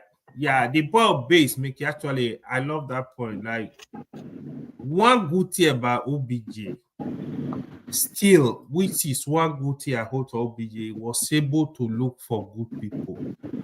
So OBJ was not doing party. So most of those guys he brought, he was looking. That is what I'm telling you. So I don't know where OBJ really is. But why though? I really hate to be saying it about Obasanjo's time in office, because when I saw him in the UK during that time, I wasn't paying attention to Nigeria. All I do is I see him with UK leaders. I just felt like this guy, I didn't feel proud that guy is the head of state of the country. My concern is that during that time there was a lot of improvements. We were reaping the dividends of having democracy, sanction being removed, Nigeria is being welcome in, and they forgave our debts. So some of all those things that were put in place, he basically squandered it because not much change. Our NNPC collapsed. Yeah. All those things. I don't know what I will. That is okay. I'll give you. I know that's where I'm going. Right. OBJ, in terms of looking for the leaders, qualify people to do the work, not this tribal politics we are playing today. OBJ actually genuinely sourced for those people. OBJ himself, later on, he was not greedy. He created EFCC, using EFCC to pursue opposition. He was very bad with politics. So OBJ would have been able to build our electoral system, for example, because I still believe the day the power will be with the people, it will solve at least 40% of our problem. What I mean is the vote of people count. Like our problem will be solved 40%. Like, when you go to the ballot, this is the person these people are voting for. How many percent did you say our problem will be solved? 40% or more. Here is what we have. That is up to 40% too. Because our people don't change. Let me explain what happened. What we have now, you have people that are not qualified at all because of godfatherism, because of whatever. They come in, they grab power. You will not see educated, experienced, qualified people really looking for this position, because some of them, they don't want to go and buy people over there because of election. They don't want to go into this violence. So because of that, they stay back. If people know, because building Nigeria, for example, we have a strong system. The electoral system is good. The local government are independent. Even people with experience abroad, you could say, you know what? I want to go to my local government. I want to go and help the people. I want to go and help develop that place. Go contest for local government chairman. You have all the money. You start building that local government. We have 776 local government, I think. At least let 500 qualified people. So, but hold on. Let me just jump in. So I hear what you're saying. If you have quality people are likely to choose them. However, those people that rig elections today, if they still go around incentivize people by bribing them, giving them money, not on the day, before the day, or through adverts, or bribe them. If you give people money, they will not see. Let me tell you, people that are buying vote. Let me tell you how they do it. They go to the police station, right? Hey, you are coming. You vote for my candidate. Okay, take 10,000. You gotta show your card to the person. Then we'll give you the money. So they have an agent. The agent is there. Show to me you voted for APC or PDP. They will attest to it. They give you your money. That's what is going on. So if you give money a day before election, you ask them to go to police station. They will vote for who they want to vote for. Can we stay in the present, man? We were talking about Obasanjo. Can we stay in the present? Okay, you mentioned something early. You said something about if there's something you could do to make the country, to kind of make a little bit of change in the country. I think that's forward thinking. Talk about Obasanjo and his policies. Let Arise TV do that. Let all this do that. That's not what we're here for. You are right, the central cast. No, real shit. Yeah. I'm out here thinking, man, we could, because four parties like, yo, I want to do something, but I have to take care of myself as well. That which is true. Yeah. But I think for the fact that we are in a country with superior, currency, right? There's something we could do. It doesn't have to be a lot. You know what I mean? We can do mutual aid. We can start it. Other people can follow, right? I've tried to do few things, but I run into problems, right? But those problems they're solvable problems. But I feel like I could, my only problem is like I had a thing where I give money to students that do well in STEM in the schools, right? And I did it for one school. I gave out 20,000 naira. I mean, $20,000, right? Which was like, I think like 40,000 naira back then when I did it. That's a lot of money. Yeah. Yeah, for each kids, right? And I did a feeding program for a school where I fed kids from poor families. It was like 20 kids for 1 month for 140,000 naira. Breakfast. I gave them breakfast because the objective was hungry kids will not do well in school, right? That was the idea behind it, right? And then the objective was, hey, do 100 kids as a mock test. I was able to do 140,000 naira, which was what? $70? 70. That's like my overtime money, right? If I put in few, if I work like extra hour. I could cover that. We can do mutual aid. Look at the guy, Obi. Obi is a doctor.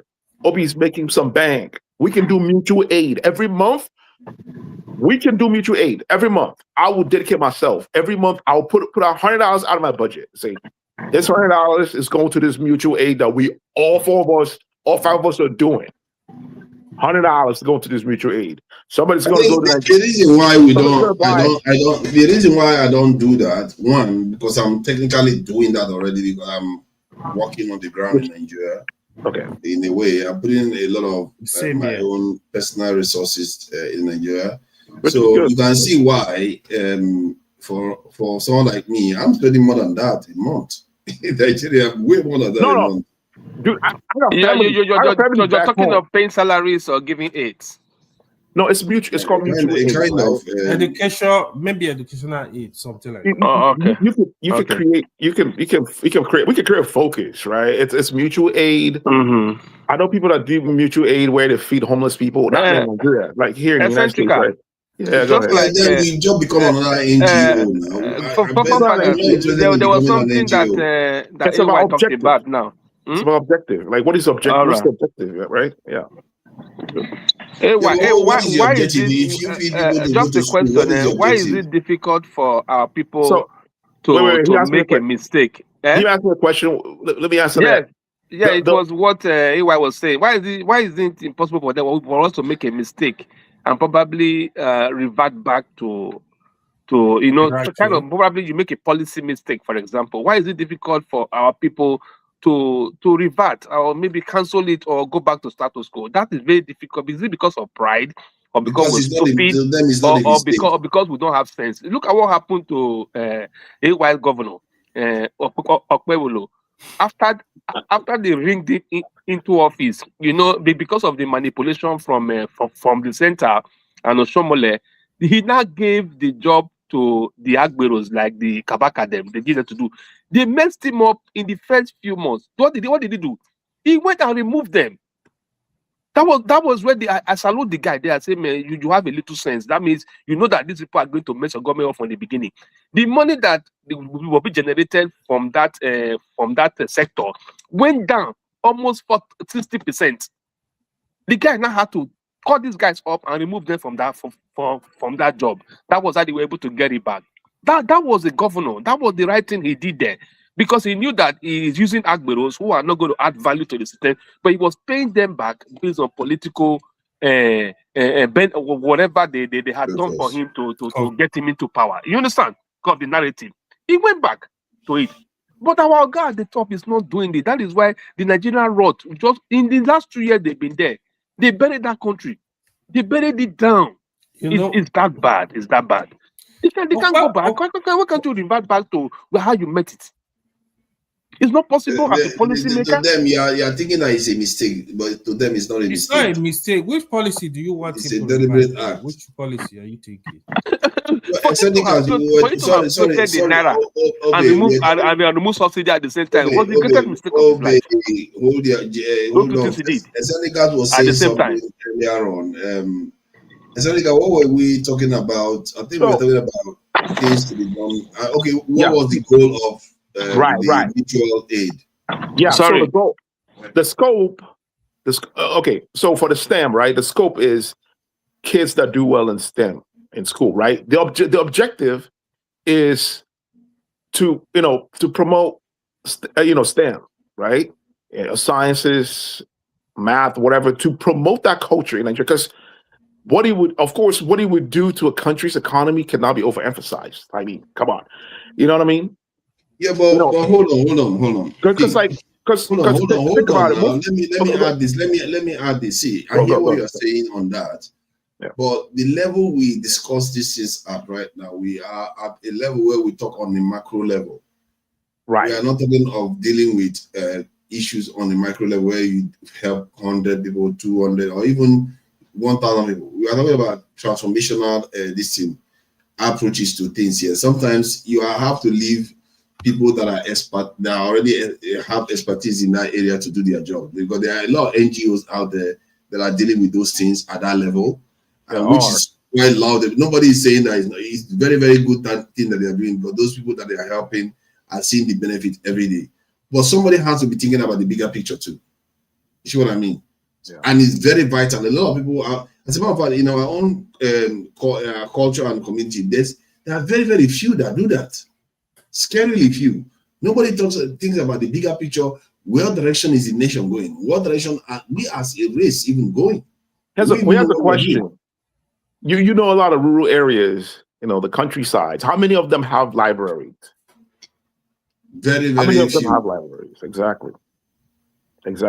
Well, to deal with that problem, sometimes you have to deal with the macro level. If you keep trying to put out small fires, when somebody is coming in with a flamethrower, there's no point. Don't underestimate the effect that you can make. That's the thing. Don't underestimate the effect that you can make. You have to be realistic. You have to be realistic about what NGO has ever transformed the fate of a nation before. Even with Red Cross.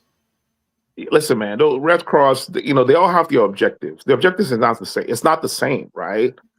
It's not the same objectives. These NGOs are like the Trojan horse of the West. We know that. No, I know people I mean the good faith ones, the ones that are doing the right thing. Yeah, I know people that work in NGOs, Catholic NGOs, all that stuff.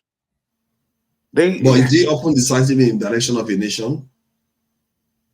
No, yeah, exactly. What is the objective? What is the objective of the NGO? They just collect money from rich people and do few things here and there, and then pay their staffers millions. Like freaking Salvation Army. I'm talking about the good ones. I'm talking about the good ones, like the kind of stuff you are suggesting now, like this mutual fund they are talking about, or mutual aid. The type of stuff you're talking about, the good ones, they are actually helping people on the ground, and but the scale of people they are helping is not as much. Here's the thing, that's why you got to have a motive. You have to have your own motive, whether ulterior or a positive motive. You got to have your motive. What would be the motive if you do mutual aid?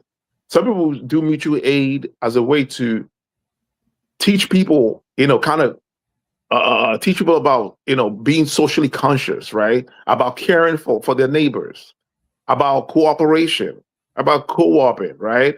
Like, I mean, we don't have that fund to say, okay, if you open up a worker co-op, we're going to support you with this amount of money, right? We don't have that, but the effect it's going to have on the economy. Because if you have going to have on the economy, how many people are you going to reach? It's going to create more jobs. Worker co-op. If you have how many people, how many people are you going to reach? To do you're most optimistic. Do you know that United States government actually have a worker co-op program? If you want to do a worker co-op, They actually have a government actually gives you fund for that. And I'm asking you, how many people are you going to reach with your mutual aid idea? How many people at your most optimistic do you think you can reach? Okay, so if you here's the thing. If you like, let's say, do a thing for STEM, right? You know, your objective is to encourage kids to take their STEM education serious, right? To do well in math and knowing that there's a price for it. Yes. You are raising you're raising the next Einstein, right? You're raising a kid that's going to be you know, an engineer in the future, and you know what that's going to do for the economy of the community. Like, dude, I had a cousin. I actually have a cousin who was supposed to do physics in school, but guess what? There was no fund. What did he do? He got married and he forgot about it. This kid is smart as hell. Like, he's a savant, almost a savant. Yeah, but I'm still asking, how many do you think you are going to reach? How many? How many are you going to be able to reach out there? Right. Like. Well, I've already explained the scope. The scope is kids that do well in STEM. We are just what is the number? What is the number you are hoping to reach? Yeah. Okay. Well, if you look into it, right? You know, first of all, what do you want to do for the kids, right? Like, what I'm proposing, what I could do on my own is to give them monetary prices, right? I'm not asking what you are going to give them. I'm saying, like, how many are you targeting that you could reach? Is it 5 children, 10 children? What is your ambition? How many students? How many? How many students can you get to do STEM? If I'm focusing on one school, right? I'm focusing on one school, and I'm focusing on kids in primary, let's say 6 or SS2. So you're targeting about, let's say, 1,000 in one school. 1,000. I don't have the funds to do 1,000. What would I do? Okay. Let's kill it by 200, 100. 100 people. I mean, if you have 100 people, you know, that's not bad. Not a bad idea. I hear what you're saying. I'm not trying to be funny. I'm just trying to get to a number, because the reason why I'm saying that is because even if it's 10 schools, the scale of what we are talking about here, for me, my point of view is that we are talking about trying to figure out a way to change the direction of our country, the way the country is moving. We know about this, charities or ways of assisting people. There are people that are doing that. Some of us are doing it in our own different ways already. Like you're sending money to your people. Yeah, sending money. Send money to your family. That doesn't do anything. Running a business in Nigeria, all kinds of different things you can do. But my point is that somebody has to keep an eye on the bigger picture. Everything. Yeah. Right. Bigger picture. That's why you have to create your scope, right? Your scope and objective. Right? I mean, scope and, of course, the purpose of the purpose. I already explained what the purpose is.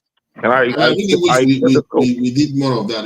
I really wish we lack people. I think Nigeria has a saturation of NGOs. Let's face it. We have exactly NGOs. Many of them are not even all the NGOs. They're all washy. They're all washy. Okay. I mean, I don't doubt it. You know, I would love to see an NGO that do stuff for STEM students, right? Yeah, there are very plenty out there, but they all cheaters. They all do nonsense. Why are you focusing on STEM students, though? I already explained why. The purpose is to it's the OB. You want to create an Einstein. Is it STEM or science? You want to create. You want to encourage. You want to encourage. Okay, it's not only science student basically. So science, engineering, whatever, mathematics. You want to encourage the culture. I don't have any. If you look at my list, you guys lived in Nigeria, right? Technological revolution. So I like the idea behind it, but it's just too low scale. If you want to discuss how to transform a nation, you don't want to be focusing on dealing with just 5-6 people. Yeah, you have 250 million to deal with. Exactly.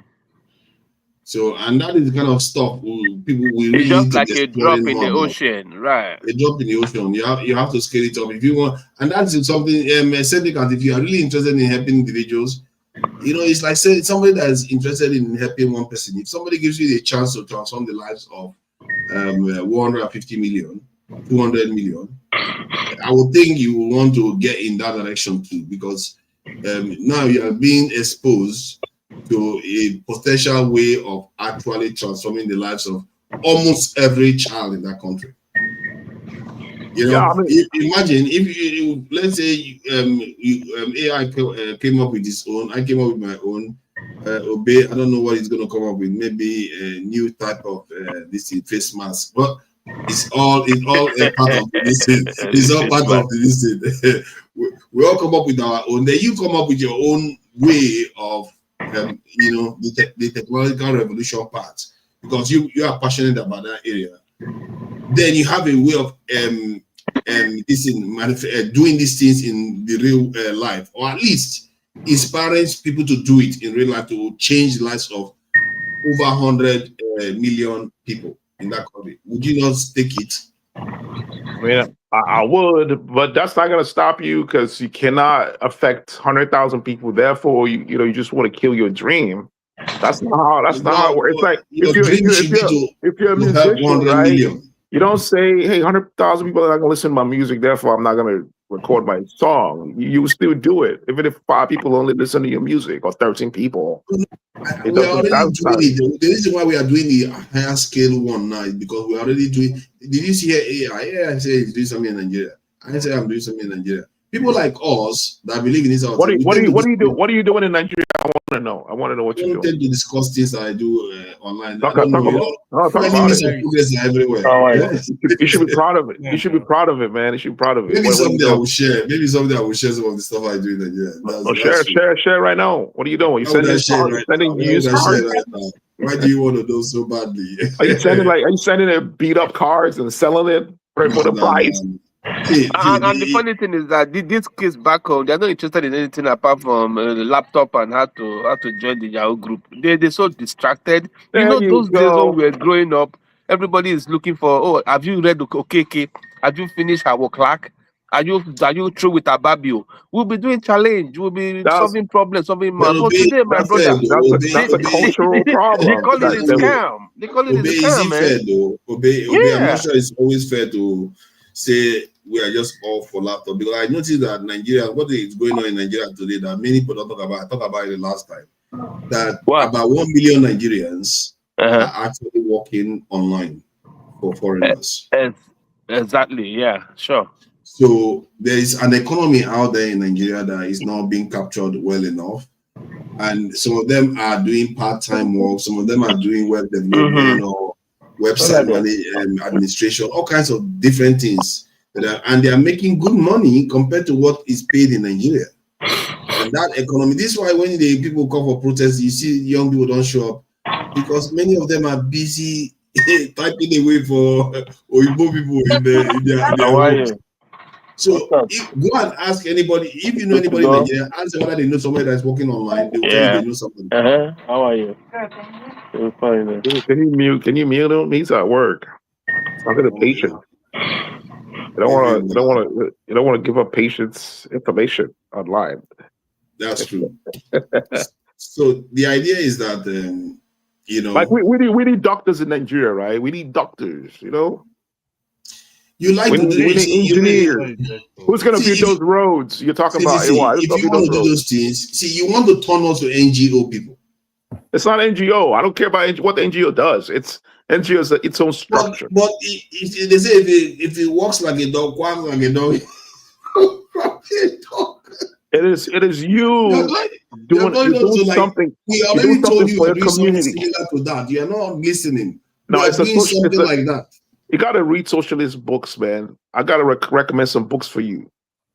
Mutual aid is like imbued into socialism. You know what I mean? That's the concept. My focus is to do good.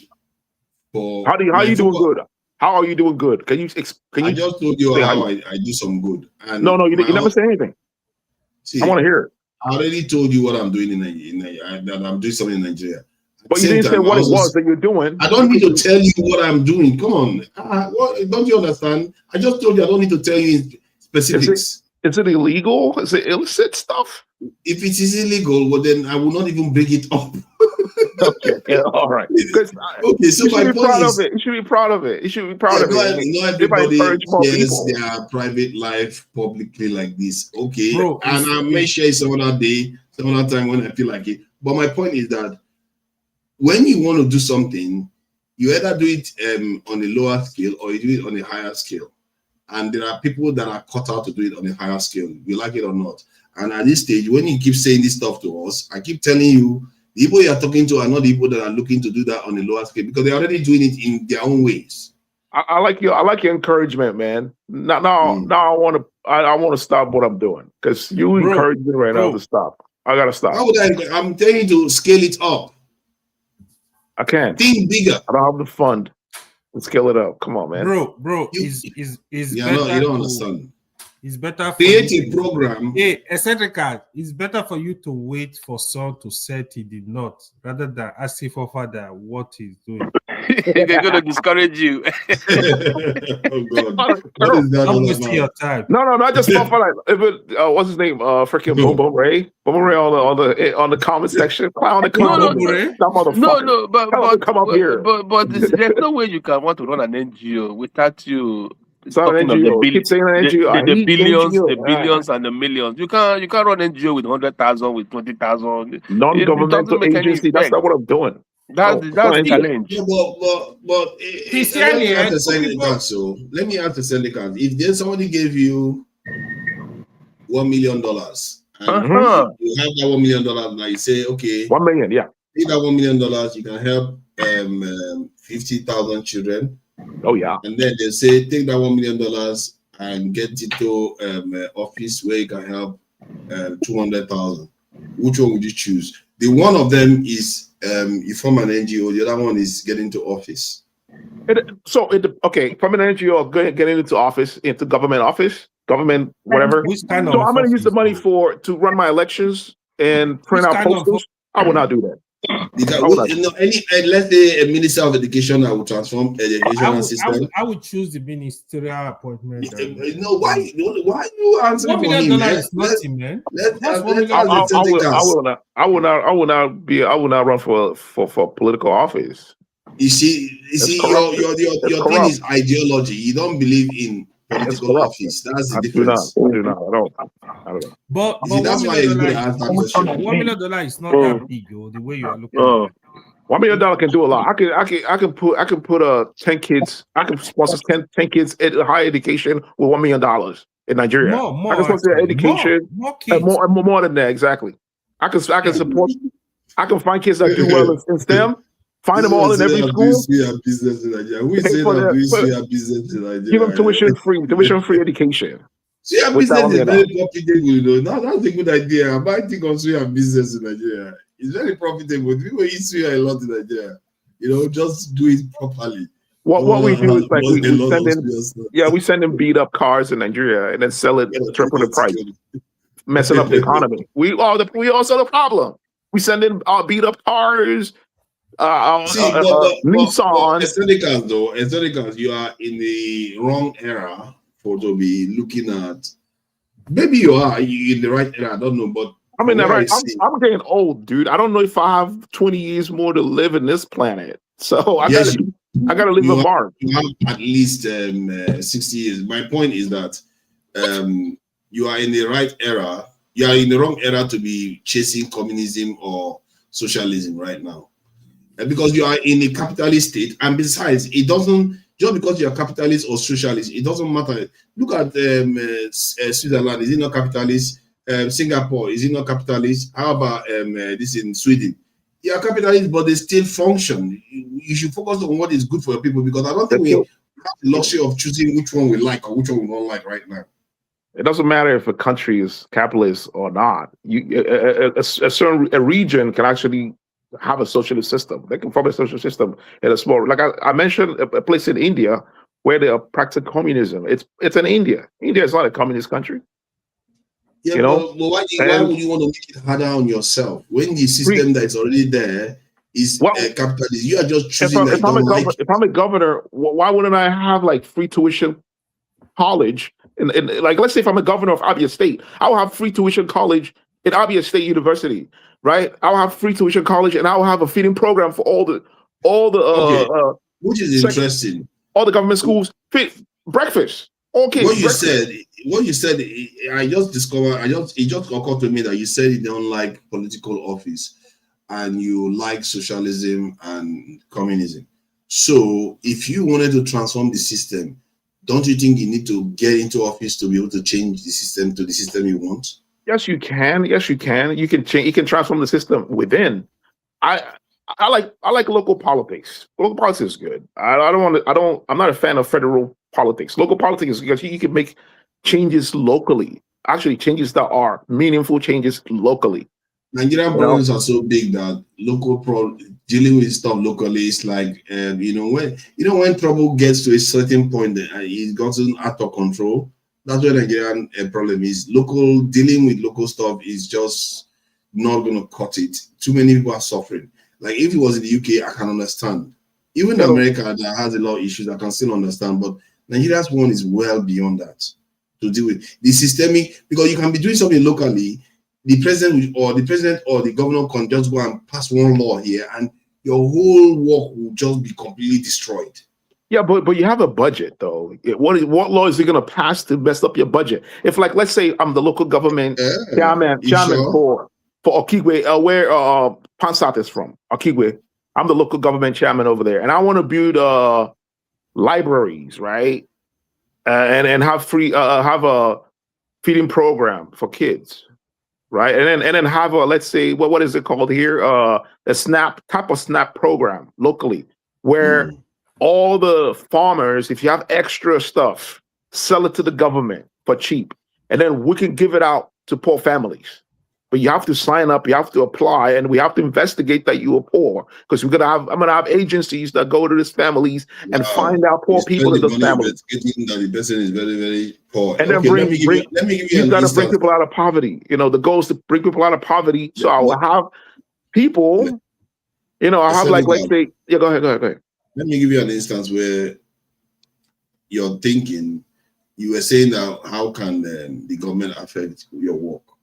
Yeah. Say that $1 million was given to you, you put it in your account in Nigeria. Now it's converted to the Nigerian currency. Then unfortunately for you, at the same time, Tinubu got elected and floated the Nigerian currency the way he did.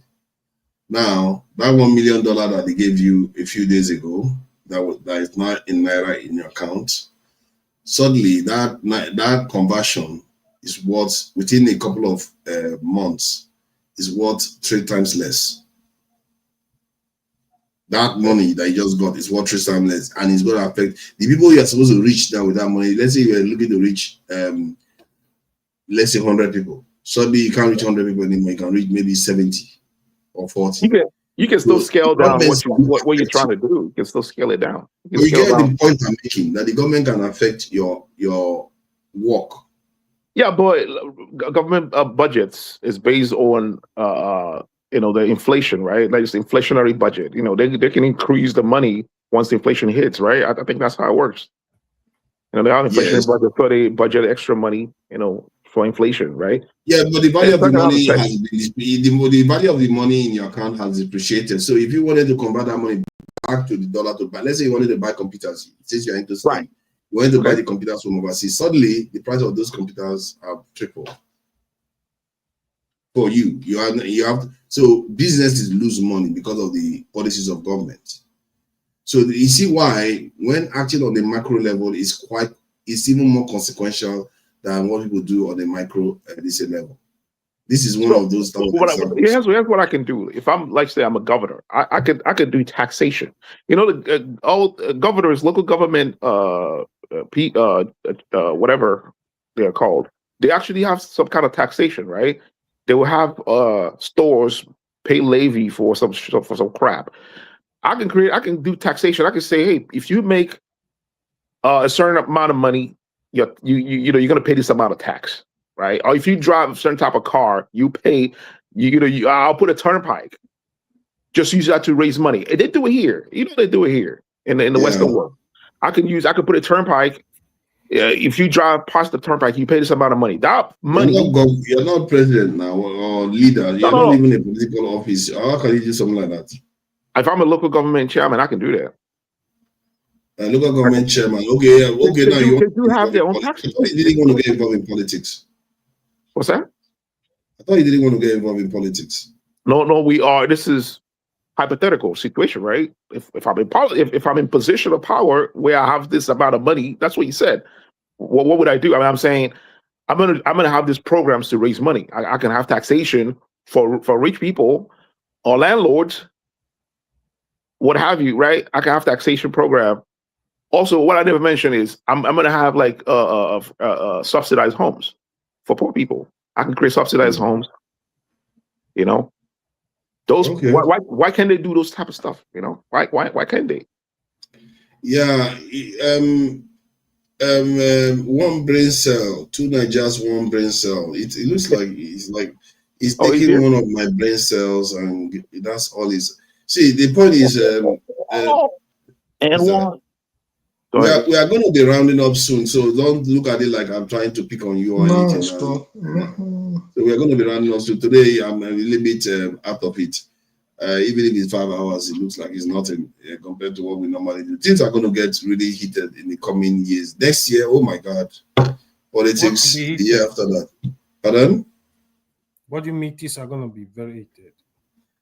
Because the politics in the country will become more interesting, and I believe next year the contest is going to be very. I don't think there will be contest. You'll be surprised. You'll be surprised, and then I also think that something's going to be happening with America. If it doesn't even happen this year, something's going to be going on in America because Trump. Have you ever thought about proposing this type of policies for local politicians in Nigeria? Writing to them. You know, people just write it to them and saying, "Hey, why don't you have this type of program? You know, we want to set up this type of program. If you do that, we can support." They don't. I've never done it. I work closely with at least 3 governments. Yes, they don't care. They don't care. You're not just a random person is not just calling and writing and saying. They're just gonna look at that shit and toss it in the fucking garbage. You think they don't have policy makers and advisors? Mm-hmm. They don't care.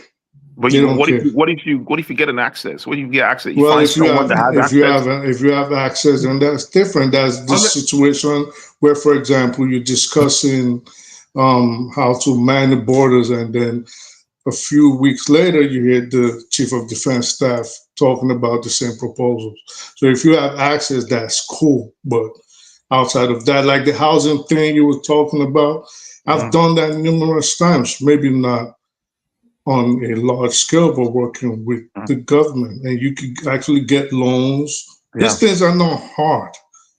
They're not hard. Like, instead of saying, for example, what you're saying now, it's to me, it sounds like you don't even have a business plan, because forefathers actually ask you very pertinent. Have you written out a business plan? It's written down. I can send it to you if you have a phone number. All right. So if you have a business proposal, you have a business plan, then Not a business plan. It's a plan, but it's not a business. Okay. Well, you need a business plan. And then when you have a business plan, then you can start making these proposals. Once you have a good ideas, the ideas are nice, but ideas without action just remain fantasies. It's written down. It's called Ace Academy. Right. Yeah. So where I disagree with them, for example, is saying you have to do it large scale. It doesn't matter. You don't have to do it large scale. Yeah. You can actually have 1, 2 people, 3, even 1. And if you just have to play the role of a mentor based on the funds available to you, that would be good too. And then you can grow that way. You can actually use that person as a stepping stone to learn your mistakes, see your advantages, see where you can improve the future. With I did a feeding program for 1 month for a school in Lagos. It cost me 140,000 naira. It was breakfast program for 20 kids. So I've done that and I've learned from it, right? And I use that to, to kind of improve my. I don't think we said you should not do it on a lower scale. What we said was that the context that we're discussing most of our conversations here is on a macro level, that we are all technically doing it on a lower scale, already. So I'm not I wouldn't discourage anybody that wants to help people in the country. Have you ever tried to get in contact with a state government or a local, well, forget the local government, the state government, and find out if they need some of the expertise that you're proposing? If they're in need of it, have you ever contacted anybody? I have not. Then maybe you need to start from there. And I need start from there, find out. I mean, you can always try. Yeah, true. You have to try. Put your best foot forward. Try, seek out the emails. Try to see who you have. It's going to be hard. It's Nigeria, you know what I mean? Trust me, if you know the state, you can even go. Yeah, you know the state, and especially the smaller the state, the more they would need an expertise like yours. I mean, it'll be different if you. I mean, compare you saying you're telling the Zamfara state government, for example, I can do this, compared to I'm going to Lagos and saying I can do this. They have 1,001 billion people with the same ideas. Right. You know what I'm saying? Or with the same access to funds. So maybe you just want to seek out the smaller states. So you'll be shocked. Go to Yobe, go to Zamfara, go to, I don't know, whatever southern state. I think the southern state might be more difficult, but depending on how well you know them, sometimes it's a man knows, well, most times it's man knows man in Nigeria. But sometimes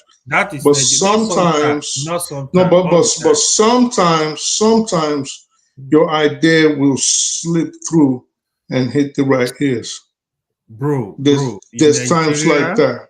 It's hard, but you have to know somebody that knows somebody. Yeah, it's not out of the realm of possibilities. It's not like absolute. There's always that 0.1% chance someone will listen to you and say, I don't understand nuances. When he say this is a guy that said all politicians are the same. So you say what? I say, and then look into all politicians are the same. We spend ages trying to tell you that the United politicians are the same. Exactly. You don't believe that? So places they are the same on some level, but on other levels they are different too. No, it's just their nomenclature. Politicians are the same. Right. Eccentric has also look into bodies like the United Nations. They have certain agencies within them that will be interested in things like this. ECOWAS, AU, regional bodies, sub-regional bodies. Mm-hmm. Again, like I said, I've never tried to get involved in something like you're proposing, but there's always steps and there's always funds allocated by various countries, various it seems quite passionate. Regional entities. Thank you for the encouragement. Let me add something. Let me say this. Okay, go ahead. One day you will actually realize politicians are the same. You see on this platform, hold on. Disagree with you. Hold on. The only reason you hear some people argue on this platform is because of Peter Obi. When you say that they think you go after Peter Obi, no, politicians are the same. It doesn't even matter Peter Obi or whoever. It's just like. So if you become a politician now, you and them are the same, man. Wait, that is why I'm self-aware. So I know how to beat that. It's just like but if some other person comes back and say you are all the same, would you be happy? No, wait. Let me explain it to you. The person will be right. But let me explain it to you. The person will be right? So it's just like a woman tried to pet. Let's say you have 10 women, they try to pet their nails. They are going to use the same thing. It's just the color that is different, but they're actually the same. What they used to pay their names. Yeah, but you see, you know what you did there. Like that. Hold on, AY. You know what you did? You contextualized it. That is the area you are missing. You said not the color, is politician not the color, but based on the content, the paint. whatever makes a paint a nail. I also said their nomenclature is different, but politicians are the same. So they behave the same way. When somebody say, for example, it's just like politicians, they all want to win the election at all costs. All of them are like that. Trust me, even if you give them freedom, they will rig the election. It doesn't matter who the person is. Yeah, but you see, but what you just said now, you added nuances, you added that caveat to it. The nomenclature is different, but something But else. It doesn't mean they are not the same. It's just like you're talking of organic chemistry. It's organic chemistry, but the nomenclature is different. Yeah, well, okay, I agree with you. You see, I think we are in agreement. I understand what you are saying. I understand what you are saying, but I'm trying to tell you that the way you are communicating it by saying they are all the same, you're not adding that extra layer to let people know precisely what you're talking about. Because otherwise, they will lump you and the corrupt politicians together. Okay, maybe you have a point, but one day you will realize, but maybe it's I already realized that. I agree with you on that. Politicians, they will do anything to win office. They can be manipulative. They can do all kinds. They can lie. It's often a requirement to lie or meet information. Yeah, I agree with you on that. Trust me, when I say to people, like, that's why even when people criticize government, I criticize government too. But when I see you doing good, I will praise you, because I know it's not really easy to sit on that office and doing stuff, giving result to people. It's not easy, but somebody might just commonize it, say, oh, what is it doing? No, it's not easy. Leadership is difficult. So, but when politicians, the problem with politicians, they overpromise. When they are talking, you think they are going to do whatever, they're going to change the whole country to America or to heaven. They don't tell you the difficulty. So I know I'm going to face this. I will try to. So somebody like me, if I'm going to office, I know the kind of challenges I'm going to meet. I know I'm going to meet challenges from the get-go. I know I'm not going there to sleep. So you go there with the mind that I'm going there to solve problems. I'm going there to work for the people. So that's my mindset. The thing about politics is that many times the politicians, especially given that democracies allow any and any person to run, you don't have to have communication in anything really. You just have to tell people that I'm going to do this for you. So it means those people will say something that maybe they don't even know they can fulfill. They cannot fulfill. They will say this, and then somebody will come and ask them, "Oh, are you going to be able to do this?" Even some of them, they will know they cannot do it. But if they also know if they told the truth, all the other good that they wanted to do, they will lose it. Exactly. Because human beings want to be lied to. Politics requires you to lie. It's so weird. Human beings want to be lied to. How many people, even take this show, for example. If you tell the truth on this show, because most people are followers and sheep, they're going to jump on you. To hate you.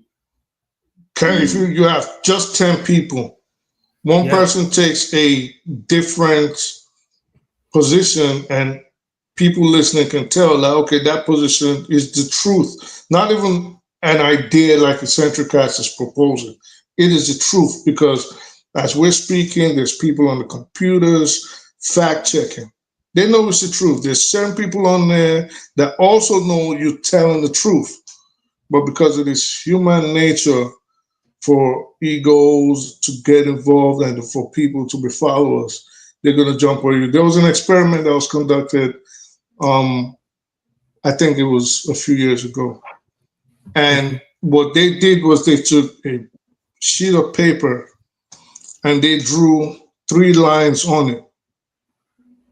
And they said, if we show you on the video what line it is, you have to mark it on the paper, right? So there was about 8 people, including the instructor, but there was one person, he didn't know everybody was linked, and they were all actors, right? So they were changing people and bringing in more people. On purpose, the actors will choose the wrong answer. And at first, the non-actor was like, that's not right. And he would insist on his position. But when the rest would pick their own answer and stand up, because they all had to stand up, And then they started looking at him weird. Guess what? He started picking the wrong answers too, because everybody else was picking the wrong answer. And everybody else that came in too was piggybacking on every other person. And they were like, okay, everybody's standing up. So they'll pick the wrong answer too. So that's just human beings. You know, most human beings are sheep.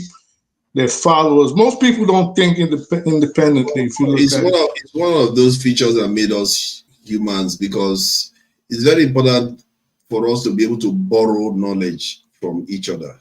That is what the person is doing there. He's trying to borrow knowledge from the majority, which is the right thing to do in normal circumstances. He didn't know that it was spiked. You see what I mean? Otherwise, but it's not right. You have to always stand on your square. Always. Especially if you know you might end up getting eaten by the lion. But that's I guess that's a sacrifice you have to take. You know what I mean? But if you stand on your square, if 10 people are running this way, telling that a lion is coming, maybe you shouldn't wait to see the lion. Oh, that was another experiment. That was another experiment. People just take off and start running. Yes. And then you see nobody knows why they're running, and everybody just runs after them. Yes. Yeah. But it's the right thing to do in the real world. If you don't do that, okay, sometimes it's the right thing to do, but in other areas where you have time to question, the moment you have time to question, you should question. Yeah, like the test thing. You have to act independently. You have time to question. You do have time to question, though. Because if something is blatantly wrong and false, just because you want to please other people, right? Yeah, group think. Yeah. The pressure is real, which it shouldn't be. You're supposed to stand and you believe this, and you know. I don't even know how I'm going to react. Do you know how you're going to react if that happened to you? If what happened to me? If that experiment was done on you, in sense that other people are rigged against you, would you change your position based on the results? No, I'm too independent minded. I'm too stubborn. I'm too independent minded to fall for that. You guys know what worker co-op is? Have you guys looked into that? I'm not too sure where I'm going to go, because I'll be like, this one everybody. I'm too stubborn. I'm too independent. I'm too hard-headed for that. But I'm quite stubborn too. I'm not stubborn I'm not just stubborn like, I'm not saying stubborn like, I'm very open to ideas, and I'm very open to when I'm wrong. But I'm also, one quality of mind that I know I have is I check and recheck and recheck and recheck and recheck and make sure I'm right, and then I'm never going to waver. Like, this is right. I know because I've checked multiple sources. I'm probably not going to waver. I'm not going to waver. I'm probably not going to waver because a long time ago I've decided that I have to know what I know until something is proven otherwise, empirically proven otherwise, not just somebody telling me. You have to show me why that is. You don't necessarily have to show me. You can. I don't necessarily need evidence. I just need you to be for something I don't know at all, and I have no idea. It just has to be logical. Once it's logical, then I can always go verify if there's time to. But I don't have to. You don't have to show me practically everything before I believe that you're right. No. That's true. That's true. On a subject I know nothing about, all I can do is listen to your positions and everything you are saying. Then I will try to use my own common sense to just weigh it, because most subject matters is common sense about it. But then you just leave it at that. But what is common sense? A lot of people don't have common sense. Most people, 100%. Most people don't have common sense. If most people had common sense, the world would not be as it is today. Most people don't have common sense. If you left most people to their devices, they will put food in their ears and walk on their heads and run into the streets while it's green light. Most people can bear. That's true. Most people don't have common sense. Look at Nigeria, for example. Look at Nigeria, for example. There's a video going around on the internet right now in Abuja, and on the highway, people were doing U-turns People were coming out of the exits. People were stopping in the middle of the road. This is a highway that you ordinarily doing like 80, 90 miles per hour. That is a society that most people don't have common sense. It was like that in European countries and developed countries until they create laws for it. You know, Nigeria doesn't have laws, traffic laws. I mean, it's 2025. Come on, and that also goes to the exactly. So that also goes to the lack of common sense. Yeah, it's 2025. You would think they had enough common sense to at least be able to enforce traffic laws. They can't. That's it. Were you there when I played that Swiss video about? I mean, they can go ahead. Underground of the Swiss. Oh my God, man, we have a big problem on our hand here, you know, because maybe we can fix it. You know, all we need is one good politician in office. Because they can enforce. They don't need politicians. They can enforce traffic laws to fix. Let me see, Switzerland. They can fix traffic laws by using surveillance systems. You know, if like here there are surveillance systems, anywhere there's light, right? If you go through a red light, you see camera flashes and it takes a picture of your driver's. If they take a picture of Nigerian cars and they send them the pictures, they're gonna go to the motor vehicles and start begging. They start begging, okay, I beg now. And then you see a group like, come on now. You want to take his license for just 25,000 traffic violations? Oh, everybody does it. Other people have done it. So why? Because he killed 2 people while doing 80 and a 20 mile per hour. Forgive him. Yeah, they're not going to, you know what I mean? So the inconvenience is not, no one wants that inconvenience, right? Of, you know, police sending you letters and summoning you to a court when you're supposed to be going to work. In order to avoid that inconvenience, you do the right thing. It's okay, but then the bottom line I'm still saying is Nigerians hate law and enforcing the law. Yeah, you can enact all the laws. America was like that. America was like that. Well, America is not like that now. Recycling. So look at recycling. How many people recycle here? People don't recycle because people enforce the law. They don't. They don't like enforcement. It takes a while for people. How many times have you seen someone arrested by the police, and instead of the police to follow the law or the judge, they go and start begging and kneeling down and saying, well, it's not him. It's not, come on, he's not the first person. And then the next thing, if you decide to enforce the law, guess what? It's because it's Christian. It's because it's Muslim. It's because it's from the north. It's because it's from the south. You know what I mean? So it's like. But they do enforce laws, though, in Nigeria. They do enforce some laws.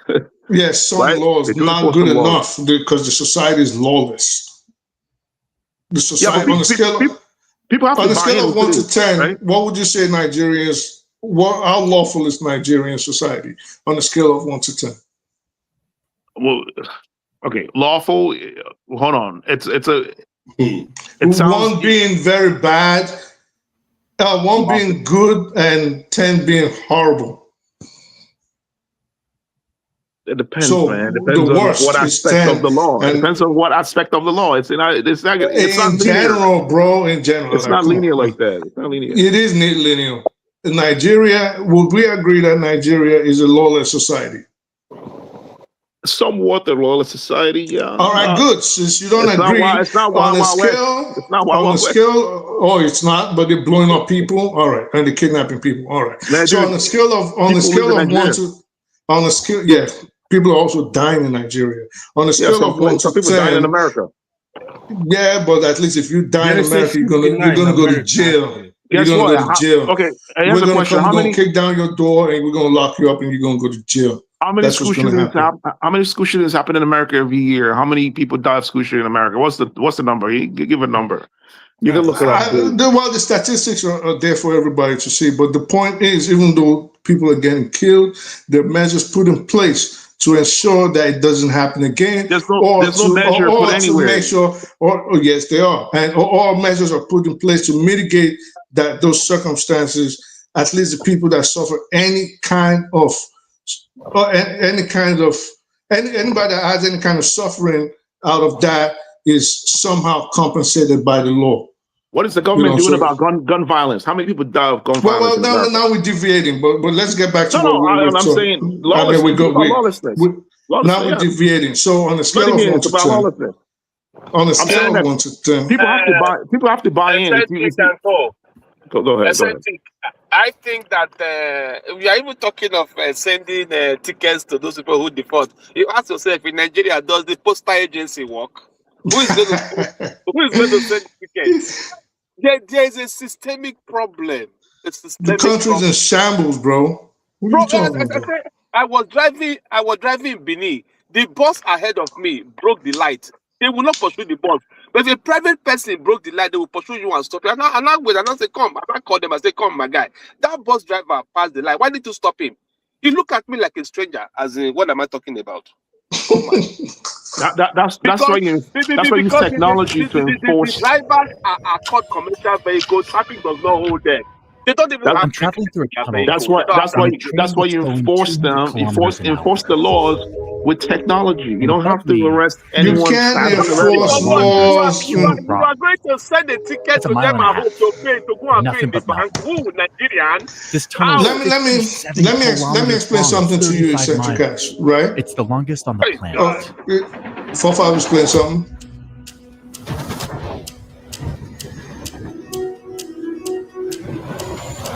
A few months ago, I asked the people who run Switzerland's trains if they would let me spend a week doing nothing but living on their trains, so I could stress test this world-famous system to see how hard I could push its limits. And they gave me free rein. They gave me a ticket that allows me to go on any train, even first class, which I didn't really discover until halfway through my trip. And in this moment, I'm in the middle of a race to see if I can step foot on all 26 Swiss regions, or cantons, in under 24 hours, but only using public transportation. Let's go.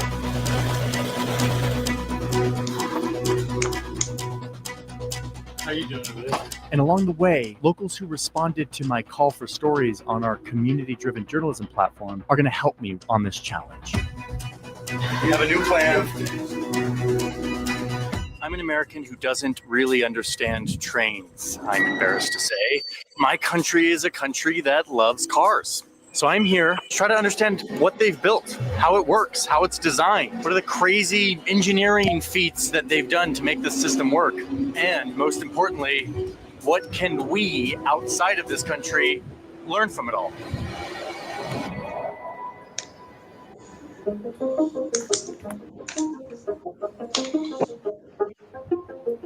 Before my big speed run through the country, my first item of business is to see if Swiss engineering is as extreme and rugged as I've heard. And to do that, I'll be starting the morning down here in the lowest part of the country to discover if I can travel from these sunny lakes and palm trees all the way up to these massive peaks and glaciers by lunch. And to do that only using public transportation.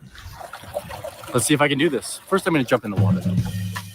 The journey starts with one of these yellow buses that takes me to the closest train hub. I then ride the train through this dramatic ravine while working on the maps for this video. Currently drowning in incredible old maps of Switzerland. This pops me into Italy for a moment, where I'm going to switch trains. I have just enough time to grab an espresso. The clocks are different. Come on, the train's here. Boom. And suddenly, I'm headed towards a wall of mountains.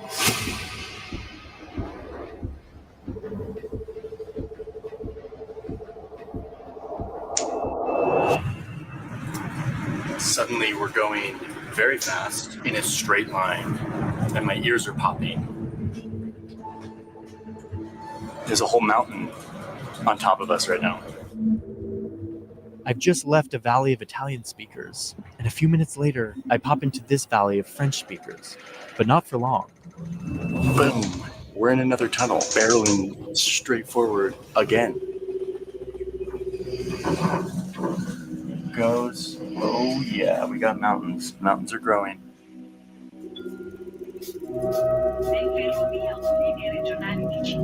And just like that, I'm in another valley, another train station, and my mind is more blown than ever after visualizing those mountains. Again, it's also quiet. No one announcing that, hey, we're under the Alps right now. It just happens. It's smooth.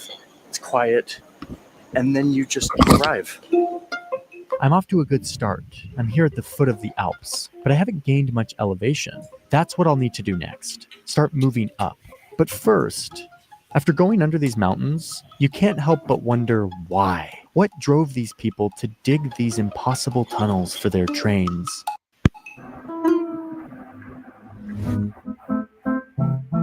Switzerland's Alps divide this place into pieces that logically would never hold tightly together. You've got German speakers on one side, Italian speakers on another. You've got a French side over here, and people who speak an old language called Romanche. You've got Protestant versus Catholics, mountain people versus plains people. Lots of alliances and cooperation here, but it was never one thing. Then there was that one time when Napoleon was taking over Europe, and he drew a line around all these people, tried to get them to unify under one government, which they deeply resisted. The people here wanted to be neutral, but armed, independent, even from each other. Napoleon goes on to overstretch himself and lose all of this land, including Switzerland. So the empires get together and consider slicing this all up between them, but instead accept Switzerland's proposal. They like having this neutral political cushion between them, a buffer zone that would prevent them from going to war with each other. So the people here survive. They have these borders and a name, but now begins the impossible task of uniting this diverse mix of people and geography after centuries of fierce independence. Should they have a more powerful central government or stay really scattered? They fight a war about this, and the stronger central government people win, and they write a constitution for this new central government. Now, meanwhile, in the rest of Europe, trains are trending, but Switzerland is way behind on this. They only have 40 kilometers of railroad at this point. It's time for them to catch up. Look at how fast this is all happening. I mean, here's Europe in the 1880s. All these black lines are railroad tracks. Just imagine a time when they transform British their planners country. and some serious fervor from private Without as companies much racing for technology business. as they have Switzerland suddenly has the densest rail system on the whole continent. This is 40 years after they established their new country. Now, to be clear, it's all pretty chaotic and unorganized, but generally it's going pretty well. But wait, why aren't they building any tracks over here?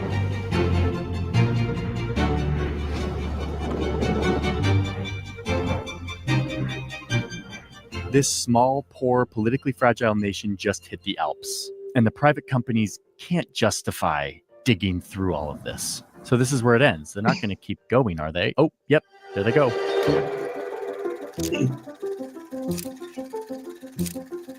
So they dig and dig and dig, and people die and lungs turn black, but they keep digging. So wait, why and how are they doing this? Well, what happened is that new central government stepped in. They had jurisdiction over public transportation according to the Constitution, and they didn't want this rail bonanza to end. So they decided to subsidize these companies to start digging into the Alps to secure their place in Europe. If they could dig a hole through the Alps, it would be a game changer for trade in Europe, especially between these two big empires. And, they hoped, instead of becoming a forgotten, inaccessible mountain kingdom, they could position themselves as the neutral trade hub, capable of connecting Europe despite this huge wall of mountains. They get Italy and Germany on board, both spiritually and financially, allowing them to do this very costly thing. So it's the 1800s, and this poor cow farming country is learning to dig into the dark, solid wall of granite, hoping that they won't hit an underground lake, and trusting in math, praying that this digging experiment will work to get them in on Europe's rail economy and turn their geography into diplomacy. And it works. Scarcely 40 years after becoming an independent country, the workers emerge, having dug the longest tunnel on Earth, their own Alpine Suez Canal. 15 kilometers, 227 million francs, 441 million man-hours, and dozens of lives.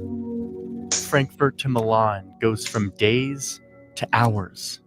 trade skyrockets. The empires are loving this. And Switzerland just discovered their thing. Posters are made glorifying this tunnel as the connector of Europe. The government rail company is finding its voice, designing some pretty sick logos in the process, and digging. I guess the case that I wanted to make, that is what is possible. The point was you were talking about transportation in Nigeria. I forgot who mentioned that. I think it was Two Nigerians, One Brain Cell about transportation, how we don't like to follow rules. These are people within 40 years, they transformed their nation. It's just the reason why I played it is just to show you what is possible. And they had all the odds against them. All the odds. They are not the same people. They are a new nation. They are poor. Everything was against them. They were behind everybody else. And somehow they got all those things to be done. Now they are one of the richest countries in the world. So it just shows you that all you need is a people that's a good leader that comes with people that believe in what they believe. And you'll be surprised. Nigerians, and if Nigeria changes, a lot of African countries will follow suit. Believe it or not, Nigeria is on the same trajectory. It's on the same trajectory. Mm-hmm. Mm-hmm. We're not gonna find out until these dark ages have passed, and maybe we would have been long gone, and then our generation are gonna look back and say, "Hey, 100 years ago or 200 years ago, this was what Nigeria went through." Now, Nigeria could make greater strides. I think this is my grouse with Nigeria. Greater strides can be made. We don't need to be crawling even if the country is only 65 years old. We could actually be jogging, if not running right now, But the problem is Nigeria is not even crawling yet. But you have to look, the Nigeria of 50 years ago, at least if we look at archives and we look at newspaper editorials and pictures, thank God we have the internet now. It's not the same developmentally. At least in a place like Lagos. How you look at this thing is comparatively. Because in the end, you're competing against your fellow human beings. So if you're running a 100-meter race, you have to compete against the people you're running with, not the way it was, before. Right, so right now we are falling very behind compared to where we were before. We're closer to the rest of the world before. I don't think we were any closer than we are now. Oh, we're more advanced than many East Asian nations. That could also be arguable. We were even at the same level, actually. We were not close, we were even at the same level. Probably at the same level, yes. So and now look at where they are. Then that argument, I guess, yes. So that argument can be made that they've surpassed Nigeria. But in my defense, I'll say I'm not looking at competition. I'm looking at our own pace, which is Obey is cashing out. How fast could we possibly move? I just arrived home, man. You are back home?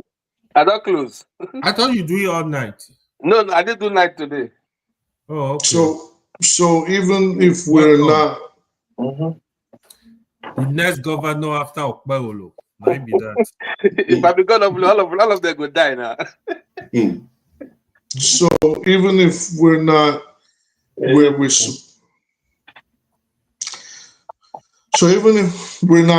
supposed to be, sad, right? But if you look in the whole scheme of things, then I think Nigeria will do better once we get rid of this crop of politicians, and if more people from the diaspora are willing to go home and lend their experience and their expertise. Because the truth of the matter is Nigeria is lacking because the people lack exposure to a large extent. That is just the truth. They lack exposure in different aspects, technology, judiciary, the economy, even, so governance as a whole. So we need more people to go home and share their experience and share their wealth of knowledge, and things will change. But I really think Nigeria will improve. We're fighting a lot of battles at the same time. And I don't mean battles like Boko Haram or IPOB or kidnapping or things like that. No, I mean like just as a society. I really envy your optimism, but I don't have much of a reason to share it, because I think it'll change. The runes on the ground indicates that the advancement of the rest of the world to the south is still going on. Then Nigeria has not put itself in a position whereby you can even venture to say we are sovereign. We can't. If you are not sovereign, how can you possibly then? Our emergence has to be at the mercy of some of them. I don't see that happening. But at this point, it'll be hard for at least sub-Saharan Africa to be quote unquote sovereign. It'll be hard. Just because the dynamic of the geopolitics on the ground. For example, the West. If you try to ride, they're trying to bring you down. Burkina Faso is a case in point, whereby now we're having brothers about to go at it on behalf of Europe or influential parties in Europe. You get what I'm saying? So, but this phase, like everything else, is always going to pass. And in a place like Nigeria, I just think we're too intelligent for it to stay like this forever. Why give me the idea that it's going to pass, given what has happened to the Indians in America and many continents around the world? Why do we? What did you say? I couldn't hear you. That? Can I ask the question? Let me just ask him, then you ask your question. Why do you think it's going to pass? Is there any evidence to say that we are not heading the way of the Indians sooner or later, or the Aboriginals or any other group that they've come and dominated over? Is there anything that I would like to hear some of the things that makes our in what way? I don't understand. I don't understand the comparison. What is the way? The comparison is that the Indians were once 100% on their land, and now they are 3% or so, if they even make that amount. And the same pattern seems to replace it. You mean in America? The Native Americans, yeah, the Native Americans. So, and they were basically decimated. The same thing with Australia, the Aborigines. New Zealand. The New Zealand too happen to. And the pattern remains the same. Are you saying you have to look at the bigger stream of what is happening? Okay, so this what I'm trying to understand. Are you saying there's groups, racial groups that are on track right now to inhabit Nigeria and take it over, namely white people or Arabs? Is that what you're saying? Yes, there's a trend that is coming south. And it's not something that started today. It started thousands of years ago. So which people in particular? This is in our own case, right now we are looking at the lion, which is the West. They are the ones on our back. But so you think the West? Come on, for fathers. Do you think Caucasians are going to come into Nigeria and take it over, displace Nigerians, and start living on the land? Is that your worry? They may not need us here, and they may not need the land that to live here themselves. They may need it for other reasons. The point is that if they don't want you here, they can decide that you shouldn't be here. That is the problem. Right. And they can actually do that for any country on the planet because they have the military might. But in terms of Nigeria, are we saying, is this a fear? Well, if your fear is that the West, white people, are going to take over Nigeria and displace the people, I don't think that's happening anytime soon. Let me try to highlight what I'm saying here. It's not necessarily just white people, because when this phase we are going through now is pre-Berlin Conference phase, whereby powers are jostling for authority, trying to win shares. Basically, they are trying to win shares in Africa the way it happened pre-Berlin Conference. We like to think that things are different. It's not that different from the lens. Okay, so we don't misunderstand each other. And tomorrow, my point is that tomorrow they may settle, just like they settled amongst themselves with the Europeans. They may settle themselves with the Chinese, the Russians, and the let's focus on Nigeria. Let's focus on Nigeria. All right, but this is what I'm trying to understand. If you say, because you've made that pronouncement a lot of times for weeks now, and I've been trying to understand what you mean by they're coming south.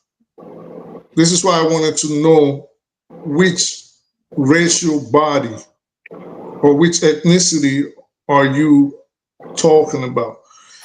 If you had said it was the Arabs, then I would have said, okay, maybe because of the problems in the Sahel with the Fulanis and Boko Haram, then my argument would have been different.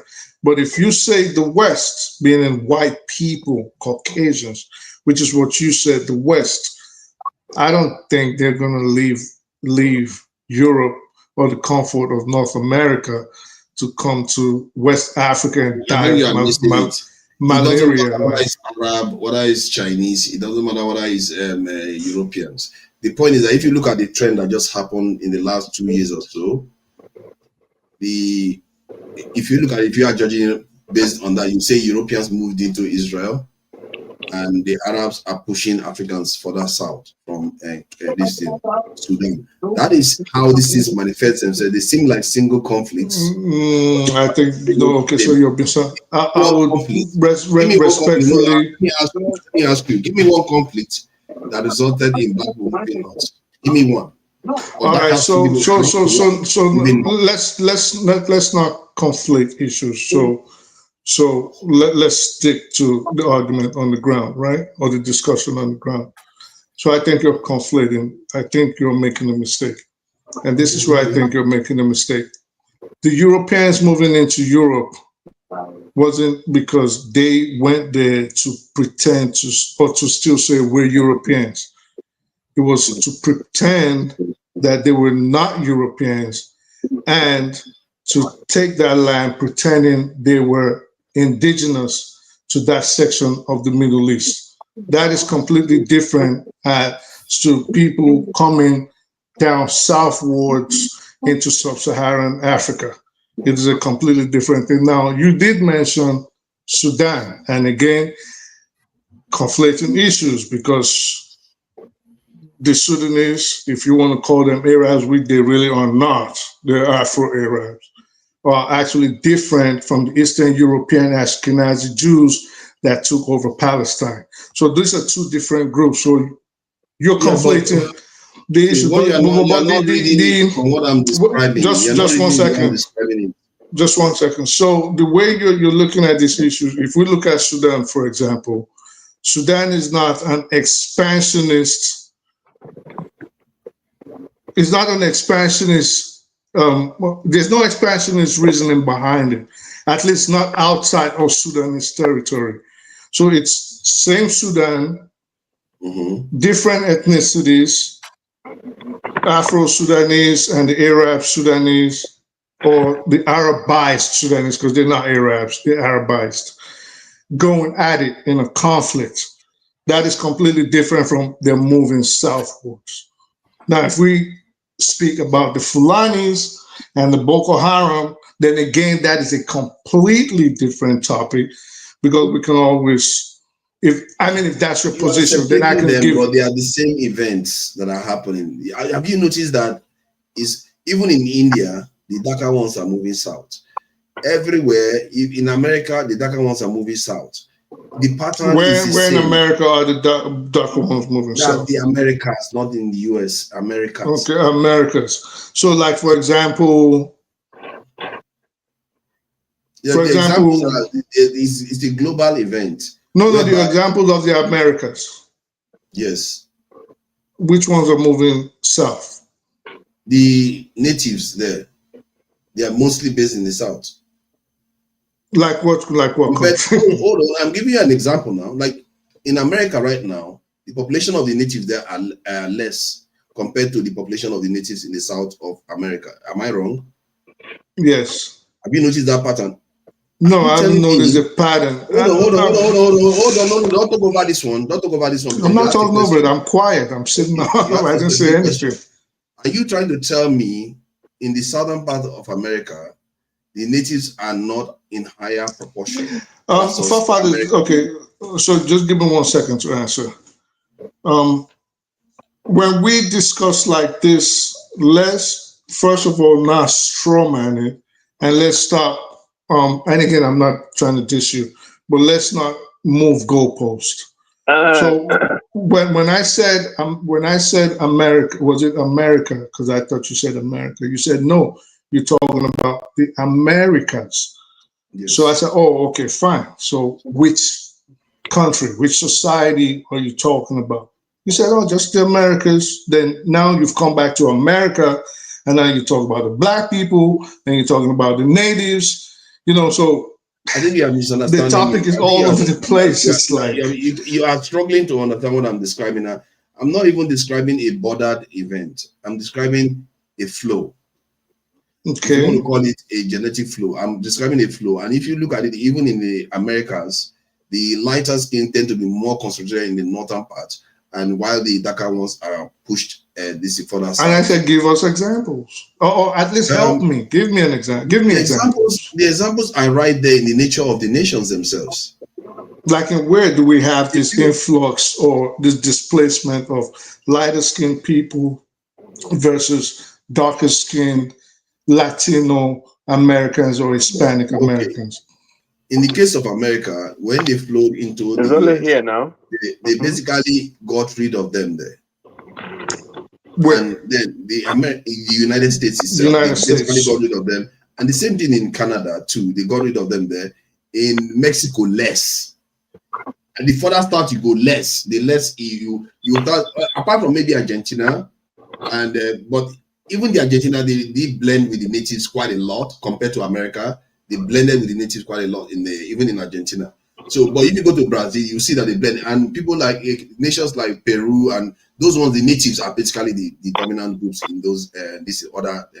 So the southern countries have more remnants of the natives there. You understand the pattern I'm drawing now? That but how does that point?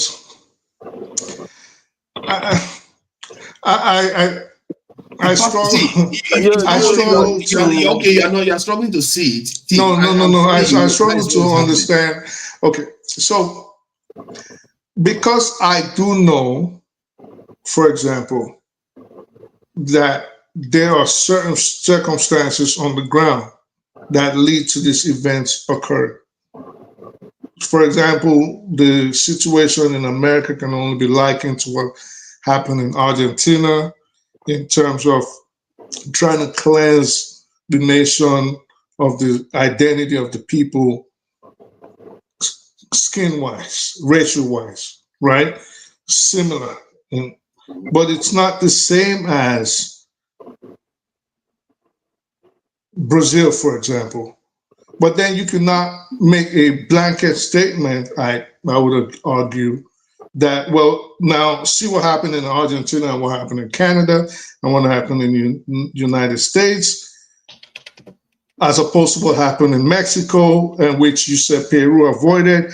Oh, now that means there's an influx of people moving northwards towards the south. I don't think that argument can be made. This is not like an ice age event happening, or a meteoric catastrophe. These are like political issues happening in different parts of the world. Does not point to just a gang up of, we're going to move people from the north to the south. You get what I'm saying? So I think that argument really can't be made. Okay. So I'll try to check this information out. See, because the information is right there, is out there already. It's not me that's making it up. So people can think this way because it's not subject that people like to investigate even. So why would I expect anybody to understand what I'm talking about? Somebody saying I'm talking total BS. But the point is that it is true. But the point is that it is actually true. There is a flow. If you want to call it gene flow or whatever you want to call it, there's a flow from the north to the south. At a matter of fact, maybe 800 years ago, there were barely any light-skinned Europeans in the other southern hemisphere. They're barely there. Today, they are everywhere. Then you are also seeing, even within the African continent, you can see the pattern in the African continent itself. There was a time the darker skinned people were even in the Sahara, but they were pushed further south because of the Sahara itself. But the Sahara too is also necessitating the push of the Fulanis. Now the Fulanis are being pressured, and they too are pushing the other further south. In Sudan, you can see it has stopped. Maybe I wouldn't have noticed it. But the point is that it's literally happening in Sudan. The people that you call Afro-Arabs, they are pushing African Muslims down. I don't think they're no. Well, okay. They are expelling them. They are running to Chad. Right. I agree, but what I'm saying is, I don't think when you make that argument, right, of trying to link, because in essence, what you're trying to do is link different political events with different actually even socio-economic events on other continents. So we cannot take what is happening in Sudan, for example, which is basically ethnic cleansing at this point, right? And say, well, see, this lends credence to my position that the West is coming downwards past the Sahel. I don't think they're not the same issue. Not only the West. I don't know why you keep putting. No, because you mentioned the West. When I also said the same pattern is in India too. The same pattern is there in India too. It's everywhere. You tend to, everywhere you go, you tend to see the darker people. Yes, maybe they should be in the south of the country, but they are being pressured further down and further down. And that pattern seems to be, I'm not sure it's consistent everywhere, but it just appears to be that way. All right, so maybe my question then would be,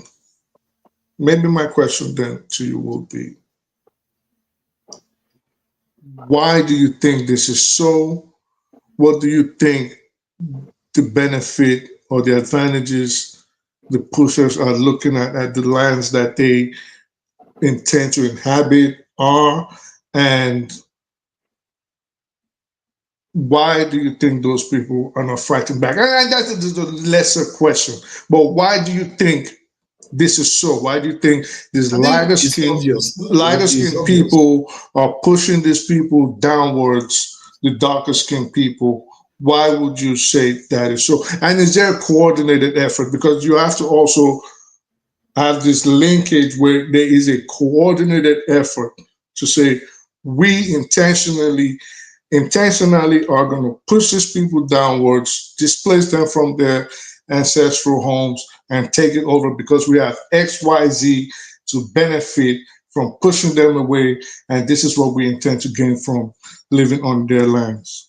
I don't think that's how it necessarily works, but the reason why it happened, obviously, because they were militarily superior and technologically more advanced, and they use that advantage to take over a lot of areas in the world. And when they do that, people that have affinity towards them in terms of phenotypically closer to them, they tend to favor them more. And those people tend to gain favor because they will say, oh, they look like the people that have been dominating us, and they are closer to the gods. Some people consider them as gods, name them, whatever you like. So generally, those people get more power from them. Hence, they gain, the people that are lighter skin gain more power. This is why even in our societies, we admire people that have this lighter skin. And there was a time in Nigeria when if you have colored eyes, it's a very, very bad thing. But now the mentality has changed. That I know, I live to see that happen. So that won't happen. So you can see when you are successful, when you are the power, when you are the standard, generally people that are like you tend to be the ones that gain favor. It's just human nature. And maybe that is informing why generally they are doing better in each nation. Even in nations where maybe you can say even Europeans are not even present. You know, I cannot even say Europeans are present in India today, but the status quo in India has always favored the lighter skin. But you see, now what you see in India is something that started a long time ago. Europeans too were replaced. You know that the European males were replaced by the Yamnaya from the steppes. The European males were replaced by them. And those same groups were the ones that advanced south towards India.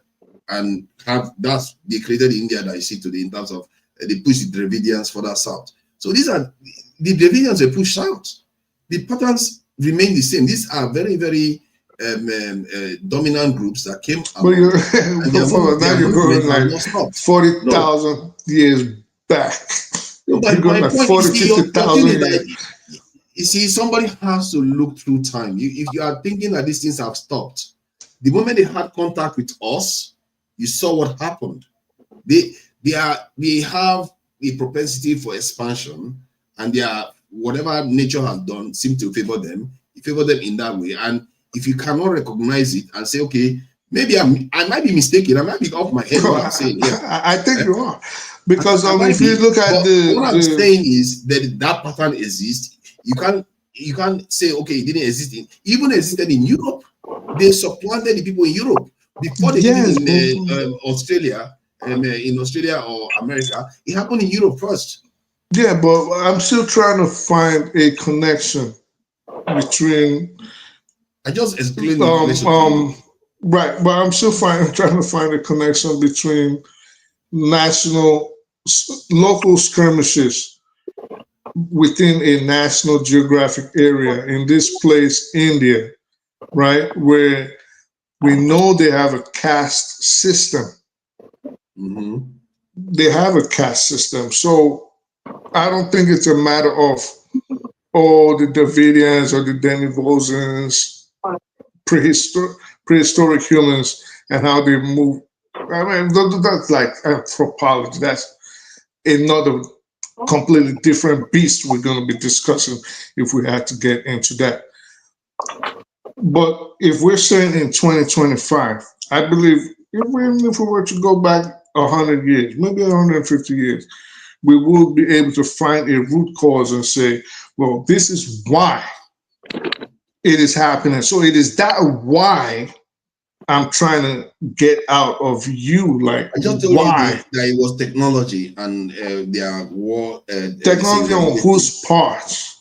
Their technology on the part of Europeans. That's what made all the difference. No, I thought we were talking about, I thought we were talking about India. So pardon me. So the technology. India is the same thing too in India, to be fair. They were more advanced in their war, because they are pastoralists compared to the hunter-gatherers of this in India.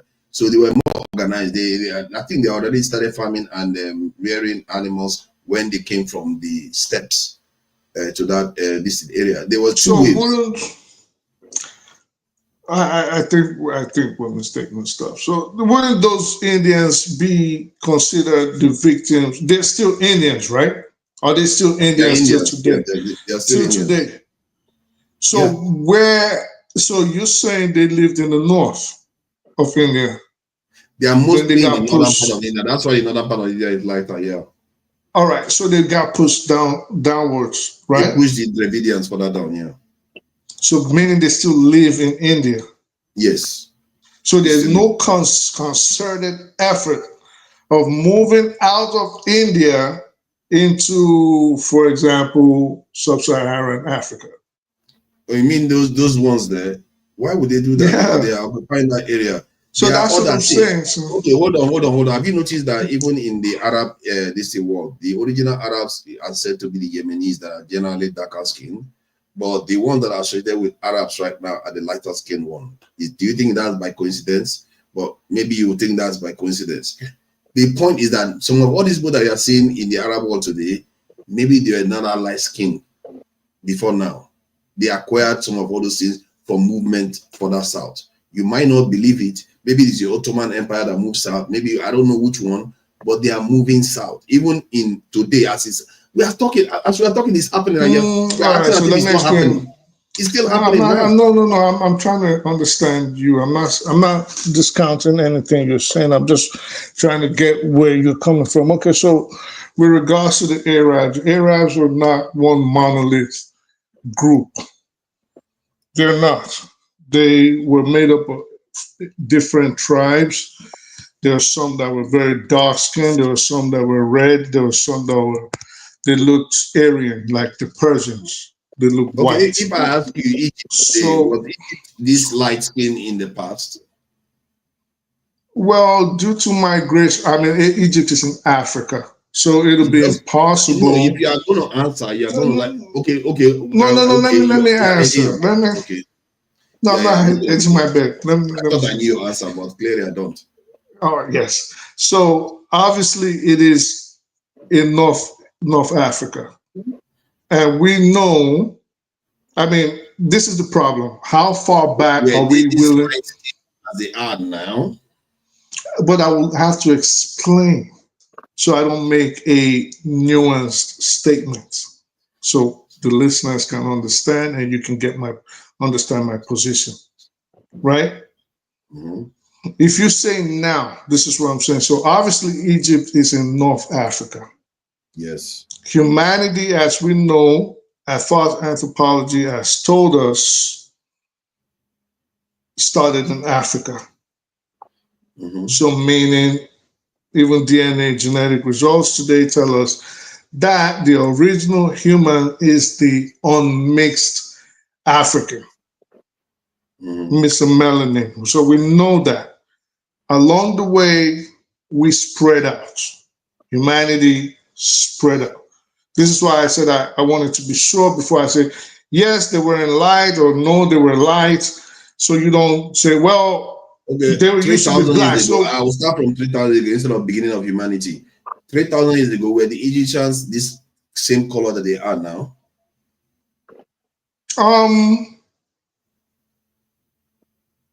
It will depend because I don't want to be taken out of context. So when did the Greeks invade? When did the Romans conquer them? So Greece, those around 500 BC or so. So it's less than 3,000 years ago. Well, if you were 500 BC, then I would argue that they would have been darker skinned. So it depends because the Egyptians. What you have done is confirm my point. No, I haven't confirmed your point. You interrupted me. So change from darker to lighter skin. I mean, it will mean, this is why I said we have to, I wanted to know what you mean by back then. If we mean, if you said back, so if you said back then, 500 years ago, then we can say when did the Greeks invade them? And when did the Roman conquest happen, right? But if we say 10,000 years ago, or 20,000, or 30,000 years ago, I would argue, or my position would be, well, they would have to have been darker skinned people because of their relationship with Kush, Nubia, and Carthage, and every other part of Africa.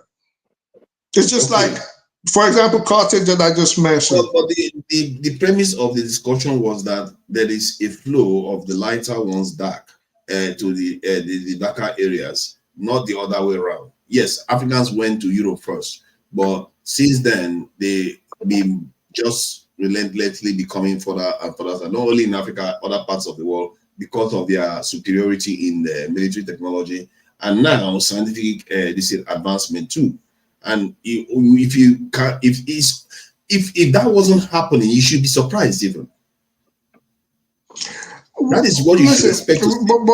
But forefathers, situations on the ground 20,000 years ago, or 10,000 years ago, or even 500,000 years ago, are vastly different from they are now.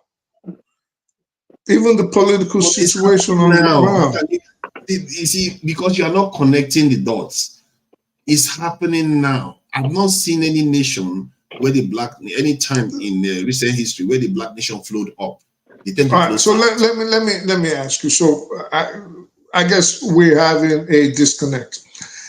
When you say now, give me a date range of what you call now. I'm saying now, as we are talking about it, like in the last century to now, like what is the events that you see going on in Israel is part of it. Europeans were not there once. Remember? Okay, yeah, Caesar came, and Romans did their thing. They left, but it was mostly Middle Eastern people that were there. Now, yeah, but that's only one situation you keep bringing up.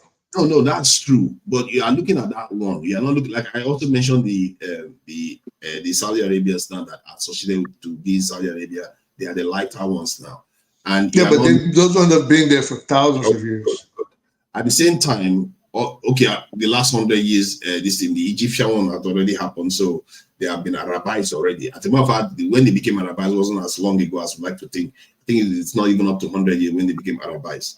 So you can see the pattern is, so if even Egypt became Arabized not that long ago, you tell you that there's a change going on. They are now part of the Middle East. So all right. So this is why I say you're conflating issues, right? If we're to use Egypt as the standard now, and you use the term Arabized, right, to justify your position. They use it, not me. Hold on. And then you're saying that, well, the fact that the Egyptians have been Arabized for about 100 years, according to you, I think they've been Arabized longer. Right, but you say, okay, so let's even give you not even up to. So let's even say how many years? 60 years, 70 years, 80 years, 90 years? Yeah, let me get the precise lines. All right, but my bottom line is being Arabized does not change their racial composition. It might affect their culture, but the racial composition is where you are hinging your arguments on. This is why I say we need to. You get what I'm saying? So you're saying it's the racial composition, the racial component. But if you say they're being Arabized, it hasn't even been that long, then at that I would say, well, it has nothing to do with color. If you're arguing about their culture being taken over by foreign bodies, in this case the Arabs, then yeah, you might have a point. But Arabized based on color, I would say that admixture has been going on far longer than the last century. Yeah, I think the modern one in the 19th and 20th century as part of a broader Pan-African Arab movement, that's the one that occurred. I think the Arabization started almost immediately that they got there. The Arabization started, but when they became properly Pan-Arab was the last century. They became, from what I can see anyway. So it's based on racial. Some people said, most people argue that many people that are in Egypt are descendants of the Ottomans, the Greeks, and they can tell you, and many of them know where they came from. The Ottomans are not a monolith. It was a group of Muslim countries. I mentioned the Greeks, Arabs, different groups have come into. Well, in that region. Yeah, but I did tell you that. So a lot of Saudis, believe it or not, a lot of Arabs today are actually Jews. So where are the darker ones then? Where did the darker ones go? I don't know. Where did the darker Europeans go? Where did the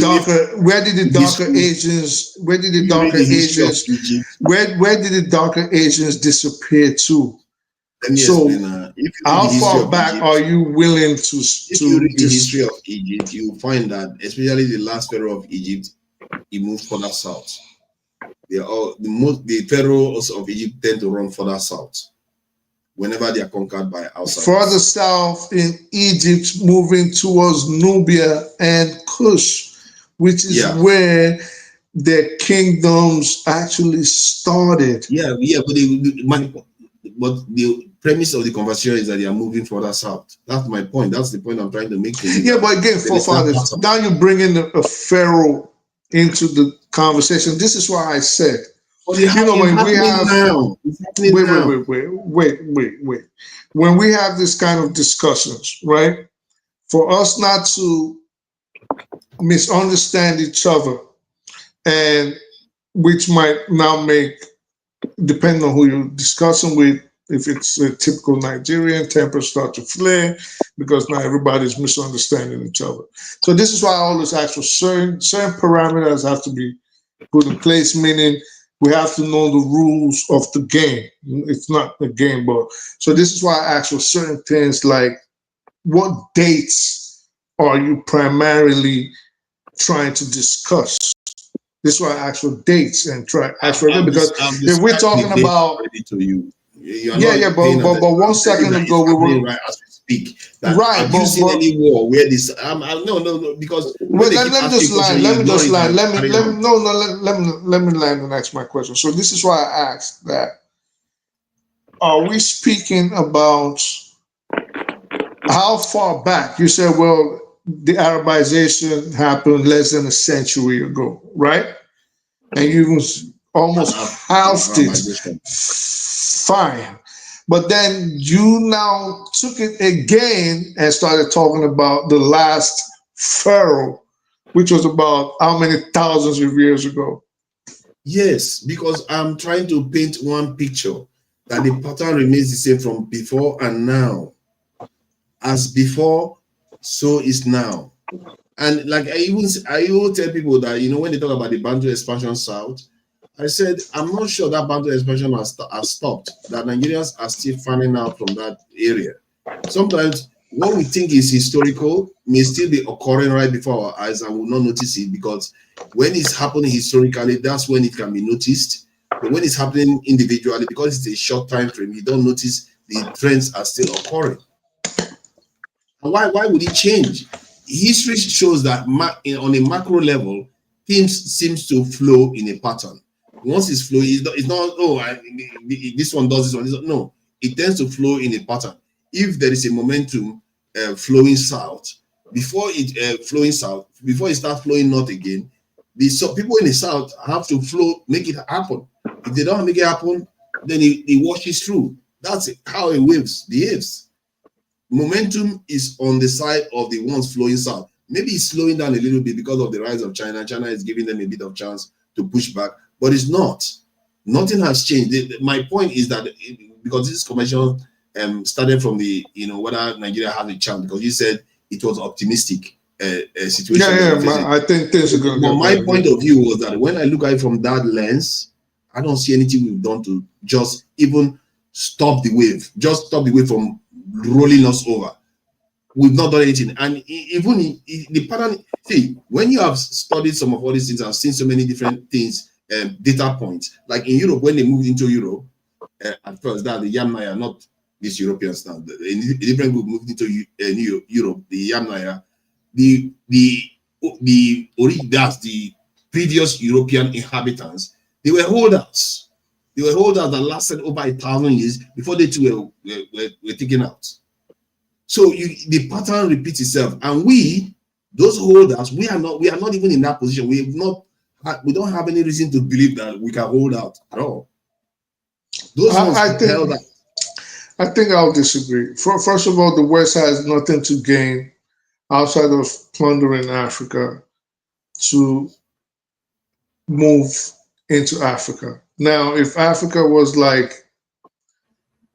if their own home was destroyed, maybe eventually when they destroy each other with nuclear weapons, and then now they say, well, our homes are uninhabitable and we need new pastures and we need new ground to live in, then I can see that. In fact, I would... Don't worry too much about it. Maybe worry about China and India. Those ones need space. Right. China doesn't really need space. They have a large land. They have large habitable lands. Not when they have. Yeah, they're very, very habitable. I think I would argue more that Europe and the West are actually probably going to get overrun by Africans and Asians in the soonest future. Maybe so I think that is I don't know. All this is conjecture. Maybe you're right. I hope you are right. I think we are able to survive this, because I don't see any reason why we can't. I think African Americans are our only hope. Nothing else. Well, no, I don't think so. I think when I say that, I don't mean that they're going to get overrun in a malicious way. I think I'm saying that in terms of the data and the situation on the ground, which is actually making them panic and making them spread all of this anti-immigration rhetoric and making them spread this You've gotten me into trouble now. I can see that somebody's looking at me with a very, very funny eye. It's like, hey, you, I know, I will show you. Oh, look at P, what's up, man? I ain't never seen you. Support the diaspora. They just bonus, so they just bonus. They just discuss. Like oh my God! It be like saying I didn't know see Local P was good, man. It be like 2-man panel, right? Now do well, Sorry. Oh my God! Local P's base is what the Niger. Yes. I wanted to ask, bring it back home. We'll do some African analysis and understand. I said, was there any time, those that have been long in America, was there any time in this system where these institutions were not working, where like somebody will flat a ticket and will not pay and will leave normal and will be able to drive, you know? Was there any time in this society where it was a typical Nigerian setting where things were not working? Is there anything like that? Does it ever happen? Absolutely. The time of the so how was the transformation? Well, I'll speak from the So they went to war. What you say? No. We're speaking on a local level. So I'll give you an example. You in Staten Island. Yeah. Right across the water, Staten Island used to be a big enclave for members of the Gambino family. Okay. To a little bit of Colombo. Right across the water in Manhattan, the fashion district, meatpacking district, the diamond district, the mob basically ran everything. Okay. They ran everything: construction, the clothes, the ports. They ran everything. Yeah. The shops, everybody extorted everybody. Right? And it happened it'd been happening for over 100 years. But then one day, this guy from the Southern District of New York, an aspiring U.S. attorney named Rudy Giuliani, an Italian himself, decided that the crime in New York City was endemic. And he put his foot down, his life on the line, and he went to work. Started busting everybody, giving them long sentences, not cutting plea deals. And if he was going to cut plea deals, if you were arrested, you had to become a stool pigeon, you have to become a CI, just in order to bring down those 5 families in New York. You couldn't go to Times Square before. It was a den of prostitutes and drug dealers. Brooklyn was New York City was a basket case. Gangster. It was a basket case. Yeah. Okay, so he went to work, cleaned up the NYPD, cleaned up the corruption in the NYPD, cleaned up the corruption in the Eastern and Southern District of New York, cleaned up, because back then they would bribe police, judges were getting bribed, people were getting killed, no investigations, evidence were getting destroyed. But he had the political will. I mean, he might have been looking in the future to say, I want to run for mayor of New York, which he eventually did, right? But he cleaned it up. So New York was it was pretty bad, and if you have the political will, you want to enforce law and order, you will have the New York we have today, not the New York we had in the 70s. So yes, there was a time it was a lawless society. That's why they called it Gotham City. That's why they called it the Rotten Apple. All right, thank you. I know that in America there was a time the mafia was, doing a lot of stuff. Logo P, how have you been? It looks like you just came back. Nice to see you, and hope you're happy. And what do you make of what you've been hearing? I know the conversation is not conventional conversation that we've been having. So you guys have been talking rubbish now. I understand. I tell you, but he was even hurting me. Like I just have to mute. You're talking rubbish. The Gobi was just looking at us like, what is wrong with these people? We're talking rubbish. I tried rubbish. What will not even take Nigeria from A to B? I don't know, man. Sometimes you have to, examine some of all these things. It's not. You got to see my problem. Yeah, my problem is this.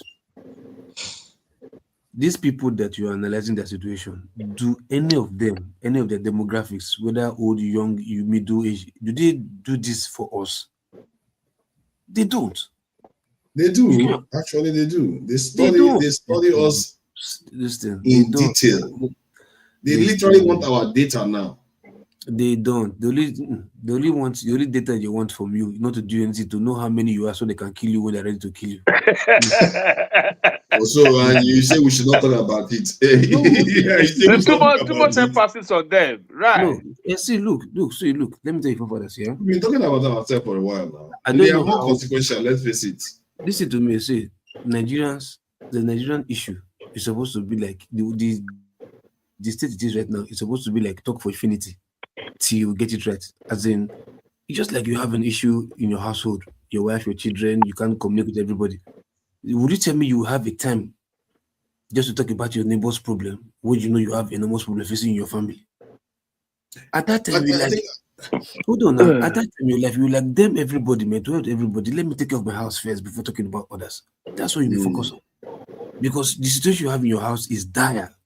Your children are going haywire, your wife is not respecting you, your children are cursing you out, you can't seem to have anything, you can't pay your rent or you can't pay your bills, you don't have lights, you can't even provide food for your family, like clothing, school, you can't even do that, as in you're not having the respect for yourself, no peace of mind in your own house, your own mental sanity is not even stable.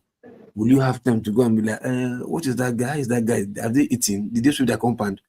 How did you know? You don't have time for those ones. No, I think the context we are having the conversation, if I insert into your own analogy, is equivalent of having problems with your wife, your children, and all. You are all arguing, and let's say a hurricane is on the way.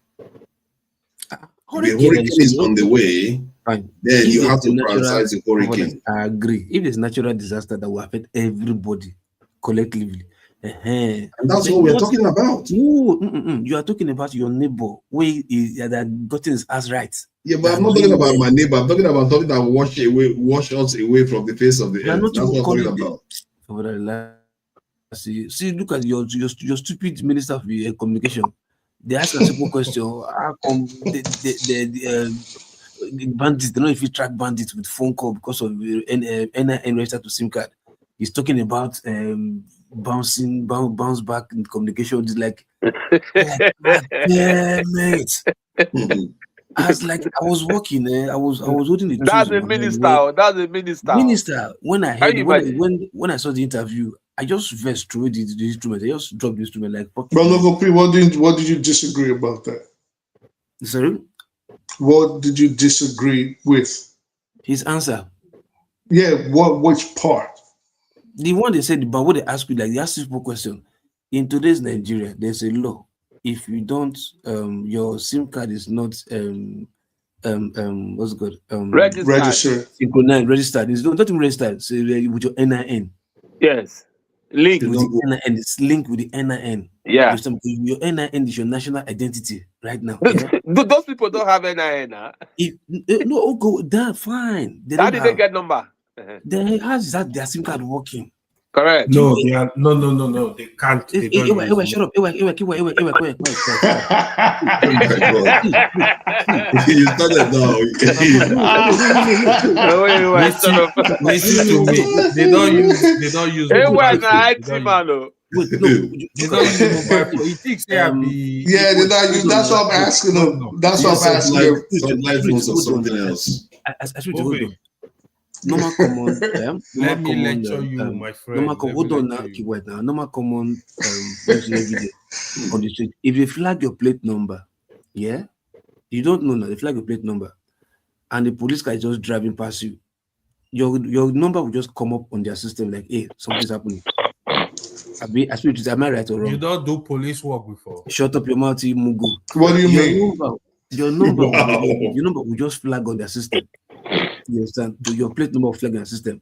Same technology they use if you are driving past any road and they snap you speed past any whatever, and the camera just flashes your your speed or just your movement past the camera. Okay. It flashes your plate number and get whatever. Same technology. Yeah? So what I'm asking, what I'm saying is like in Nigeria, if there's a line in different kind of telecommunication, any communication system, telecom provider, once your line is ringing, it's supposed to have a where it's flash on their data board or whatever, probably like, yeah, this line is not registered as an NIN. So it's not supposed to go through. Even activating that number will not even automatically. Yeah, I think that's normally the case. It is disabled if you don't. But look, wait, let me just ask one second. Oh, see, I'll take a big, not great. I've been obvious. So hold on now. I'll go back to the question you asked. So I'm going to be the way IT is supposed to work, because it's a system is written, mathematics is written. You understand? This is written. You read the program is there. If you dial a number, as far as that number is not synchronized with any NIN, it automatically deactivates. The number will not even go through. The number will not even work. Because in Nigeria, that's how it is. You understand? Okay, now they ask you a simple question: how come that this bandit's number that is working, that is supposed to be linked with NIN? You understand? It's not linked with NIN and it's still working for long. Then this idiot, they tell me, say, they have a device, not to jam the network, not jam the network, the device that bounce back the what there was the exact word used. I'm trying to remember. That bounce back, whatever. Like, what do you mean? Even Shehu said the people the first was the kind of question. That's why I don't like the way you interview people. Because you know people by their job go like, yes, my friend, you don't come and tell us nonsense, bamboozle, because you think you are appointed. But he may be making a valid point, though. Yes, but I'm waiting for him to finish. Exactly. Let me even say this. Look, see, it's only when you are tracking. Yeah, if you are tracking the geolocation of where the place is calling from, it takes seconds. You understand? If the person that is calling is smart, and it's not even the phone call that's even jamming. As you are calling, yeah, there's somebody else with you there that is ready to like jam the network, in case they are tracking you. I mean, we don't watch MI5, we don't watch this thing, documentaries, the television now. Well, those documentaries are usually bullshit. They're trying to track your level. Another IT guru is with you there in the forest. That's even trying to like, as in this, track that who is tracking your number and jam that network instantly. But what he's telling me, and I say some people we carry cattle, Marudas, we carry cattle, they sleep beside bush, wake up beside bush, no one get house. Now you can decide to come go school, come know how to jam network according to your whatever and bamboozle, and you when they pay money and you say, and the idiot call himself saying that IT guru. This stupid IT guru where somebody pay 100 naira. How can it be that 100% certain? No, hold on. Somebody paid 100 naira to get the ID details, the data details online. So and they send a giver. Say you call yourself you are IT whatever computer. I bought your details online for 100 naira. They post and give them. They ask them. If they deny, it's not fake. It's not AI. What do you mean AI? So you were like this. They should die. Oh my God.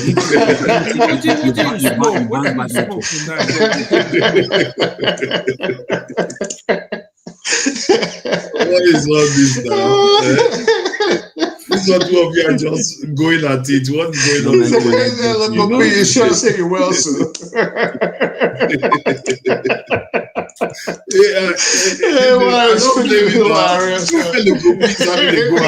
Like, what is this now? How you gonna shut down local position like that? It never makes sense. It's only when you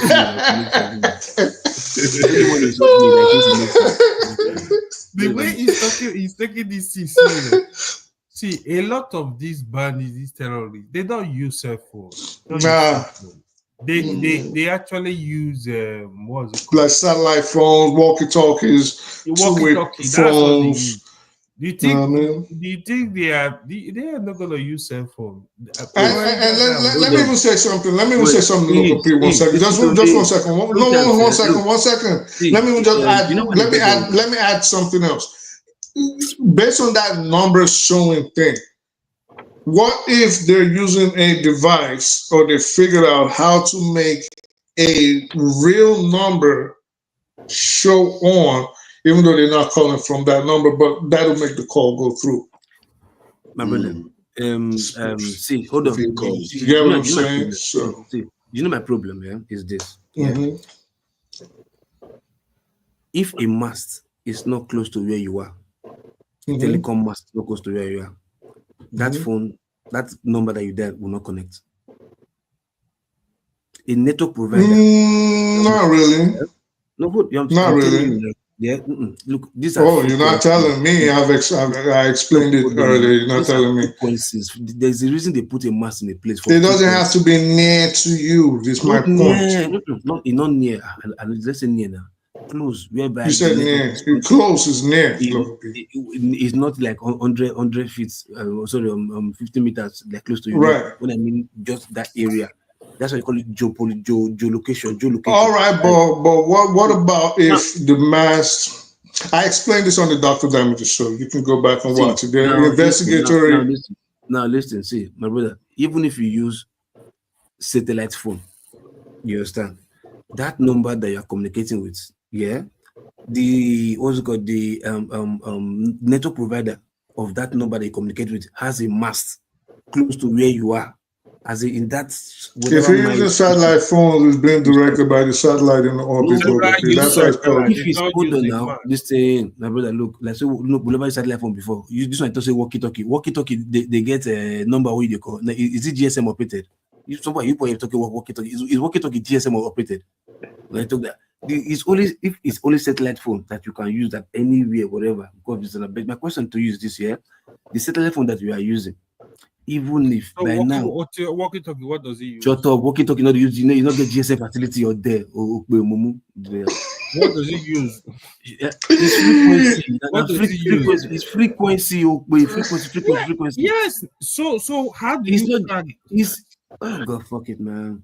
See, let other people speak, please. No, the only person that permitted to speak here is No, Pete, listen. When I heard every Nigerian bash that dude, and once I heard it, I understood right away what he was talking about. And this is why the government is encouraging. See, look. He did not explain anything. You know what he said? To your understanding. Oh, shit, man. Look. I heard the same thing. My brother, that's what I look. And that was why I came on the show in the morning. Hold on. Tell me exactly the words he used. Or not exactly, just paraphrase, something close to what he used. His response. Tell me his response. Well, his response basically was that when the phones, at least one of it, was that when they connect to the mast, the signals are so far away that they cannot pinpoint where the people are. This is why, as I understood it, this is why, there were two different people that actually spoke on that issue. So this is why the government is encouraging the telecoms to increase their building of communications mass installation. Starlink in Sambisa Forest. If you watch the interview, he was saying the word he used is bounce back calls. That's what the word he used. He said they have he said they have something that they use for he didn't say device. He said they have something that they use to bounce back calls. So hence you can't know, you can't pinpoint where they're calling from. That was exact word you used. Bounce. What do you mean? Bounce back. No, I remember the mass issue. This is where it could be that they have a way of dialing through play and back in a different location. Yeah, I don't understand what that means. But I'm telling you the exact word you use: bounce back. Both bounce back or bounce back. I don't understand. A call that's connected. People are communicating with you. Are saying bounce back. I don't understand. No, see, there are ways that you can make a call, and the actual phone that will be calling will be in a different location, while the one that is actually the person is calling from is in a totally different area too. So there are mechanisms you can put together. Before you see a problem, the problem is you are looking at number that is displayed, not number that is displaying. You see frequency. Yeah, frequency is like current. It's like wire that's invisible. You understand? That's why you see like satellites, or if you see where they install dish in your house, yeah, you see that a dish is facing this particular direction, but tilt that dish away from that direction, which we just a minimum of 5 degrees out of that direction. No signal. Yes, but listen. The dish. Hold on now. Take the dish. You see, no, this is what we're trying to say. This is what I would assume. I would assume this is what forefathers trying to say. Okay. Do you know there's a way to communicate by phone?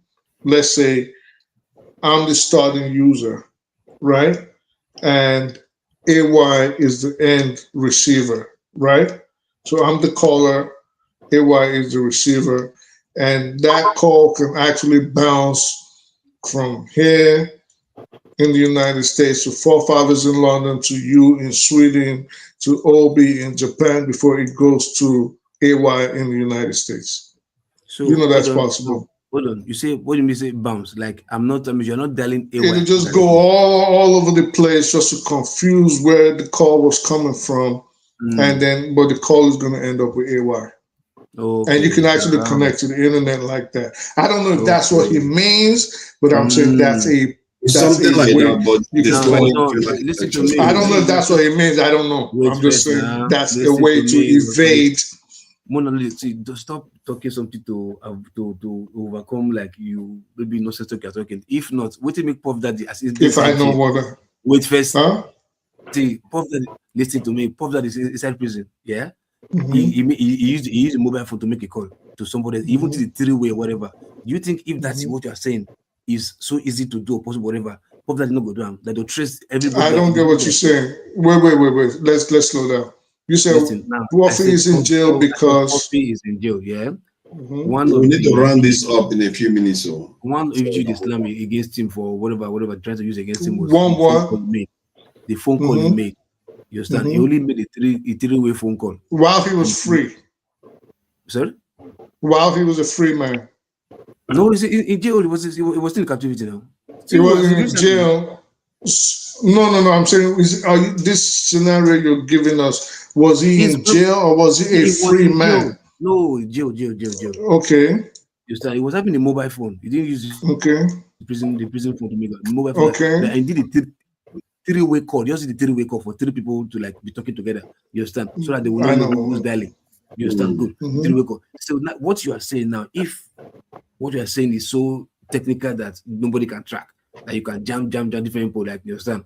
How come he didn't do that? That honorary three-way because call? Puff Daddy, first of all, he was incarcerated. Second of all, he's not a terrorist. He doesn't need to go that route. And what difference is he gonna? He doesn't need to go that route. It's not that serious. Okay. So hold on now. So according to you now, it's that Fulani guy that don't have a house to sleep in. That is just. See, this is the mistake I think a lot of you people underestimate the dynamism of. Well, hold on. No. You underestimate the lengths that criminals are willing to go, or the knowledge that they have at their disposal.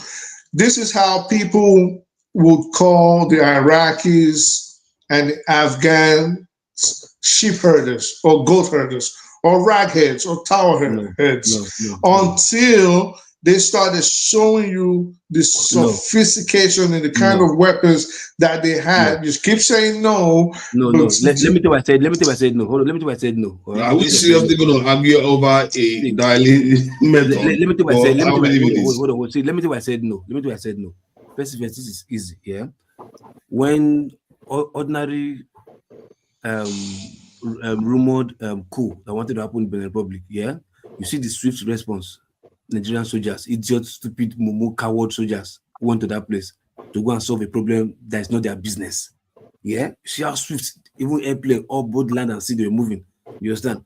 But in Nigeria's case, have you ever seen them make one tenth of that kind of move? 1/10 of that kind of move. Have you ever seen them make that swift 1/10 that kind of move? No, because our people are so docile, stupid, coward. Sit, relax, sit back, laid back. Don't want to do anything because of profit. We are now thinking, oh, these guys are so super intelligent that we cannot catch them. Because of these guys' refuse to do something, we are now thinking, oh, they are doing something special. But these guys. No, I'm not saying that. I'm just saying there's options on the ground for them. I don't know what method they're using.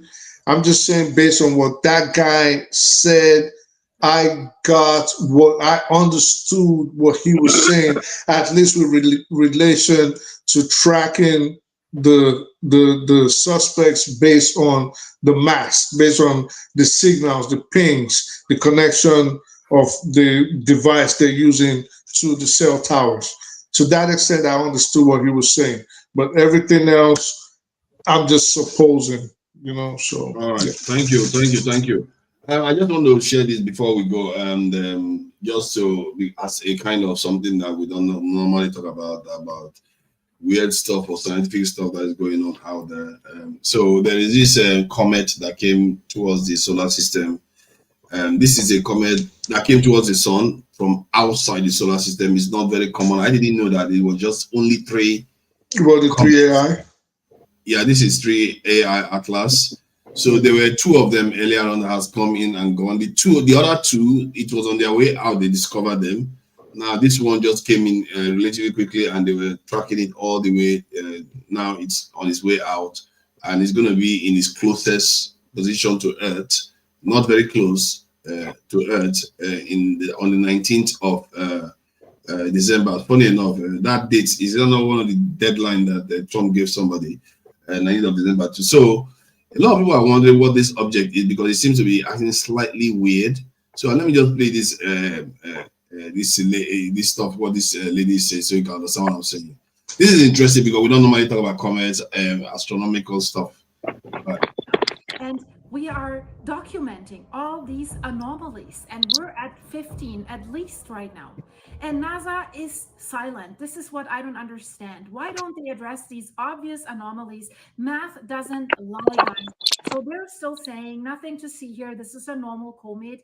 Yeah, maybe it is, but why don't you talk to people about the anomalies that Harvard professor Avi Loeb has listed that are really well explained and documented and visible in the images?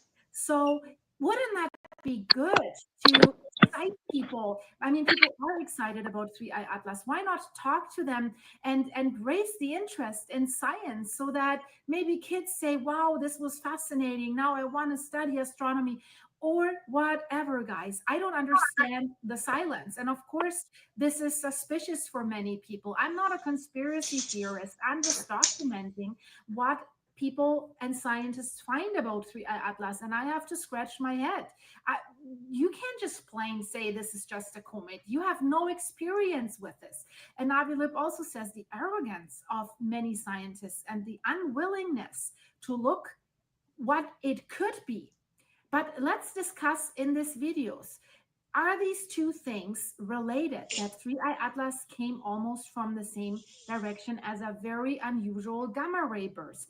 I'll explain this in detail. Don't be scared of these scientific descriptions. I'll break it down for you so that we really will understand what is happening.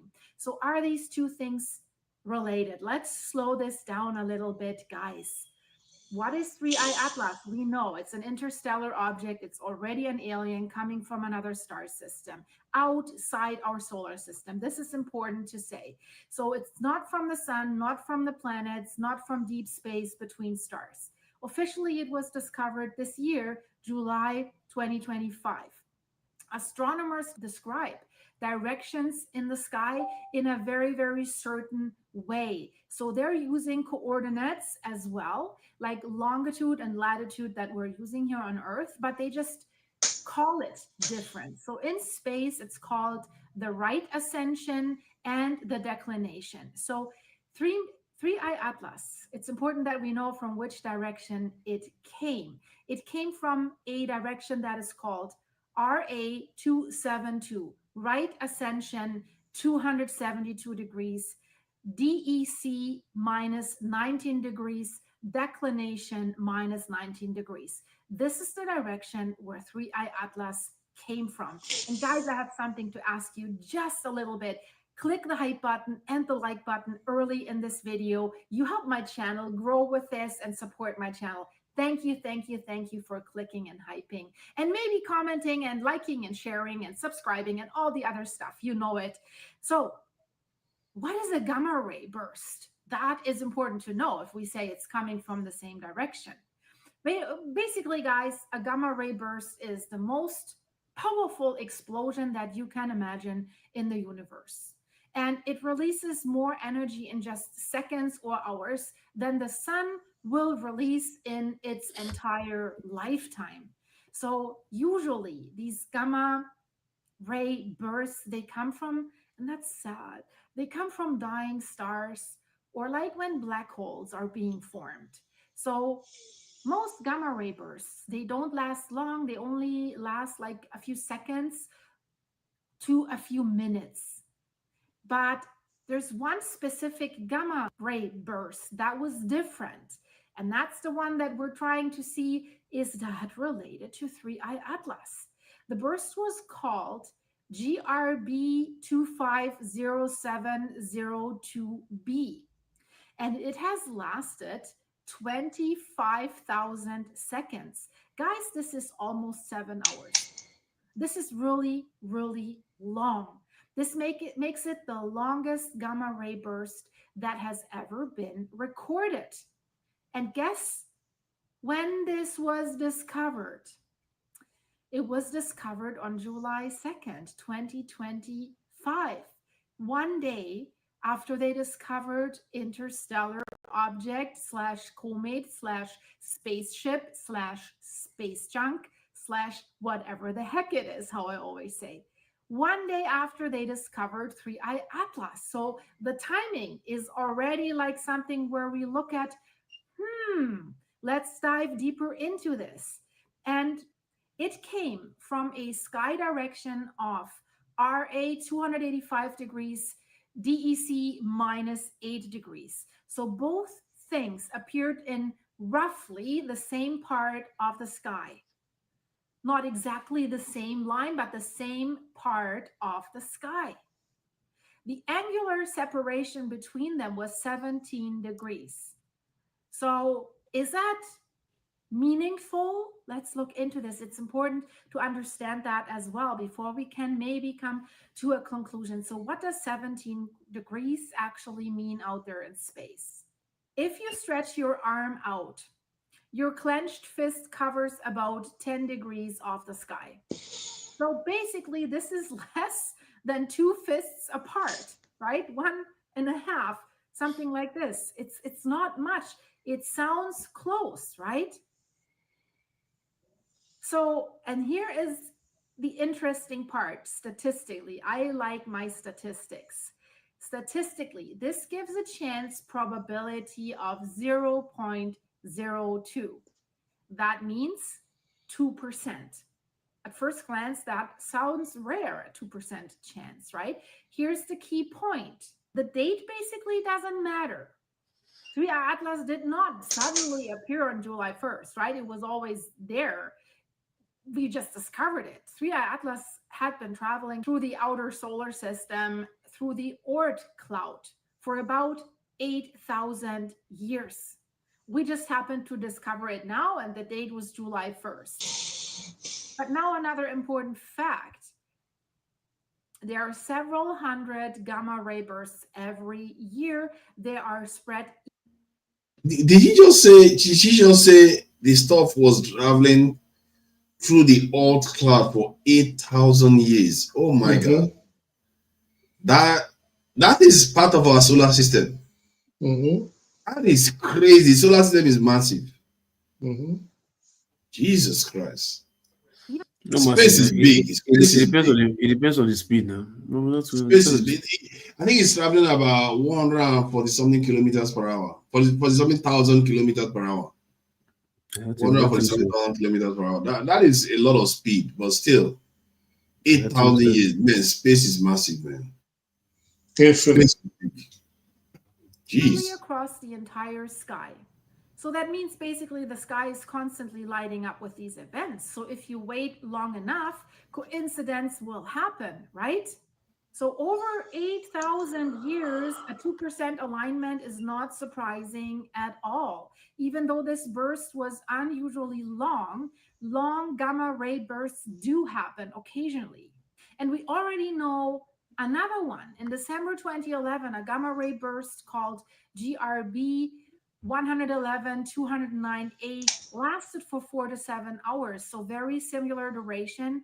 That burst was later confirmed to be caused actually by a supernova, like a massive star exploded. And that happened, and these numbers are crazy, guys, right? 13.7 billion light years away. So that proves on this one side, let's talk about this. These long bursts are normal cosmic explosions. You know what bothers me about this? How can you see something that is for 13 billion light years away, but you can't see precisely this comet that is within our solar system in more detail? I don't understand that. Somebody needs to answer that question, because and they just put this James Webb telescope in the space recently, and that one cannot capture any sharper image. Most of the image that we are getting is from amateurs. This is amateur astronomers. What is that all about? What if this stuff, because some people felt like, okay, she didn't talk about it enough. Some people feel like this stuff is very, very unusual, which is behavior. That there are a lot of acceleration, deceleration, glows, rotation, X-rays, cyanide, so many things that is not usual. And to be fair, it's just 3 that we've seen. So how can they possibly know how these objects behave? They've been this stuff has been trying for 8,000 years, for crying out loud. So how can you be sure how it's supposed to behave? So I'm not sure how. Some people are suspecting that this stuff is a bit weird. It's not normal. That it's behaving as if it's being controlled. But other people are like, maybe that's how this is. You just know 3 of them. How can you know? Not nearby events, like not local, not connected to objects in our solar system. Because from past data, we know this. An ultra long gamma ray burst happens about once every 14 years, a very long one, right? And during those 14 years, there are about 4,000 total gamma ray bursts of all types. And based on that math, a 7-hour gamma ray burst should line up within 17 degrees of 3I Atlas. Here comes the interesting part. Roughly once every 670 years. I'll repeat that. A 7-hour gamma ray burst, like we have observed just a day after 3I Atlas was discovered, should line up with that 17 degrees of 3I Atlas once every 670 years. So now remember, 3I Atlas has been inside our solar system for 8,000 years. So that means we would expect about a dozen such coincidences during that time. And it seems this year just happens to be one of them. And I have to say, now it gets even less impressive, guys. In 2025 alone, there were already about 6 normal gamma ray bursts that also lined up within 17 degrees of the direction that 3i Atlas came from. So no one has noticed those because they were not unusually long. So what is the conclusion that we can draw from this, guys? There is no physical connection. There's no signal. There's no interaction. There's no shared origin. It's just statistics, right? So if you watch the sky long enough, rare things will eventually line up, and that does not mean they are related, right? We've seen this with earthquakes, with tsunamis, where people say it's this and that has caused this earthquake. Well, if you wait long enough, right, something will happen and things will line up. So it looks interesting that there might be a connection between 3i Atlas and these gamma rays, but it means nothing. It's a coincidence we should expect when dealing with thousands of cosmic explosions and an object that has been passing through our neighborhood for thousands of years. Nothing more, nothing less. I'm sorry that in this video I can't present you another anomaly, although we're all longing for them. But guys, you have to subscribe because my next video will blow your mind again, because there is something else that has been discovered with 3i Atlas, guys. It does not cease to amaze us. So thank you for liking, hyping. If you want to support the channel, link is in the description. You can buy me a coffee. Thank you for YouTubers. Thanks for your nice comments and for being here. Why I play this all the way to the end, and unfortunately she didn't share any new information other than just these conjectures, is because what they said was that to detect a comet like this, they don't have a lot of time. It doesn't give them a lot of warning. That they can just detect it and the stuff could be close to the Earth, very, very short window of time. So that makes it, I thought they have figured this one out, that they can detect these things months, years in advance. But it turns out that this stuff could be heading straight for Earth and we will not see it on time. Because the last two that showed up, they didn't even see that all until it was leaving. So if it was coming towards the Earth, they would not know, would have had days. So, and because they travel relatively faster than the planetary, the solar system, comets. So they travel relatively fast. So that is what I found a little bit alarming. Okay, if that's the case, then they should have a way of detecting this comet, because from what I gather, they are traveling faster and they can show up anytime. So maybe this is the type of comet that wiped out the dinosaurs, for all we know, not the type that you can see coming. And so, and there's also the issue of what they call it, governments. What if they know something is coming towards us and they can't do anything about it? Would they tell you?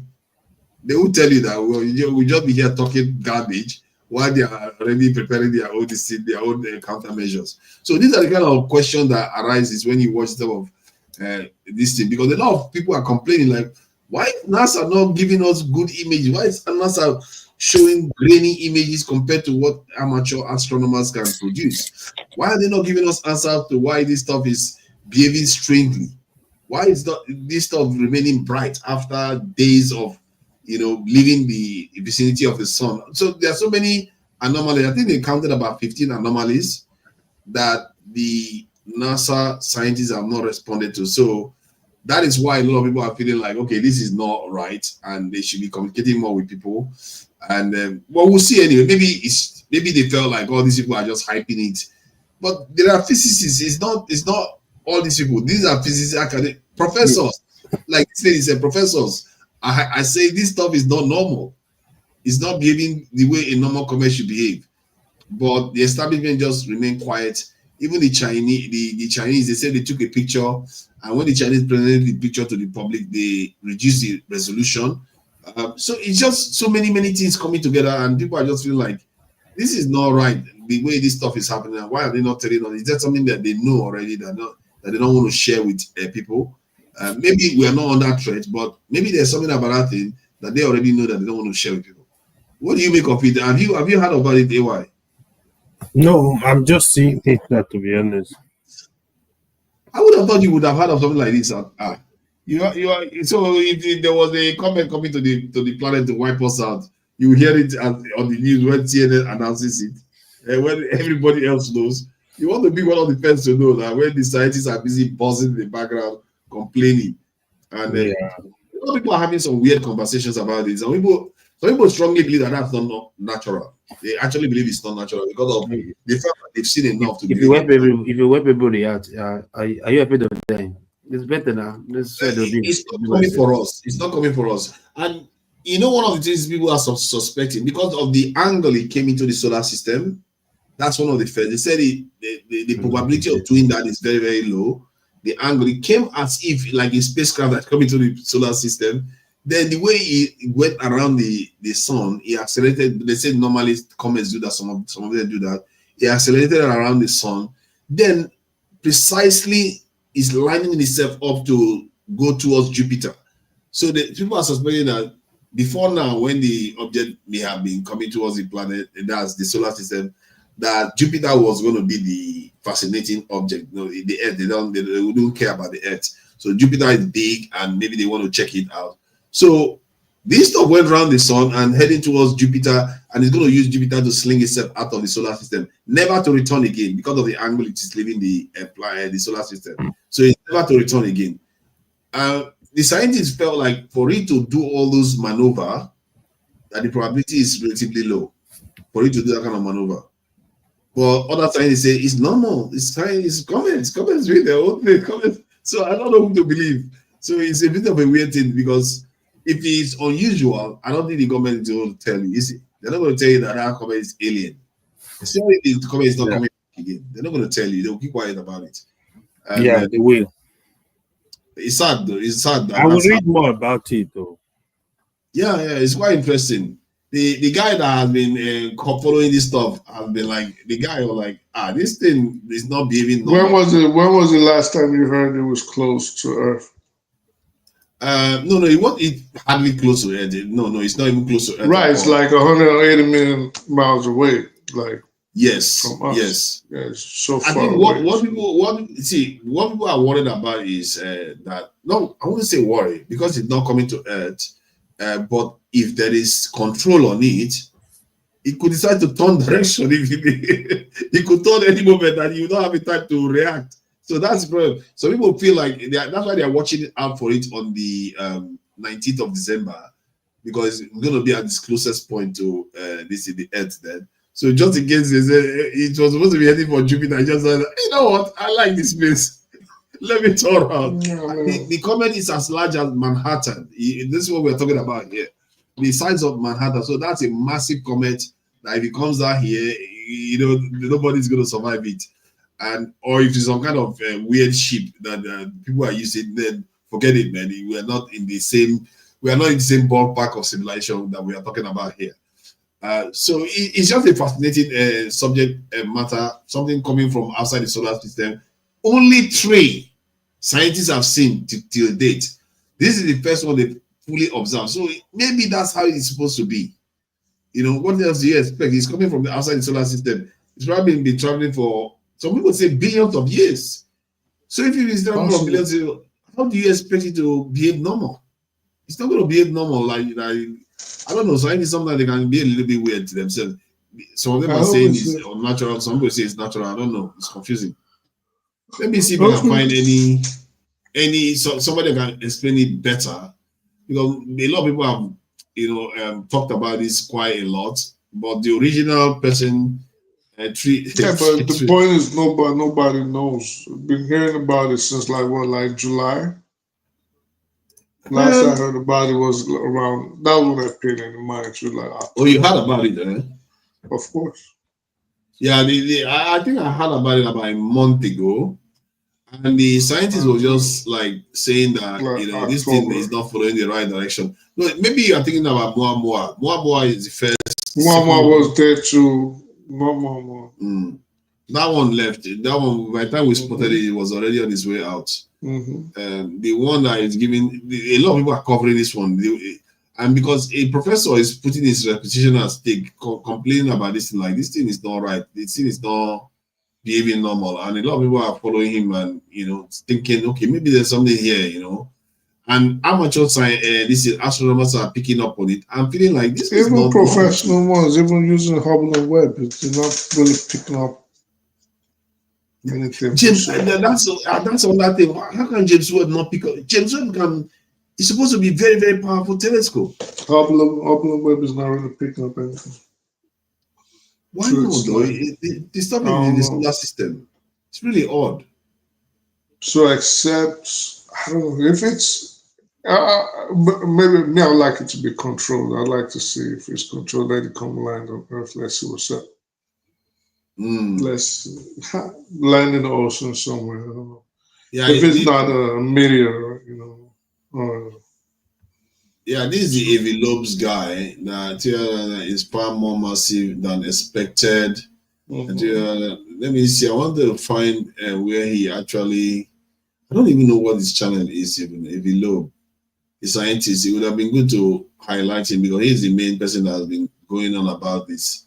He's putting it. People are going to insult him if this turns out to just be a normal asteroid. Yeah, because he's been going on about it like this is not normal. What is going on with this thing? Maybe he's just trying to distract people from something else. Who knows? Maybe he's seen the pattern. I mean, he's obviously watching for the patterns. Yeah, a lot of people just scientists are worried. Science from why do you think we're the only intelligent species in the whole universe? So far, that's all we know. Intelligent species. Do you think not what you know? We all know we're the only ones for now. That's what we know. Do you think we're the only intelligent species on the planet in the universe? I don't think or so. Do you think we're the only? Yeah, it would be impossible. I don't think so. The odds of us not, except there's something I don't know because some people say that there is a bottleneck in the way we evolved, that most living beings will find it hard to for it to occur again is very, very hard for it to occur. But I still don't mind that. That's I think it has something to do with our cells, living cells, the mitochondria. Oh, so that's what you believe in, like, oh, we got created by the Big Bang and all of that nice white stuff. No. I don't believe in that. They are just saying that for us to evolve, that the odds of that happening is very, very slim. It doesn't mean it cannot happen. It's like a lottery.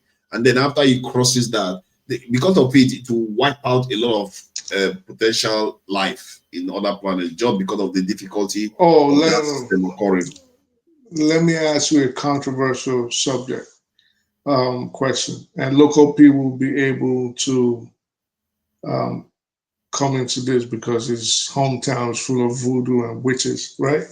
So, idiot, monkey.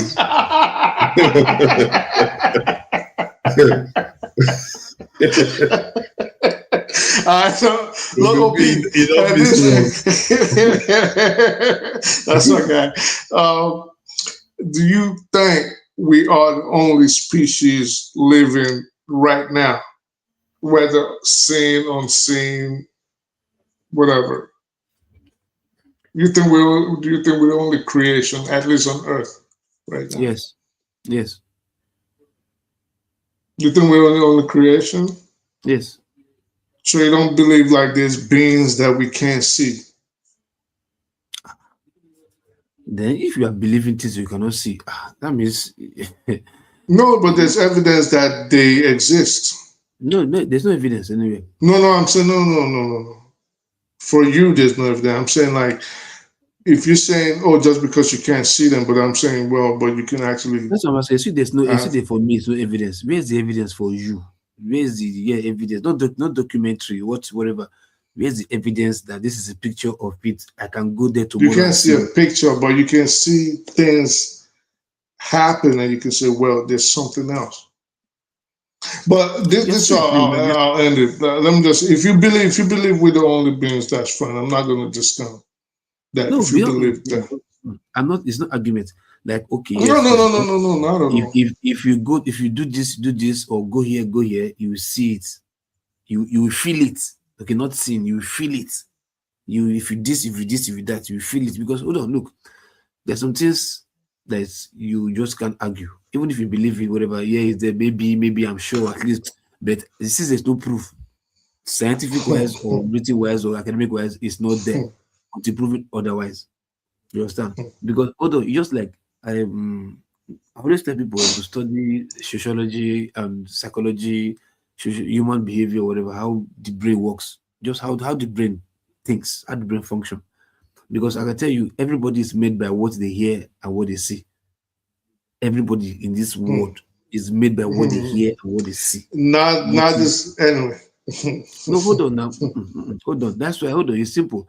If you train a boy or a girl in a certain particular way, if you train them all through their life, no matter what, before they see other things, it will be difficult. Before they will change or see, they might always see, even if they see itself, to change or adapt to what they will see, it's even hard because you've trained them in a particular way for a long distance. That's why there's this parable: don't use old age, learn how to use left hand.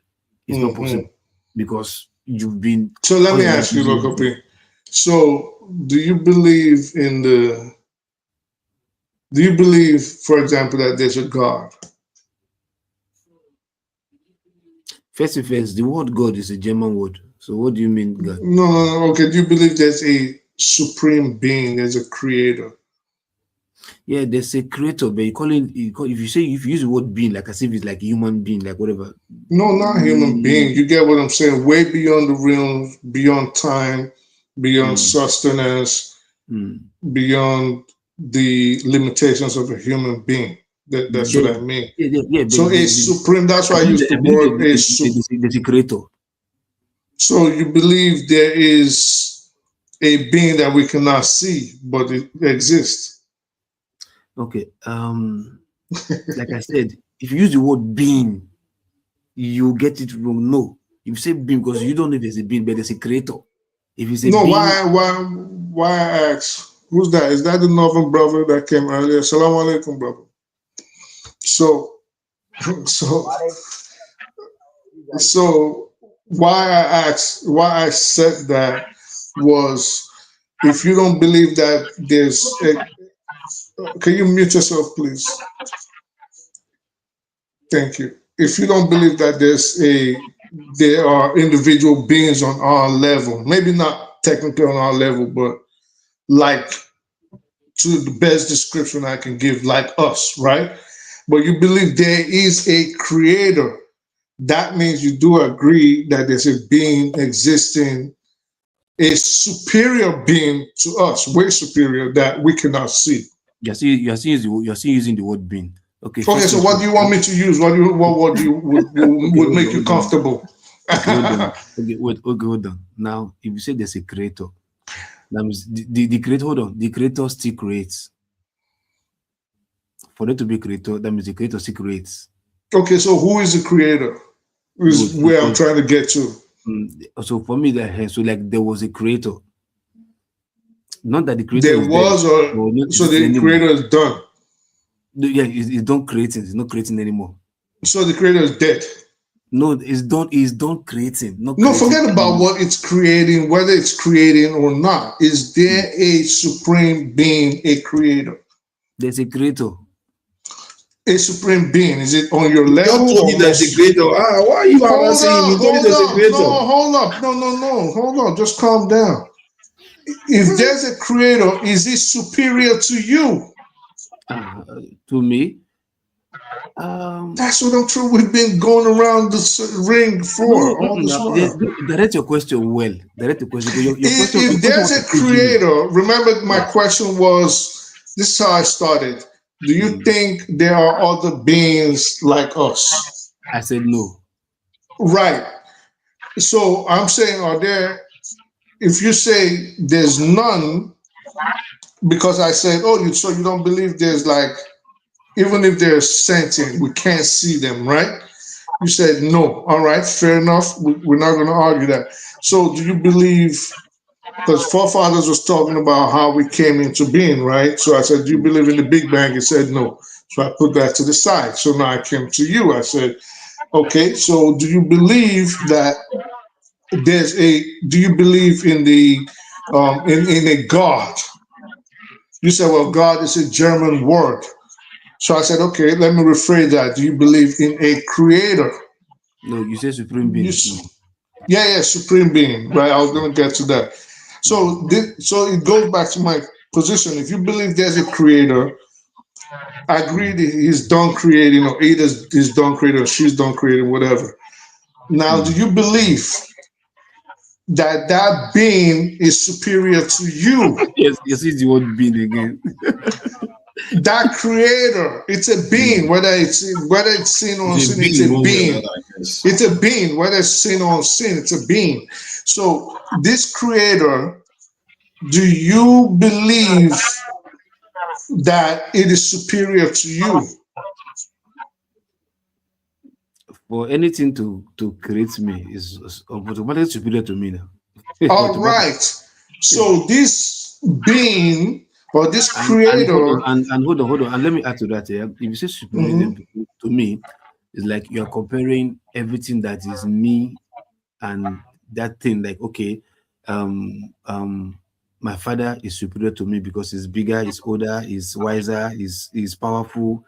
He has seen more than me, so I can say yes because we have the same dick, the same head, the same teeth, the same face, the same number of hands, the same whatever. So features are alike, so you can compare. But when you say a creator that doesn't have the same features, like for like, do you think it will? But I'm getting there. I'm getting there. I'm getting there. I'm getting there. I'm getting there. So this creator, right? We both agree now that it is superior to you in terms of human limitations. Okay, yeah, because he created me, so of course. Right, right. Does this creator then, since you mentioned all these physical aspects of a human being, does it have these attributes: an arm, a leg, eyes, head, legs?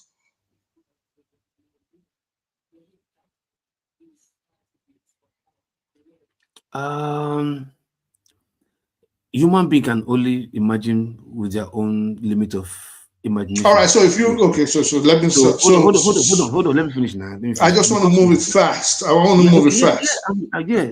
It's not the word. Of course, you know, you and I know yes or no answer. You understand? Because right. We don't have forever now.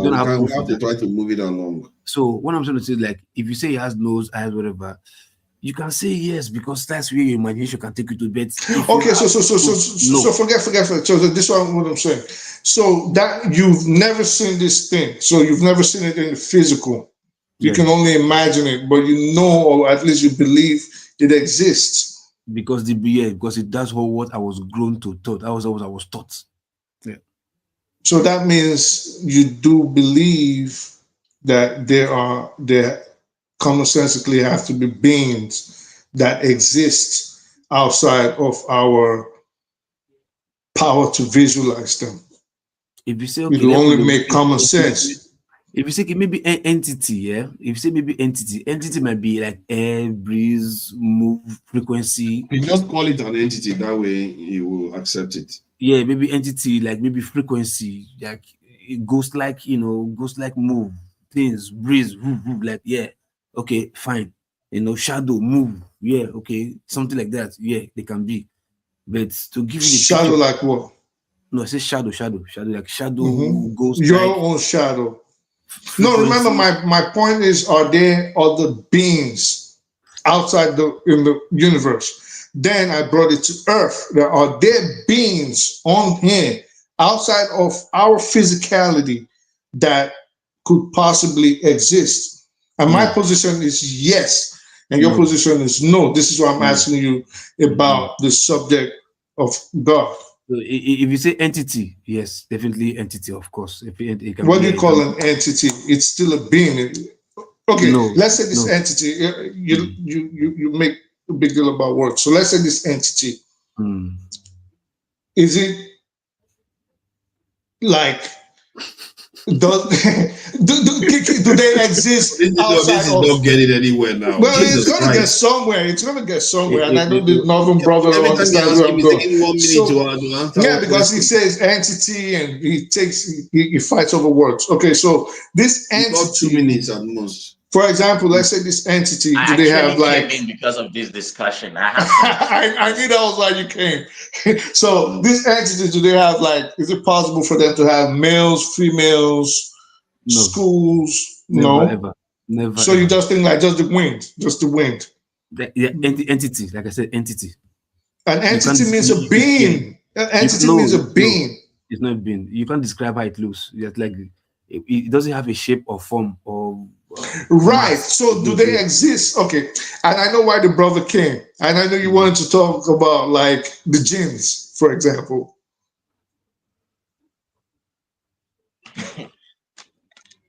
Hey, am I on? Yes.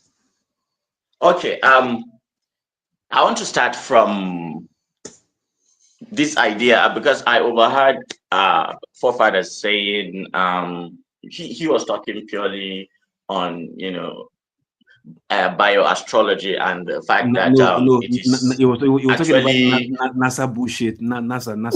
yeah, it's actually improbable that with the vastness of space and a lot of exoplanets that are rocky exoplanets, and are living in the and are around the habitable zone of their host star, then if you do the math around the probability, then it's more likely than there is life rather than there is no life.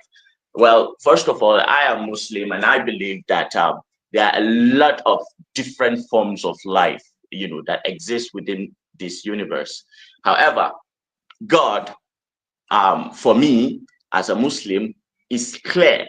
And what you fundamentally get wrong when you engage in this discussion from an atheistic point of view is the fact that even as believers, we do not believe that we do not see God as something to be compared with a human being, or when you are using these words that as being and being that God is a sui generis entity. What a sui generis entity is the fact that something that is not comprehensible by the human mind. Now I could ask you, what is infinity?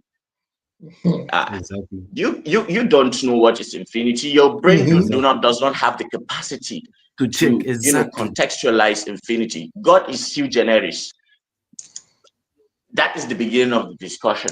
Now, of course, there are other different life forms that we can, and we have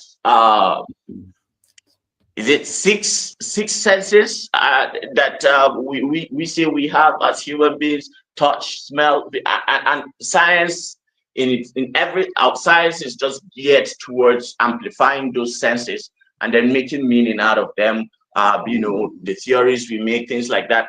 But there is a lot more that is going on. Even on this earth, you find organisms that do not rely on our kind of senses, but they thrive and exist. Echolocation with whales and dolphins, bats who do not actually really see very well, but they have a way to understand what is going on. And we don't know how they do it, but we understand, at least in principle, that they are thriving too. So yes, there are other life forms. Yeah, there are other life forms, and God is true. God exists. I think it's obvious that God exists because just like object permanence is true, you can also deduce that we exist. The fact that we exist indicates that something is responsible for us being here, no matter what that thing is, can be described as the creator. And sometimes people get, hang up with the details, whether it looks like a man with a lightning or whether it looks like, whatever. The point is that we are here, we know not how, and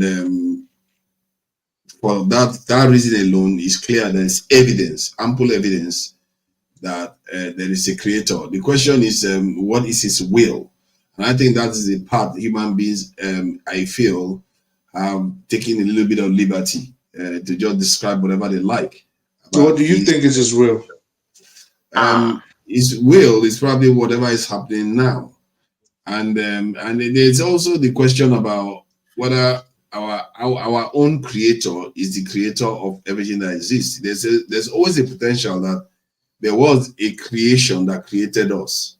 You can never overlook that, because we soon, if we become advanced enough, we may be able to create a creation too. So it's something, the way the universe works may be like a fractal, whereby things just repeat itself, just like we have children have children, and creations go on to create. Maybe that's how it does its own thing, and it manifests itself however way it is doing it. Maybe we're just not meant to know. Creations don't create other creations, creators now. Well, creations create other creators. No, because if we go on to have children, what do you think that is? No. That You is didn't just create it. that's just one of the purposes of life, to breed and to multiply. You can't even create a child just because you want. I think that is just it's your draw of the lot. Semantics. Is in a way it's semantics, because in reality it's replication, or it depends on how you describe it anyway. Because in the end, it's a form of doing something that first person created. You went on, no matter what enabled it, because you didn't ask what enabled the creator to create it in the first place. Well, no matter what enabled you to replicate, you did it too. You see what I mean? Why don't you ask? Well, forefathers, I believe you are right to some points, but not completely. What you are right about is the fact that yes, one can hypothesize that since we are creations, and then there's probably our creator, then if you go back, then you're going to eventually meet the creator. But that is a so open-ended part to follow. The fact that you don't know means at the you end have of the to day, accept that. No, sorry. The fact that you don't know that is an unknown, then you have to work with what is known. Yes, because the universe has a way of revealing itself. The other hubris too, with us human beings, is assuming that we are so damn intelligent that we can decipher nature. Thank you. But we are so poor. We are just behind. Our brains are just adapted to live in the savannah and in caves and nothing more. The tools that we have are just for our own survival and replication. To somehow assume that we can decipher the laws of the universe and physics over and over again. We keep employing this. But by the standard you are saying that there should be no religion, people should not be ascribing me and this in motives to a creator that they cannot, that's unknowable. No, not at all. Do you know the fundamental constants, the fundamental constants in physics? That is, why the world is the way it is and its function. Those core physical laws that when each one collapses, then reality cannot function and things will not. There won't be. Yeah, but that is true, and that can all right. So true. if that is let me ask you a question. Let me ask you a question. Do you know what it's like to exist without time? No. I think time is fundamentally a human.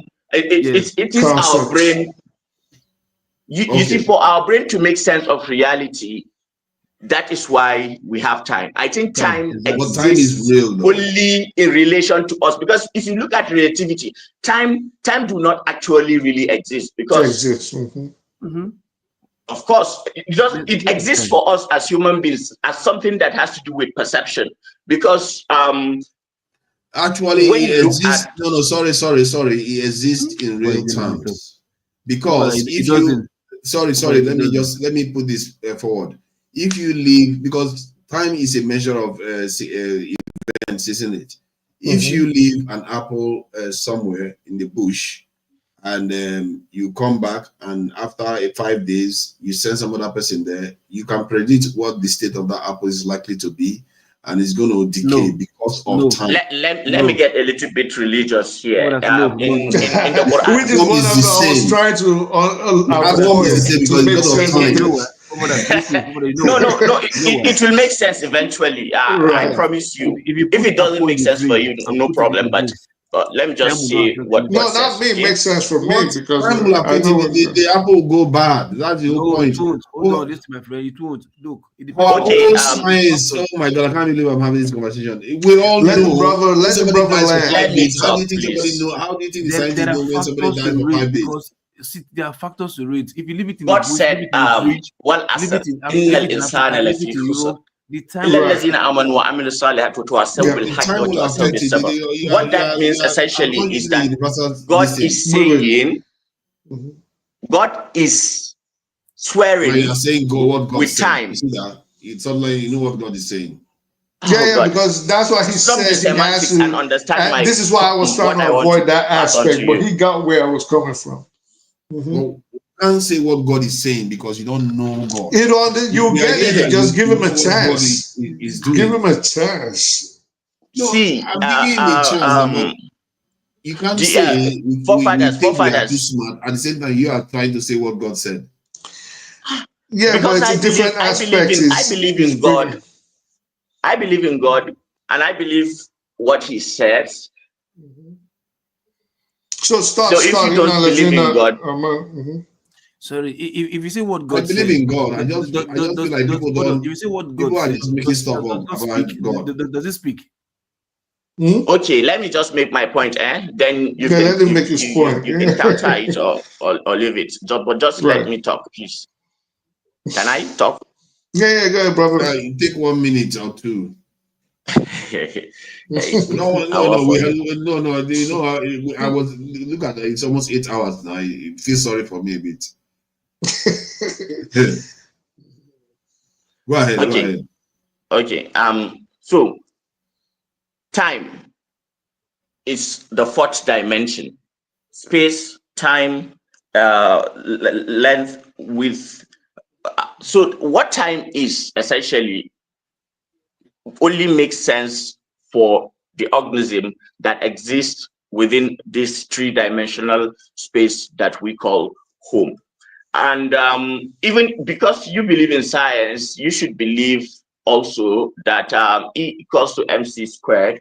When you run the equations and then you travel at the speed of light, time stops. So for some being that lives, say, in a four-dimensional world, then that being is out of, time, and time only exists for us. So even people like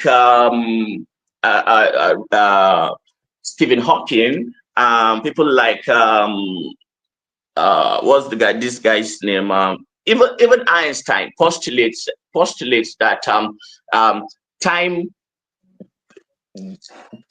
is a continuous singular thing.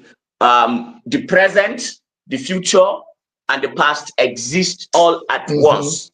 But from our own point of view as human beings, we can only go through for life to make sense. It has to be so you just said time exists.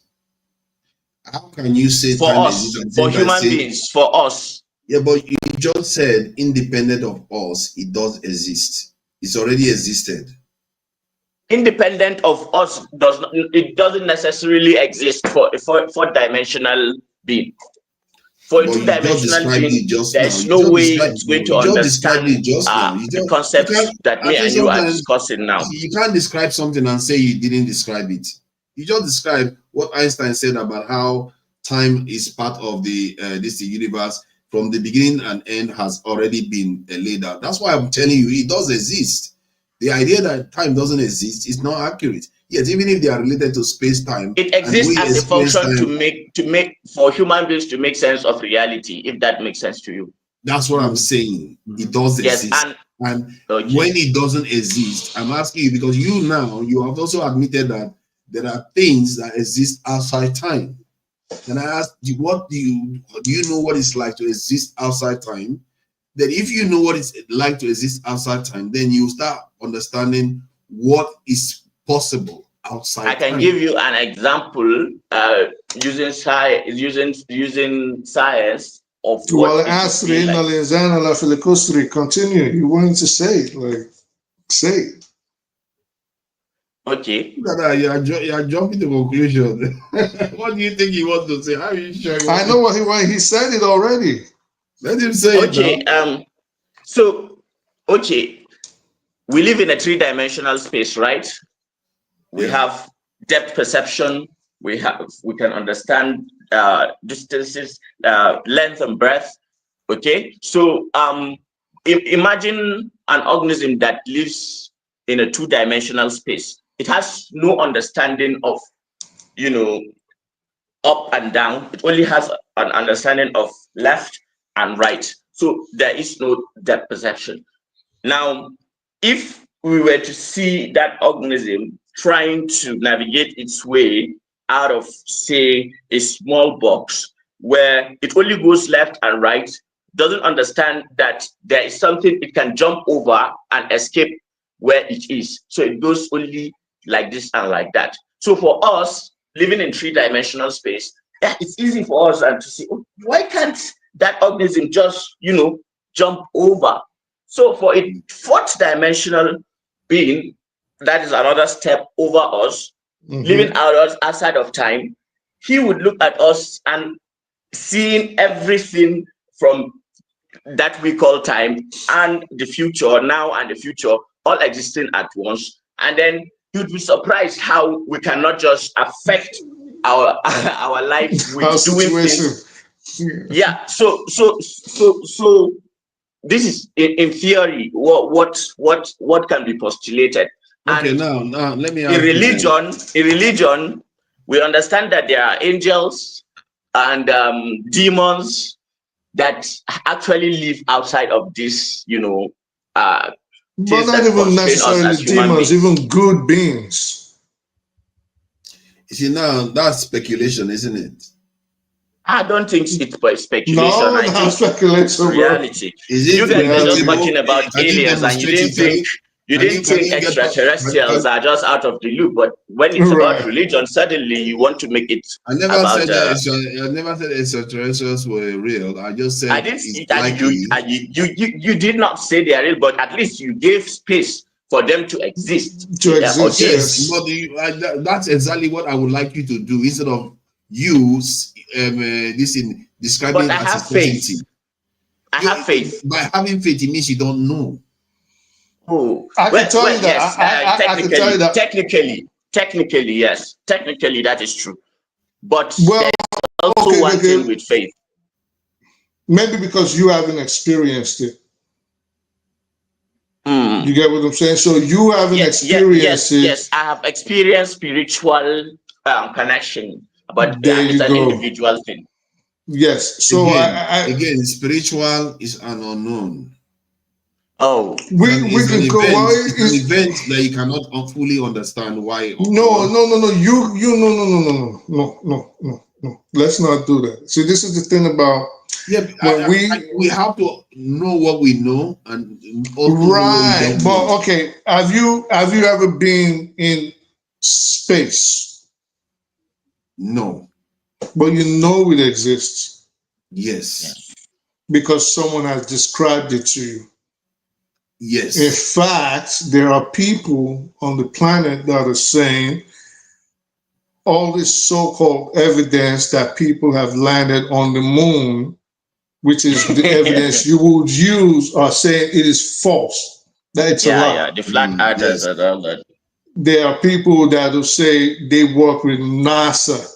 In fact, what was the guy, not Yuri Gagarin, the American guy. Buzz Aldrin. Aldrin. I mean, you listen to his Buzz Aldrin, you listen to his interviews, right? And he'll tell you like, okay, XYZ was fake, XYZ was fake. They made this up. Those were all debunked now, and most of them were taken out of context. Right. A lot of them have been debunked. But you still believe space exists, right? It does exist. But then, how do you think me and you are communicating now? Right. But I'm just saying there are reason to believe why it exists, though. I'm just saying there are contradictory positions so that one is based on evidence. Yeah. So based on like what he's saying, I believe it too because I've seen it in action. I know it exists. You say you've seen it. Can you demonstrate it when required? Exactly. So this is the thing about it. No matter what evidence I give you, this is why I use the moon landing example. No matter what evidence I give you, which is where he went with faith, you're going to debunk it. You say no. No, because and even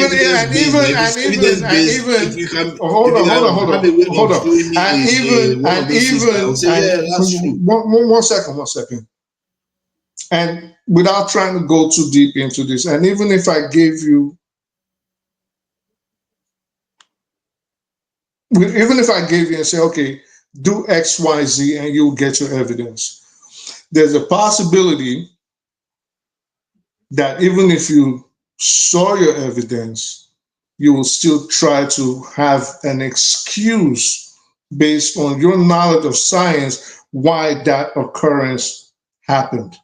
Yes. You might say, well, they said when this happens, your brain wave goes like this, and the neurons and the protons and this and that. You probably would have an excuse why, even when you close your eyes, X, Y, Z happened to you, even if you freak you the fuck out. Evidence, you think I would not like to believe something like is being described. If there is any entity out there that has agency that we don't have access to, and you have evidence of it, why would anybody not be fascinated and want to have believe in it? The problem is that if you don't have any way of demonstrating it, other than saying, oh, somebody had an experience and the other person have an experience, in this world that you live in is based on evidence. As a matter of fact, I actually think that's one of the, if there is a purpose in this life, is that God has given us eyes and all these senses for a purpose, to see and understand what is real from what is not. And if you abuse it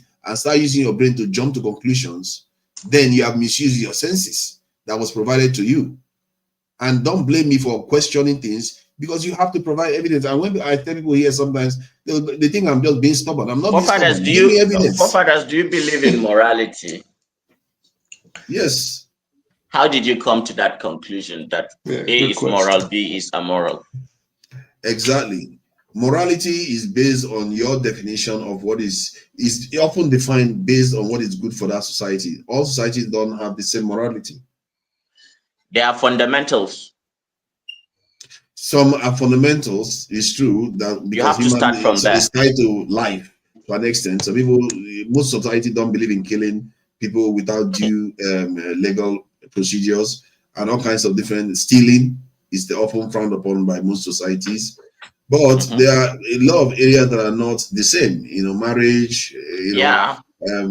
Different things. Yeah. Whether you are a warrior, whether you're not.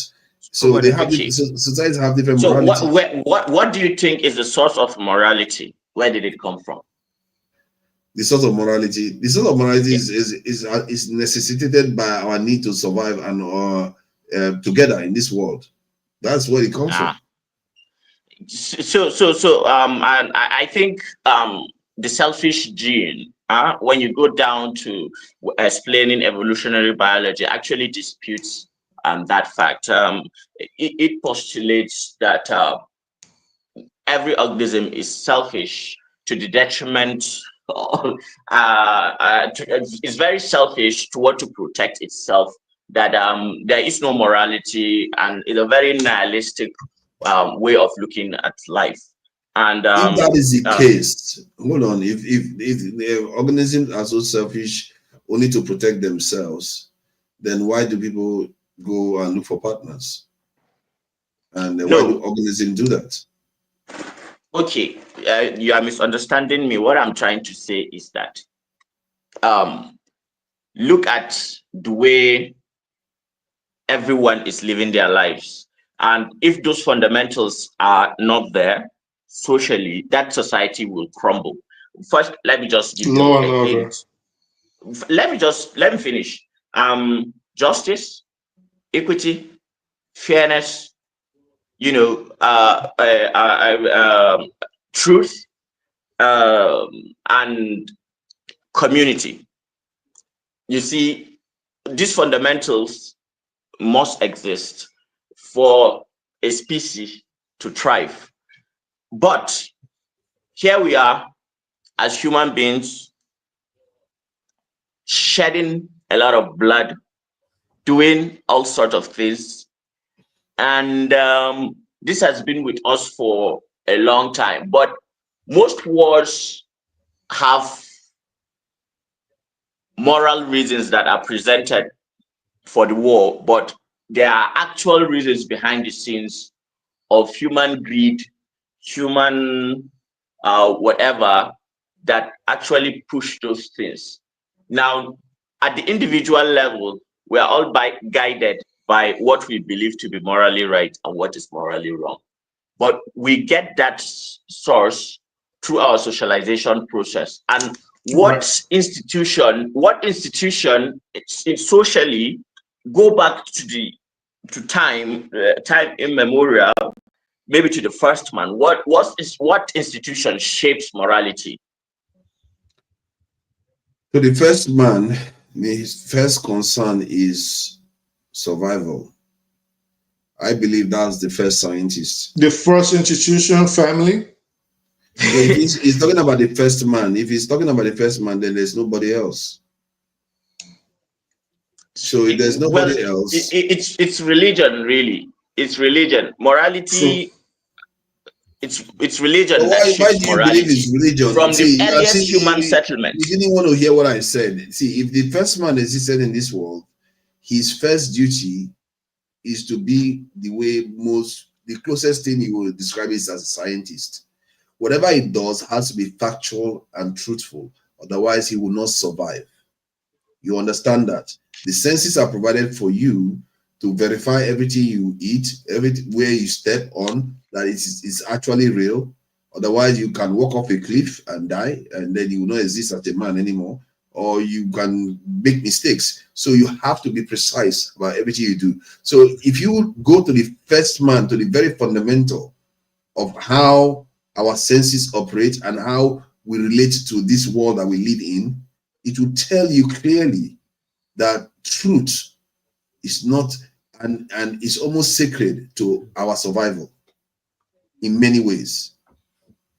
And maybe what scientists are doing is actually closer to our purpose in life than what many religious would like to think. God. Yeah, you are half right, but truth is good, but I don't think our brains can handle the complete truth as it is. And if you and it's not even designed to. Of course not. Yeah. So what me and you are seeing is just a slither of reality. It's just like light, for example. Light is a spectrum. A lot of people don't understand. Light is a spectrum: radioactive, gamma, X-ray. But what we see is just a narrow band of what we see. Now, just because we see this narrow band, and that is what informs our decision to reach a conclusion, then we is it then right to assume that that is all there is? That exists? No.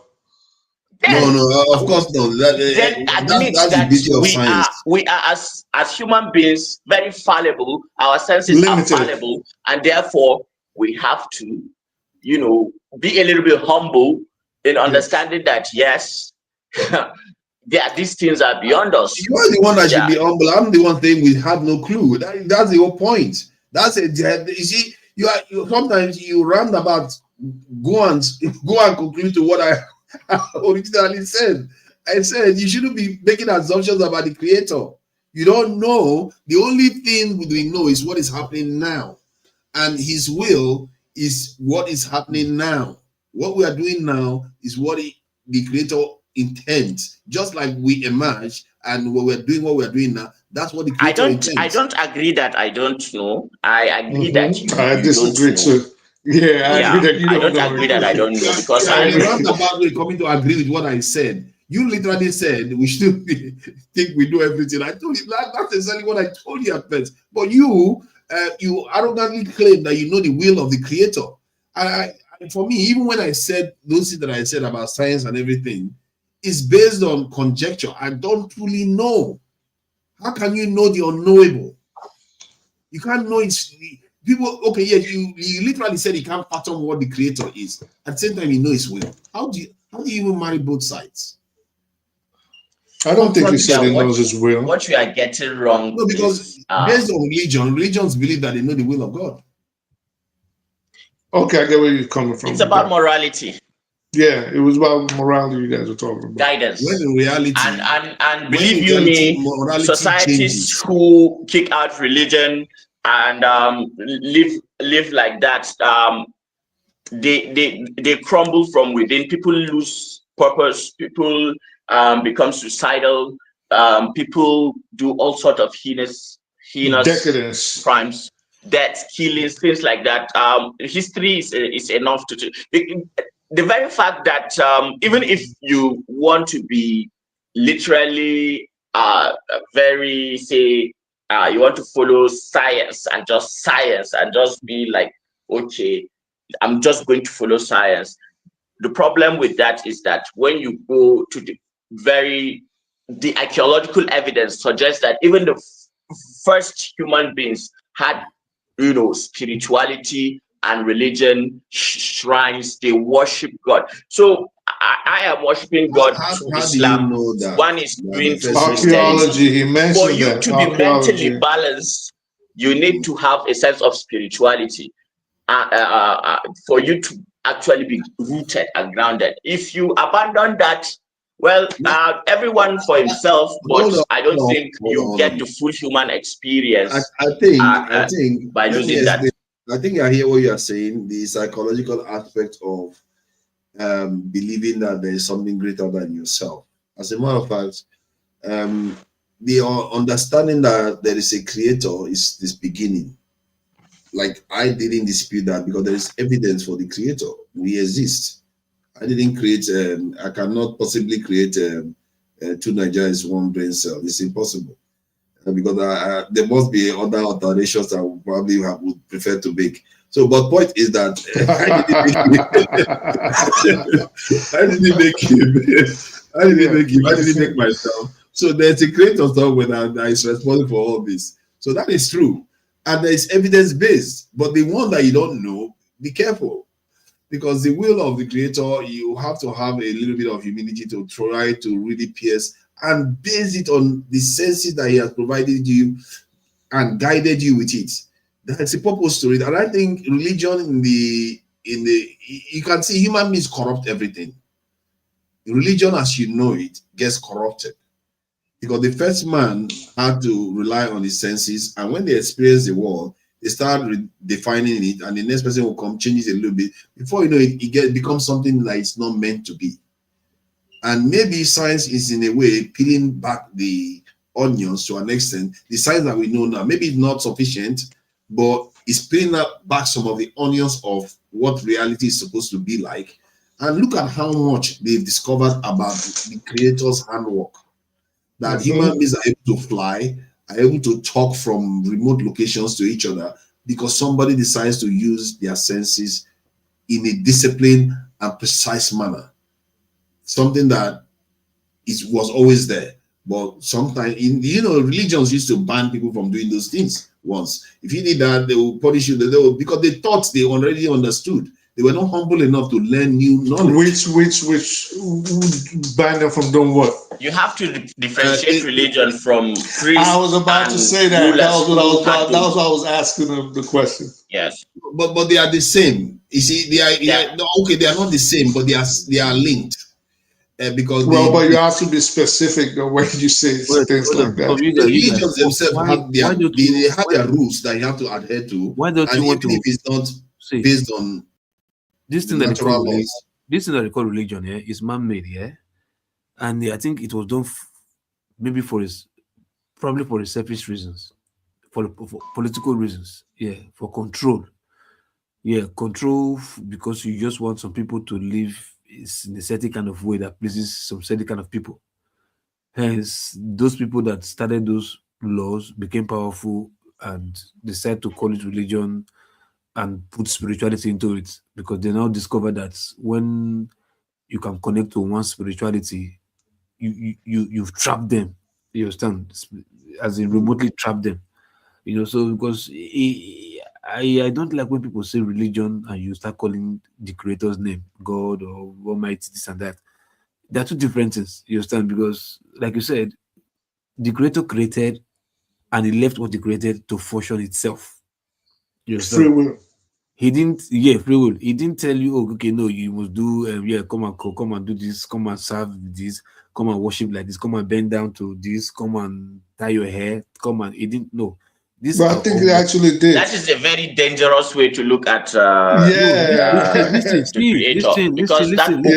creator. We never told you. He just said he did. Do you have evidence of that?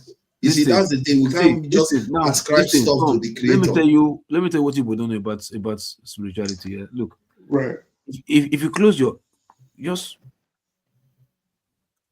mouth and pronounce a word, you understand? You will see your mouth not moving. Your mouth not moving, but you will hear you pronounce the word. Do you get my point? Your mouth did not move. Look at the mirror. Just look at right anything and pronounce it with your mouth not moving. But you know subconsciously that you just pronounce this word the way it's supposed to be pronounced. You understand? But your mouth did not move. But your ear heard something, not physically, but mentally, whatever, heard something from your mind. You get my point? So those are how this concept works. You understand? You can just be sitting there right now with you, and you like something just tell you move. As in, I think something's about to happen. Just leave this place, like something about them, and you just move. You didn't even listen to the word, like move. You're like, man, I know you just feel comfortable. I just want to move. You don't know why, but you just said to move for just no reason. You don't have a proof why you move, but you just move. Before you have it, just turn your back like, oh, that place that you left yesterday, you made to move. Look at what happened. Like, man, my instinct just told me. Thank God I follow my instinct. You understand? Why can't you say, okay, that your instinct is just your something that spoke to you and one entity that just told you, hey, my son, live there. Oh no, God, this is not meant for you. I don't want you to be hurt. Just live here. What is that thing? But what causes that is just a creator that created you for a whatever, and like, no, I just like you, don't leave this place. But instead, you say religion. Now, we've had different religion in this world now. Which proof do you have that one religion supersedes the other? You understand? Because everybody have a different way of life. And those way of life are being shaped by religion, by what they were told. Because I bet you, if you were born in Mexico or in Mexico in 1800s or whatever, maybe you wouldn't be a Muslim. You understand? If you were born in certain, maybe like in the remote part of maybe Auchi or Fofadas village, I don't think you'll be a Muslim. You understand? You wouldn't be born a Muslim. But because some point in time, somebody choose to live a particular way of life and decide to pass that way of life to the children and call it religion, tradition, way of life, you just want to put the creator into it so that it will become rigid and strong and believe, so you love move by it. Because on a very good, several times we've known that when we were young, there was certain belief, strongly believe. As we're getting older, our eyes are beginning to open, as we begin to hear things, sit and think for ourselves, and like, no, that's what we were told, but it's not correct. Even till today, some people are not even able to ask. Some will tell you, no, they don't ask God a question. Who tells you don't ask God? Who tell you? Where did God sit with you and told you, oh no, if you ask me a question, I will slap you. Don't try it next time. Exactly. But human beings, till tomorrow, they believe that tomorrow. No, you don't question God. Don't question. Who tells you? Who tell you? Why? Where? When human beings not tell you stop asking questions, they are basically saying don't question what is going on. Because first, in a way, it's making you stupid to an extent. Actually, you say what you know, there is a way you grow spiritually that you literally have like discussions with God. Yeah. See, hold on. You go like a dialogue. You know, be careful. Be careful. Human beings can have that conversation with themselves. You would understand it now. Beyond this one, you have to grow spiritually before you begin to dabble into these things. Maybe from people who are listening, if there was evidence, when you say spiritual, sorry, local. When you say spiritual, the moment you use that word, just swap it for unknown. Because you don't know. Okay. You don't let me tell you something. Brother, hold on. Let me tell you something, and let me just expand on what he's saying. We all have secrets, and we all have things that we probably do that we might not want to say to the world. Maybe out of shame, out of the fact that society might be like, "Whoa, what's wrong with you?" Right? But those aside, and without digging deep into your private life, just tell us 3 vices of yours that you wish you could get rid of. It could be picking your nose, picking your butt, lying, sneezing without covering your mouth, whatever. Tell us 3 vices you wish you could get rid of. I really can't. In terms of vices, I don't know. There are quite a lot of them. The list is endless, really. Maybe I shouldn't be staying too long on the live stream. I need to round up now. All right, so you know there are things. Just this last one. So there are things that you shouldn't be doing, right? Yes. That would be a sin against man, if not for God, depending on your belief. What he's trying to say is, depending on how close you get to God, meaning you eschew a lot of the vices. For example, alcohol use. I use it socially. No promiscuity, no gambling, no lying, no backbiting. You live as pure and as close to perfect as a human can get. I promise you. I promise you, your life. That's the yardstick. See, I just named basic things. No. Look, I need to round up. I think I've gone way over time. We can continue tomorrow. We'll continue tomorrow. I'm going to carry on later. What are you Thank you all gentlemen for coming. Look, let me now. I need to play the song for the Edo people now. We have to respect, man. Look who's gonna start dancing. Look who's gonna start twerking. Look, stand up, go tie a rapper.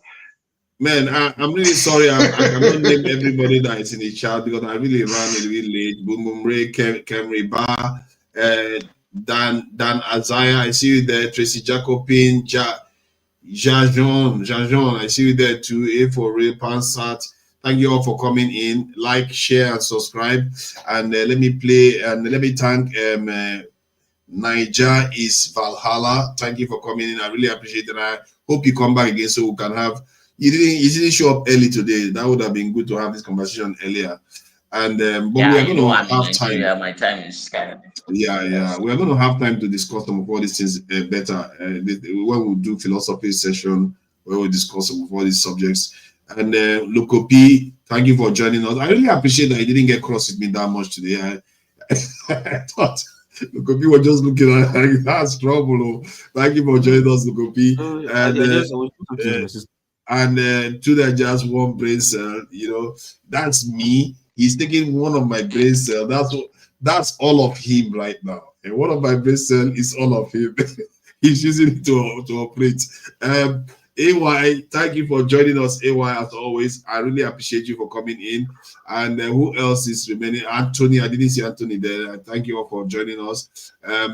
Osal Delhen. You see, he decided to show up. When you joke how to pronounce Nigerian names, I get cross with all of you. Most of you give me any Nigerian name, any tribe, I pronounce it. It's not even the big moderator. This is the marathon of a show. So you're calling me a fake moderator. What is wrong with these people? Charlie, like, what are these people saying? The North is watching, the South is watching. Why are they saying all these things? What is wrong with these chat people? They are really crazy.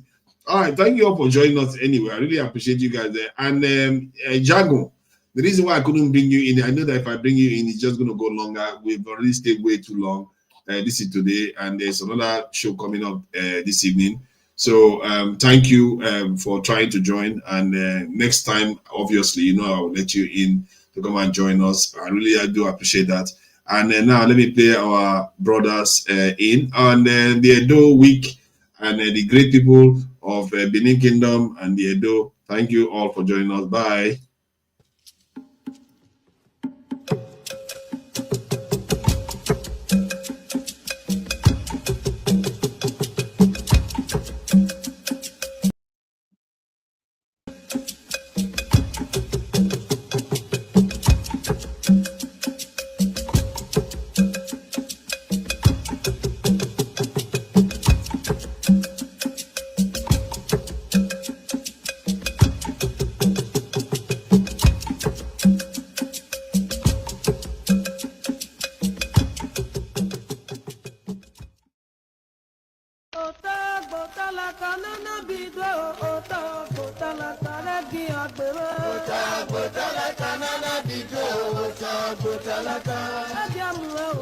Botala,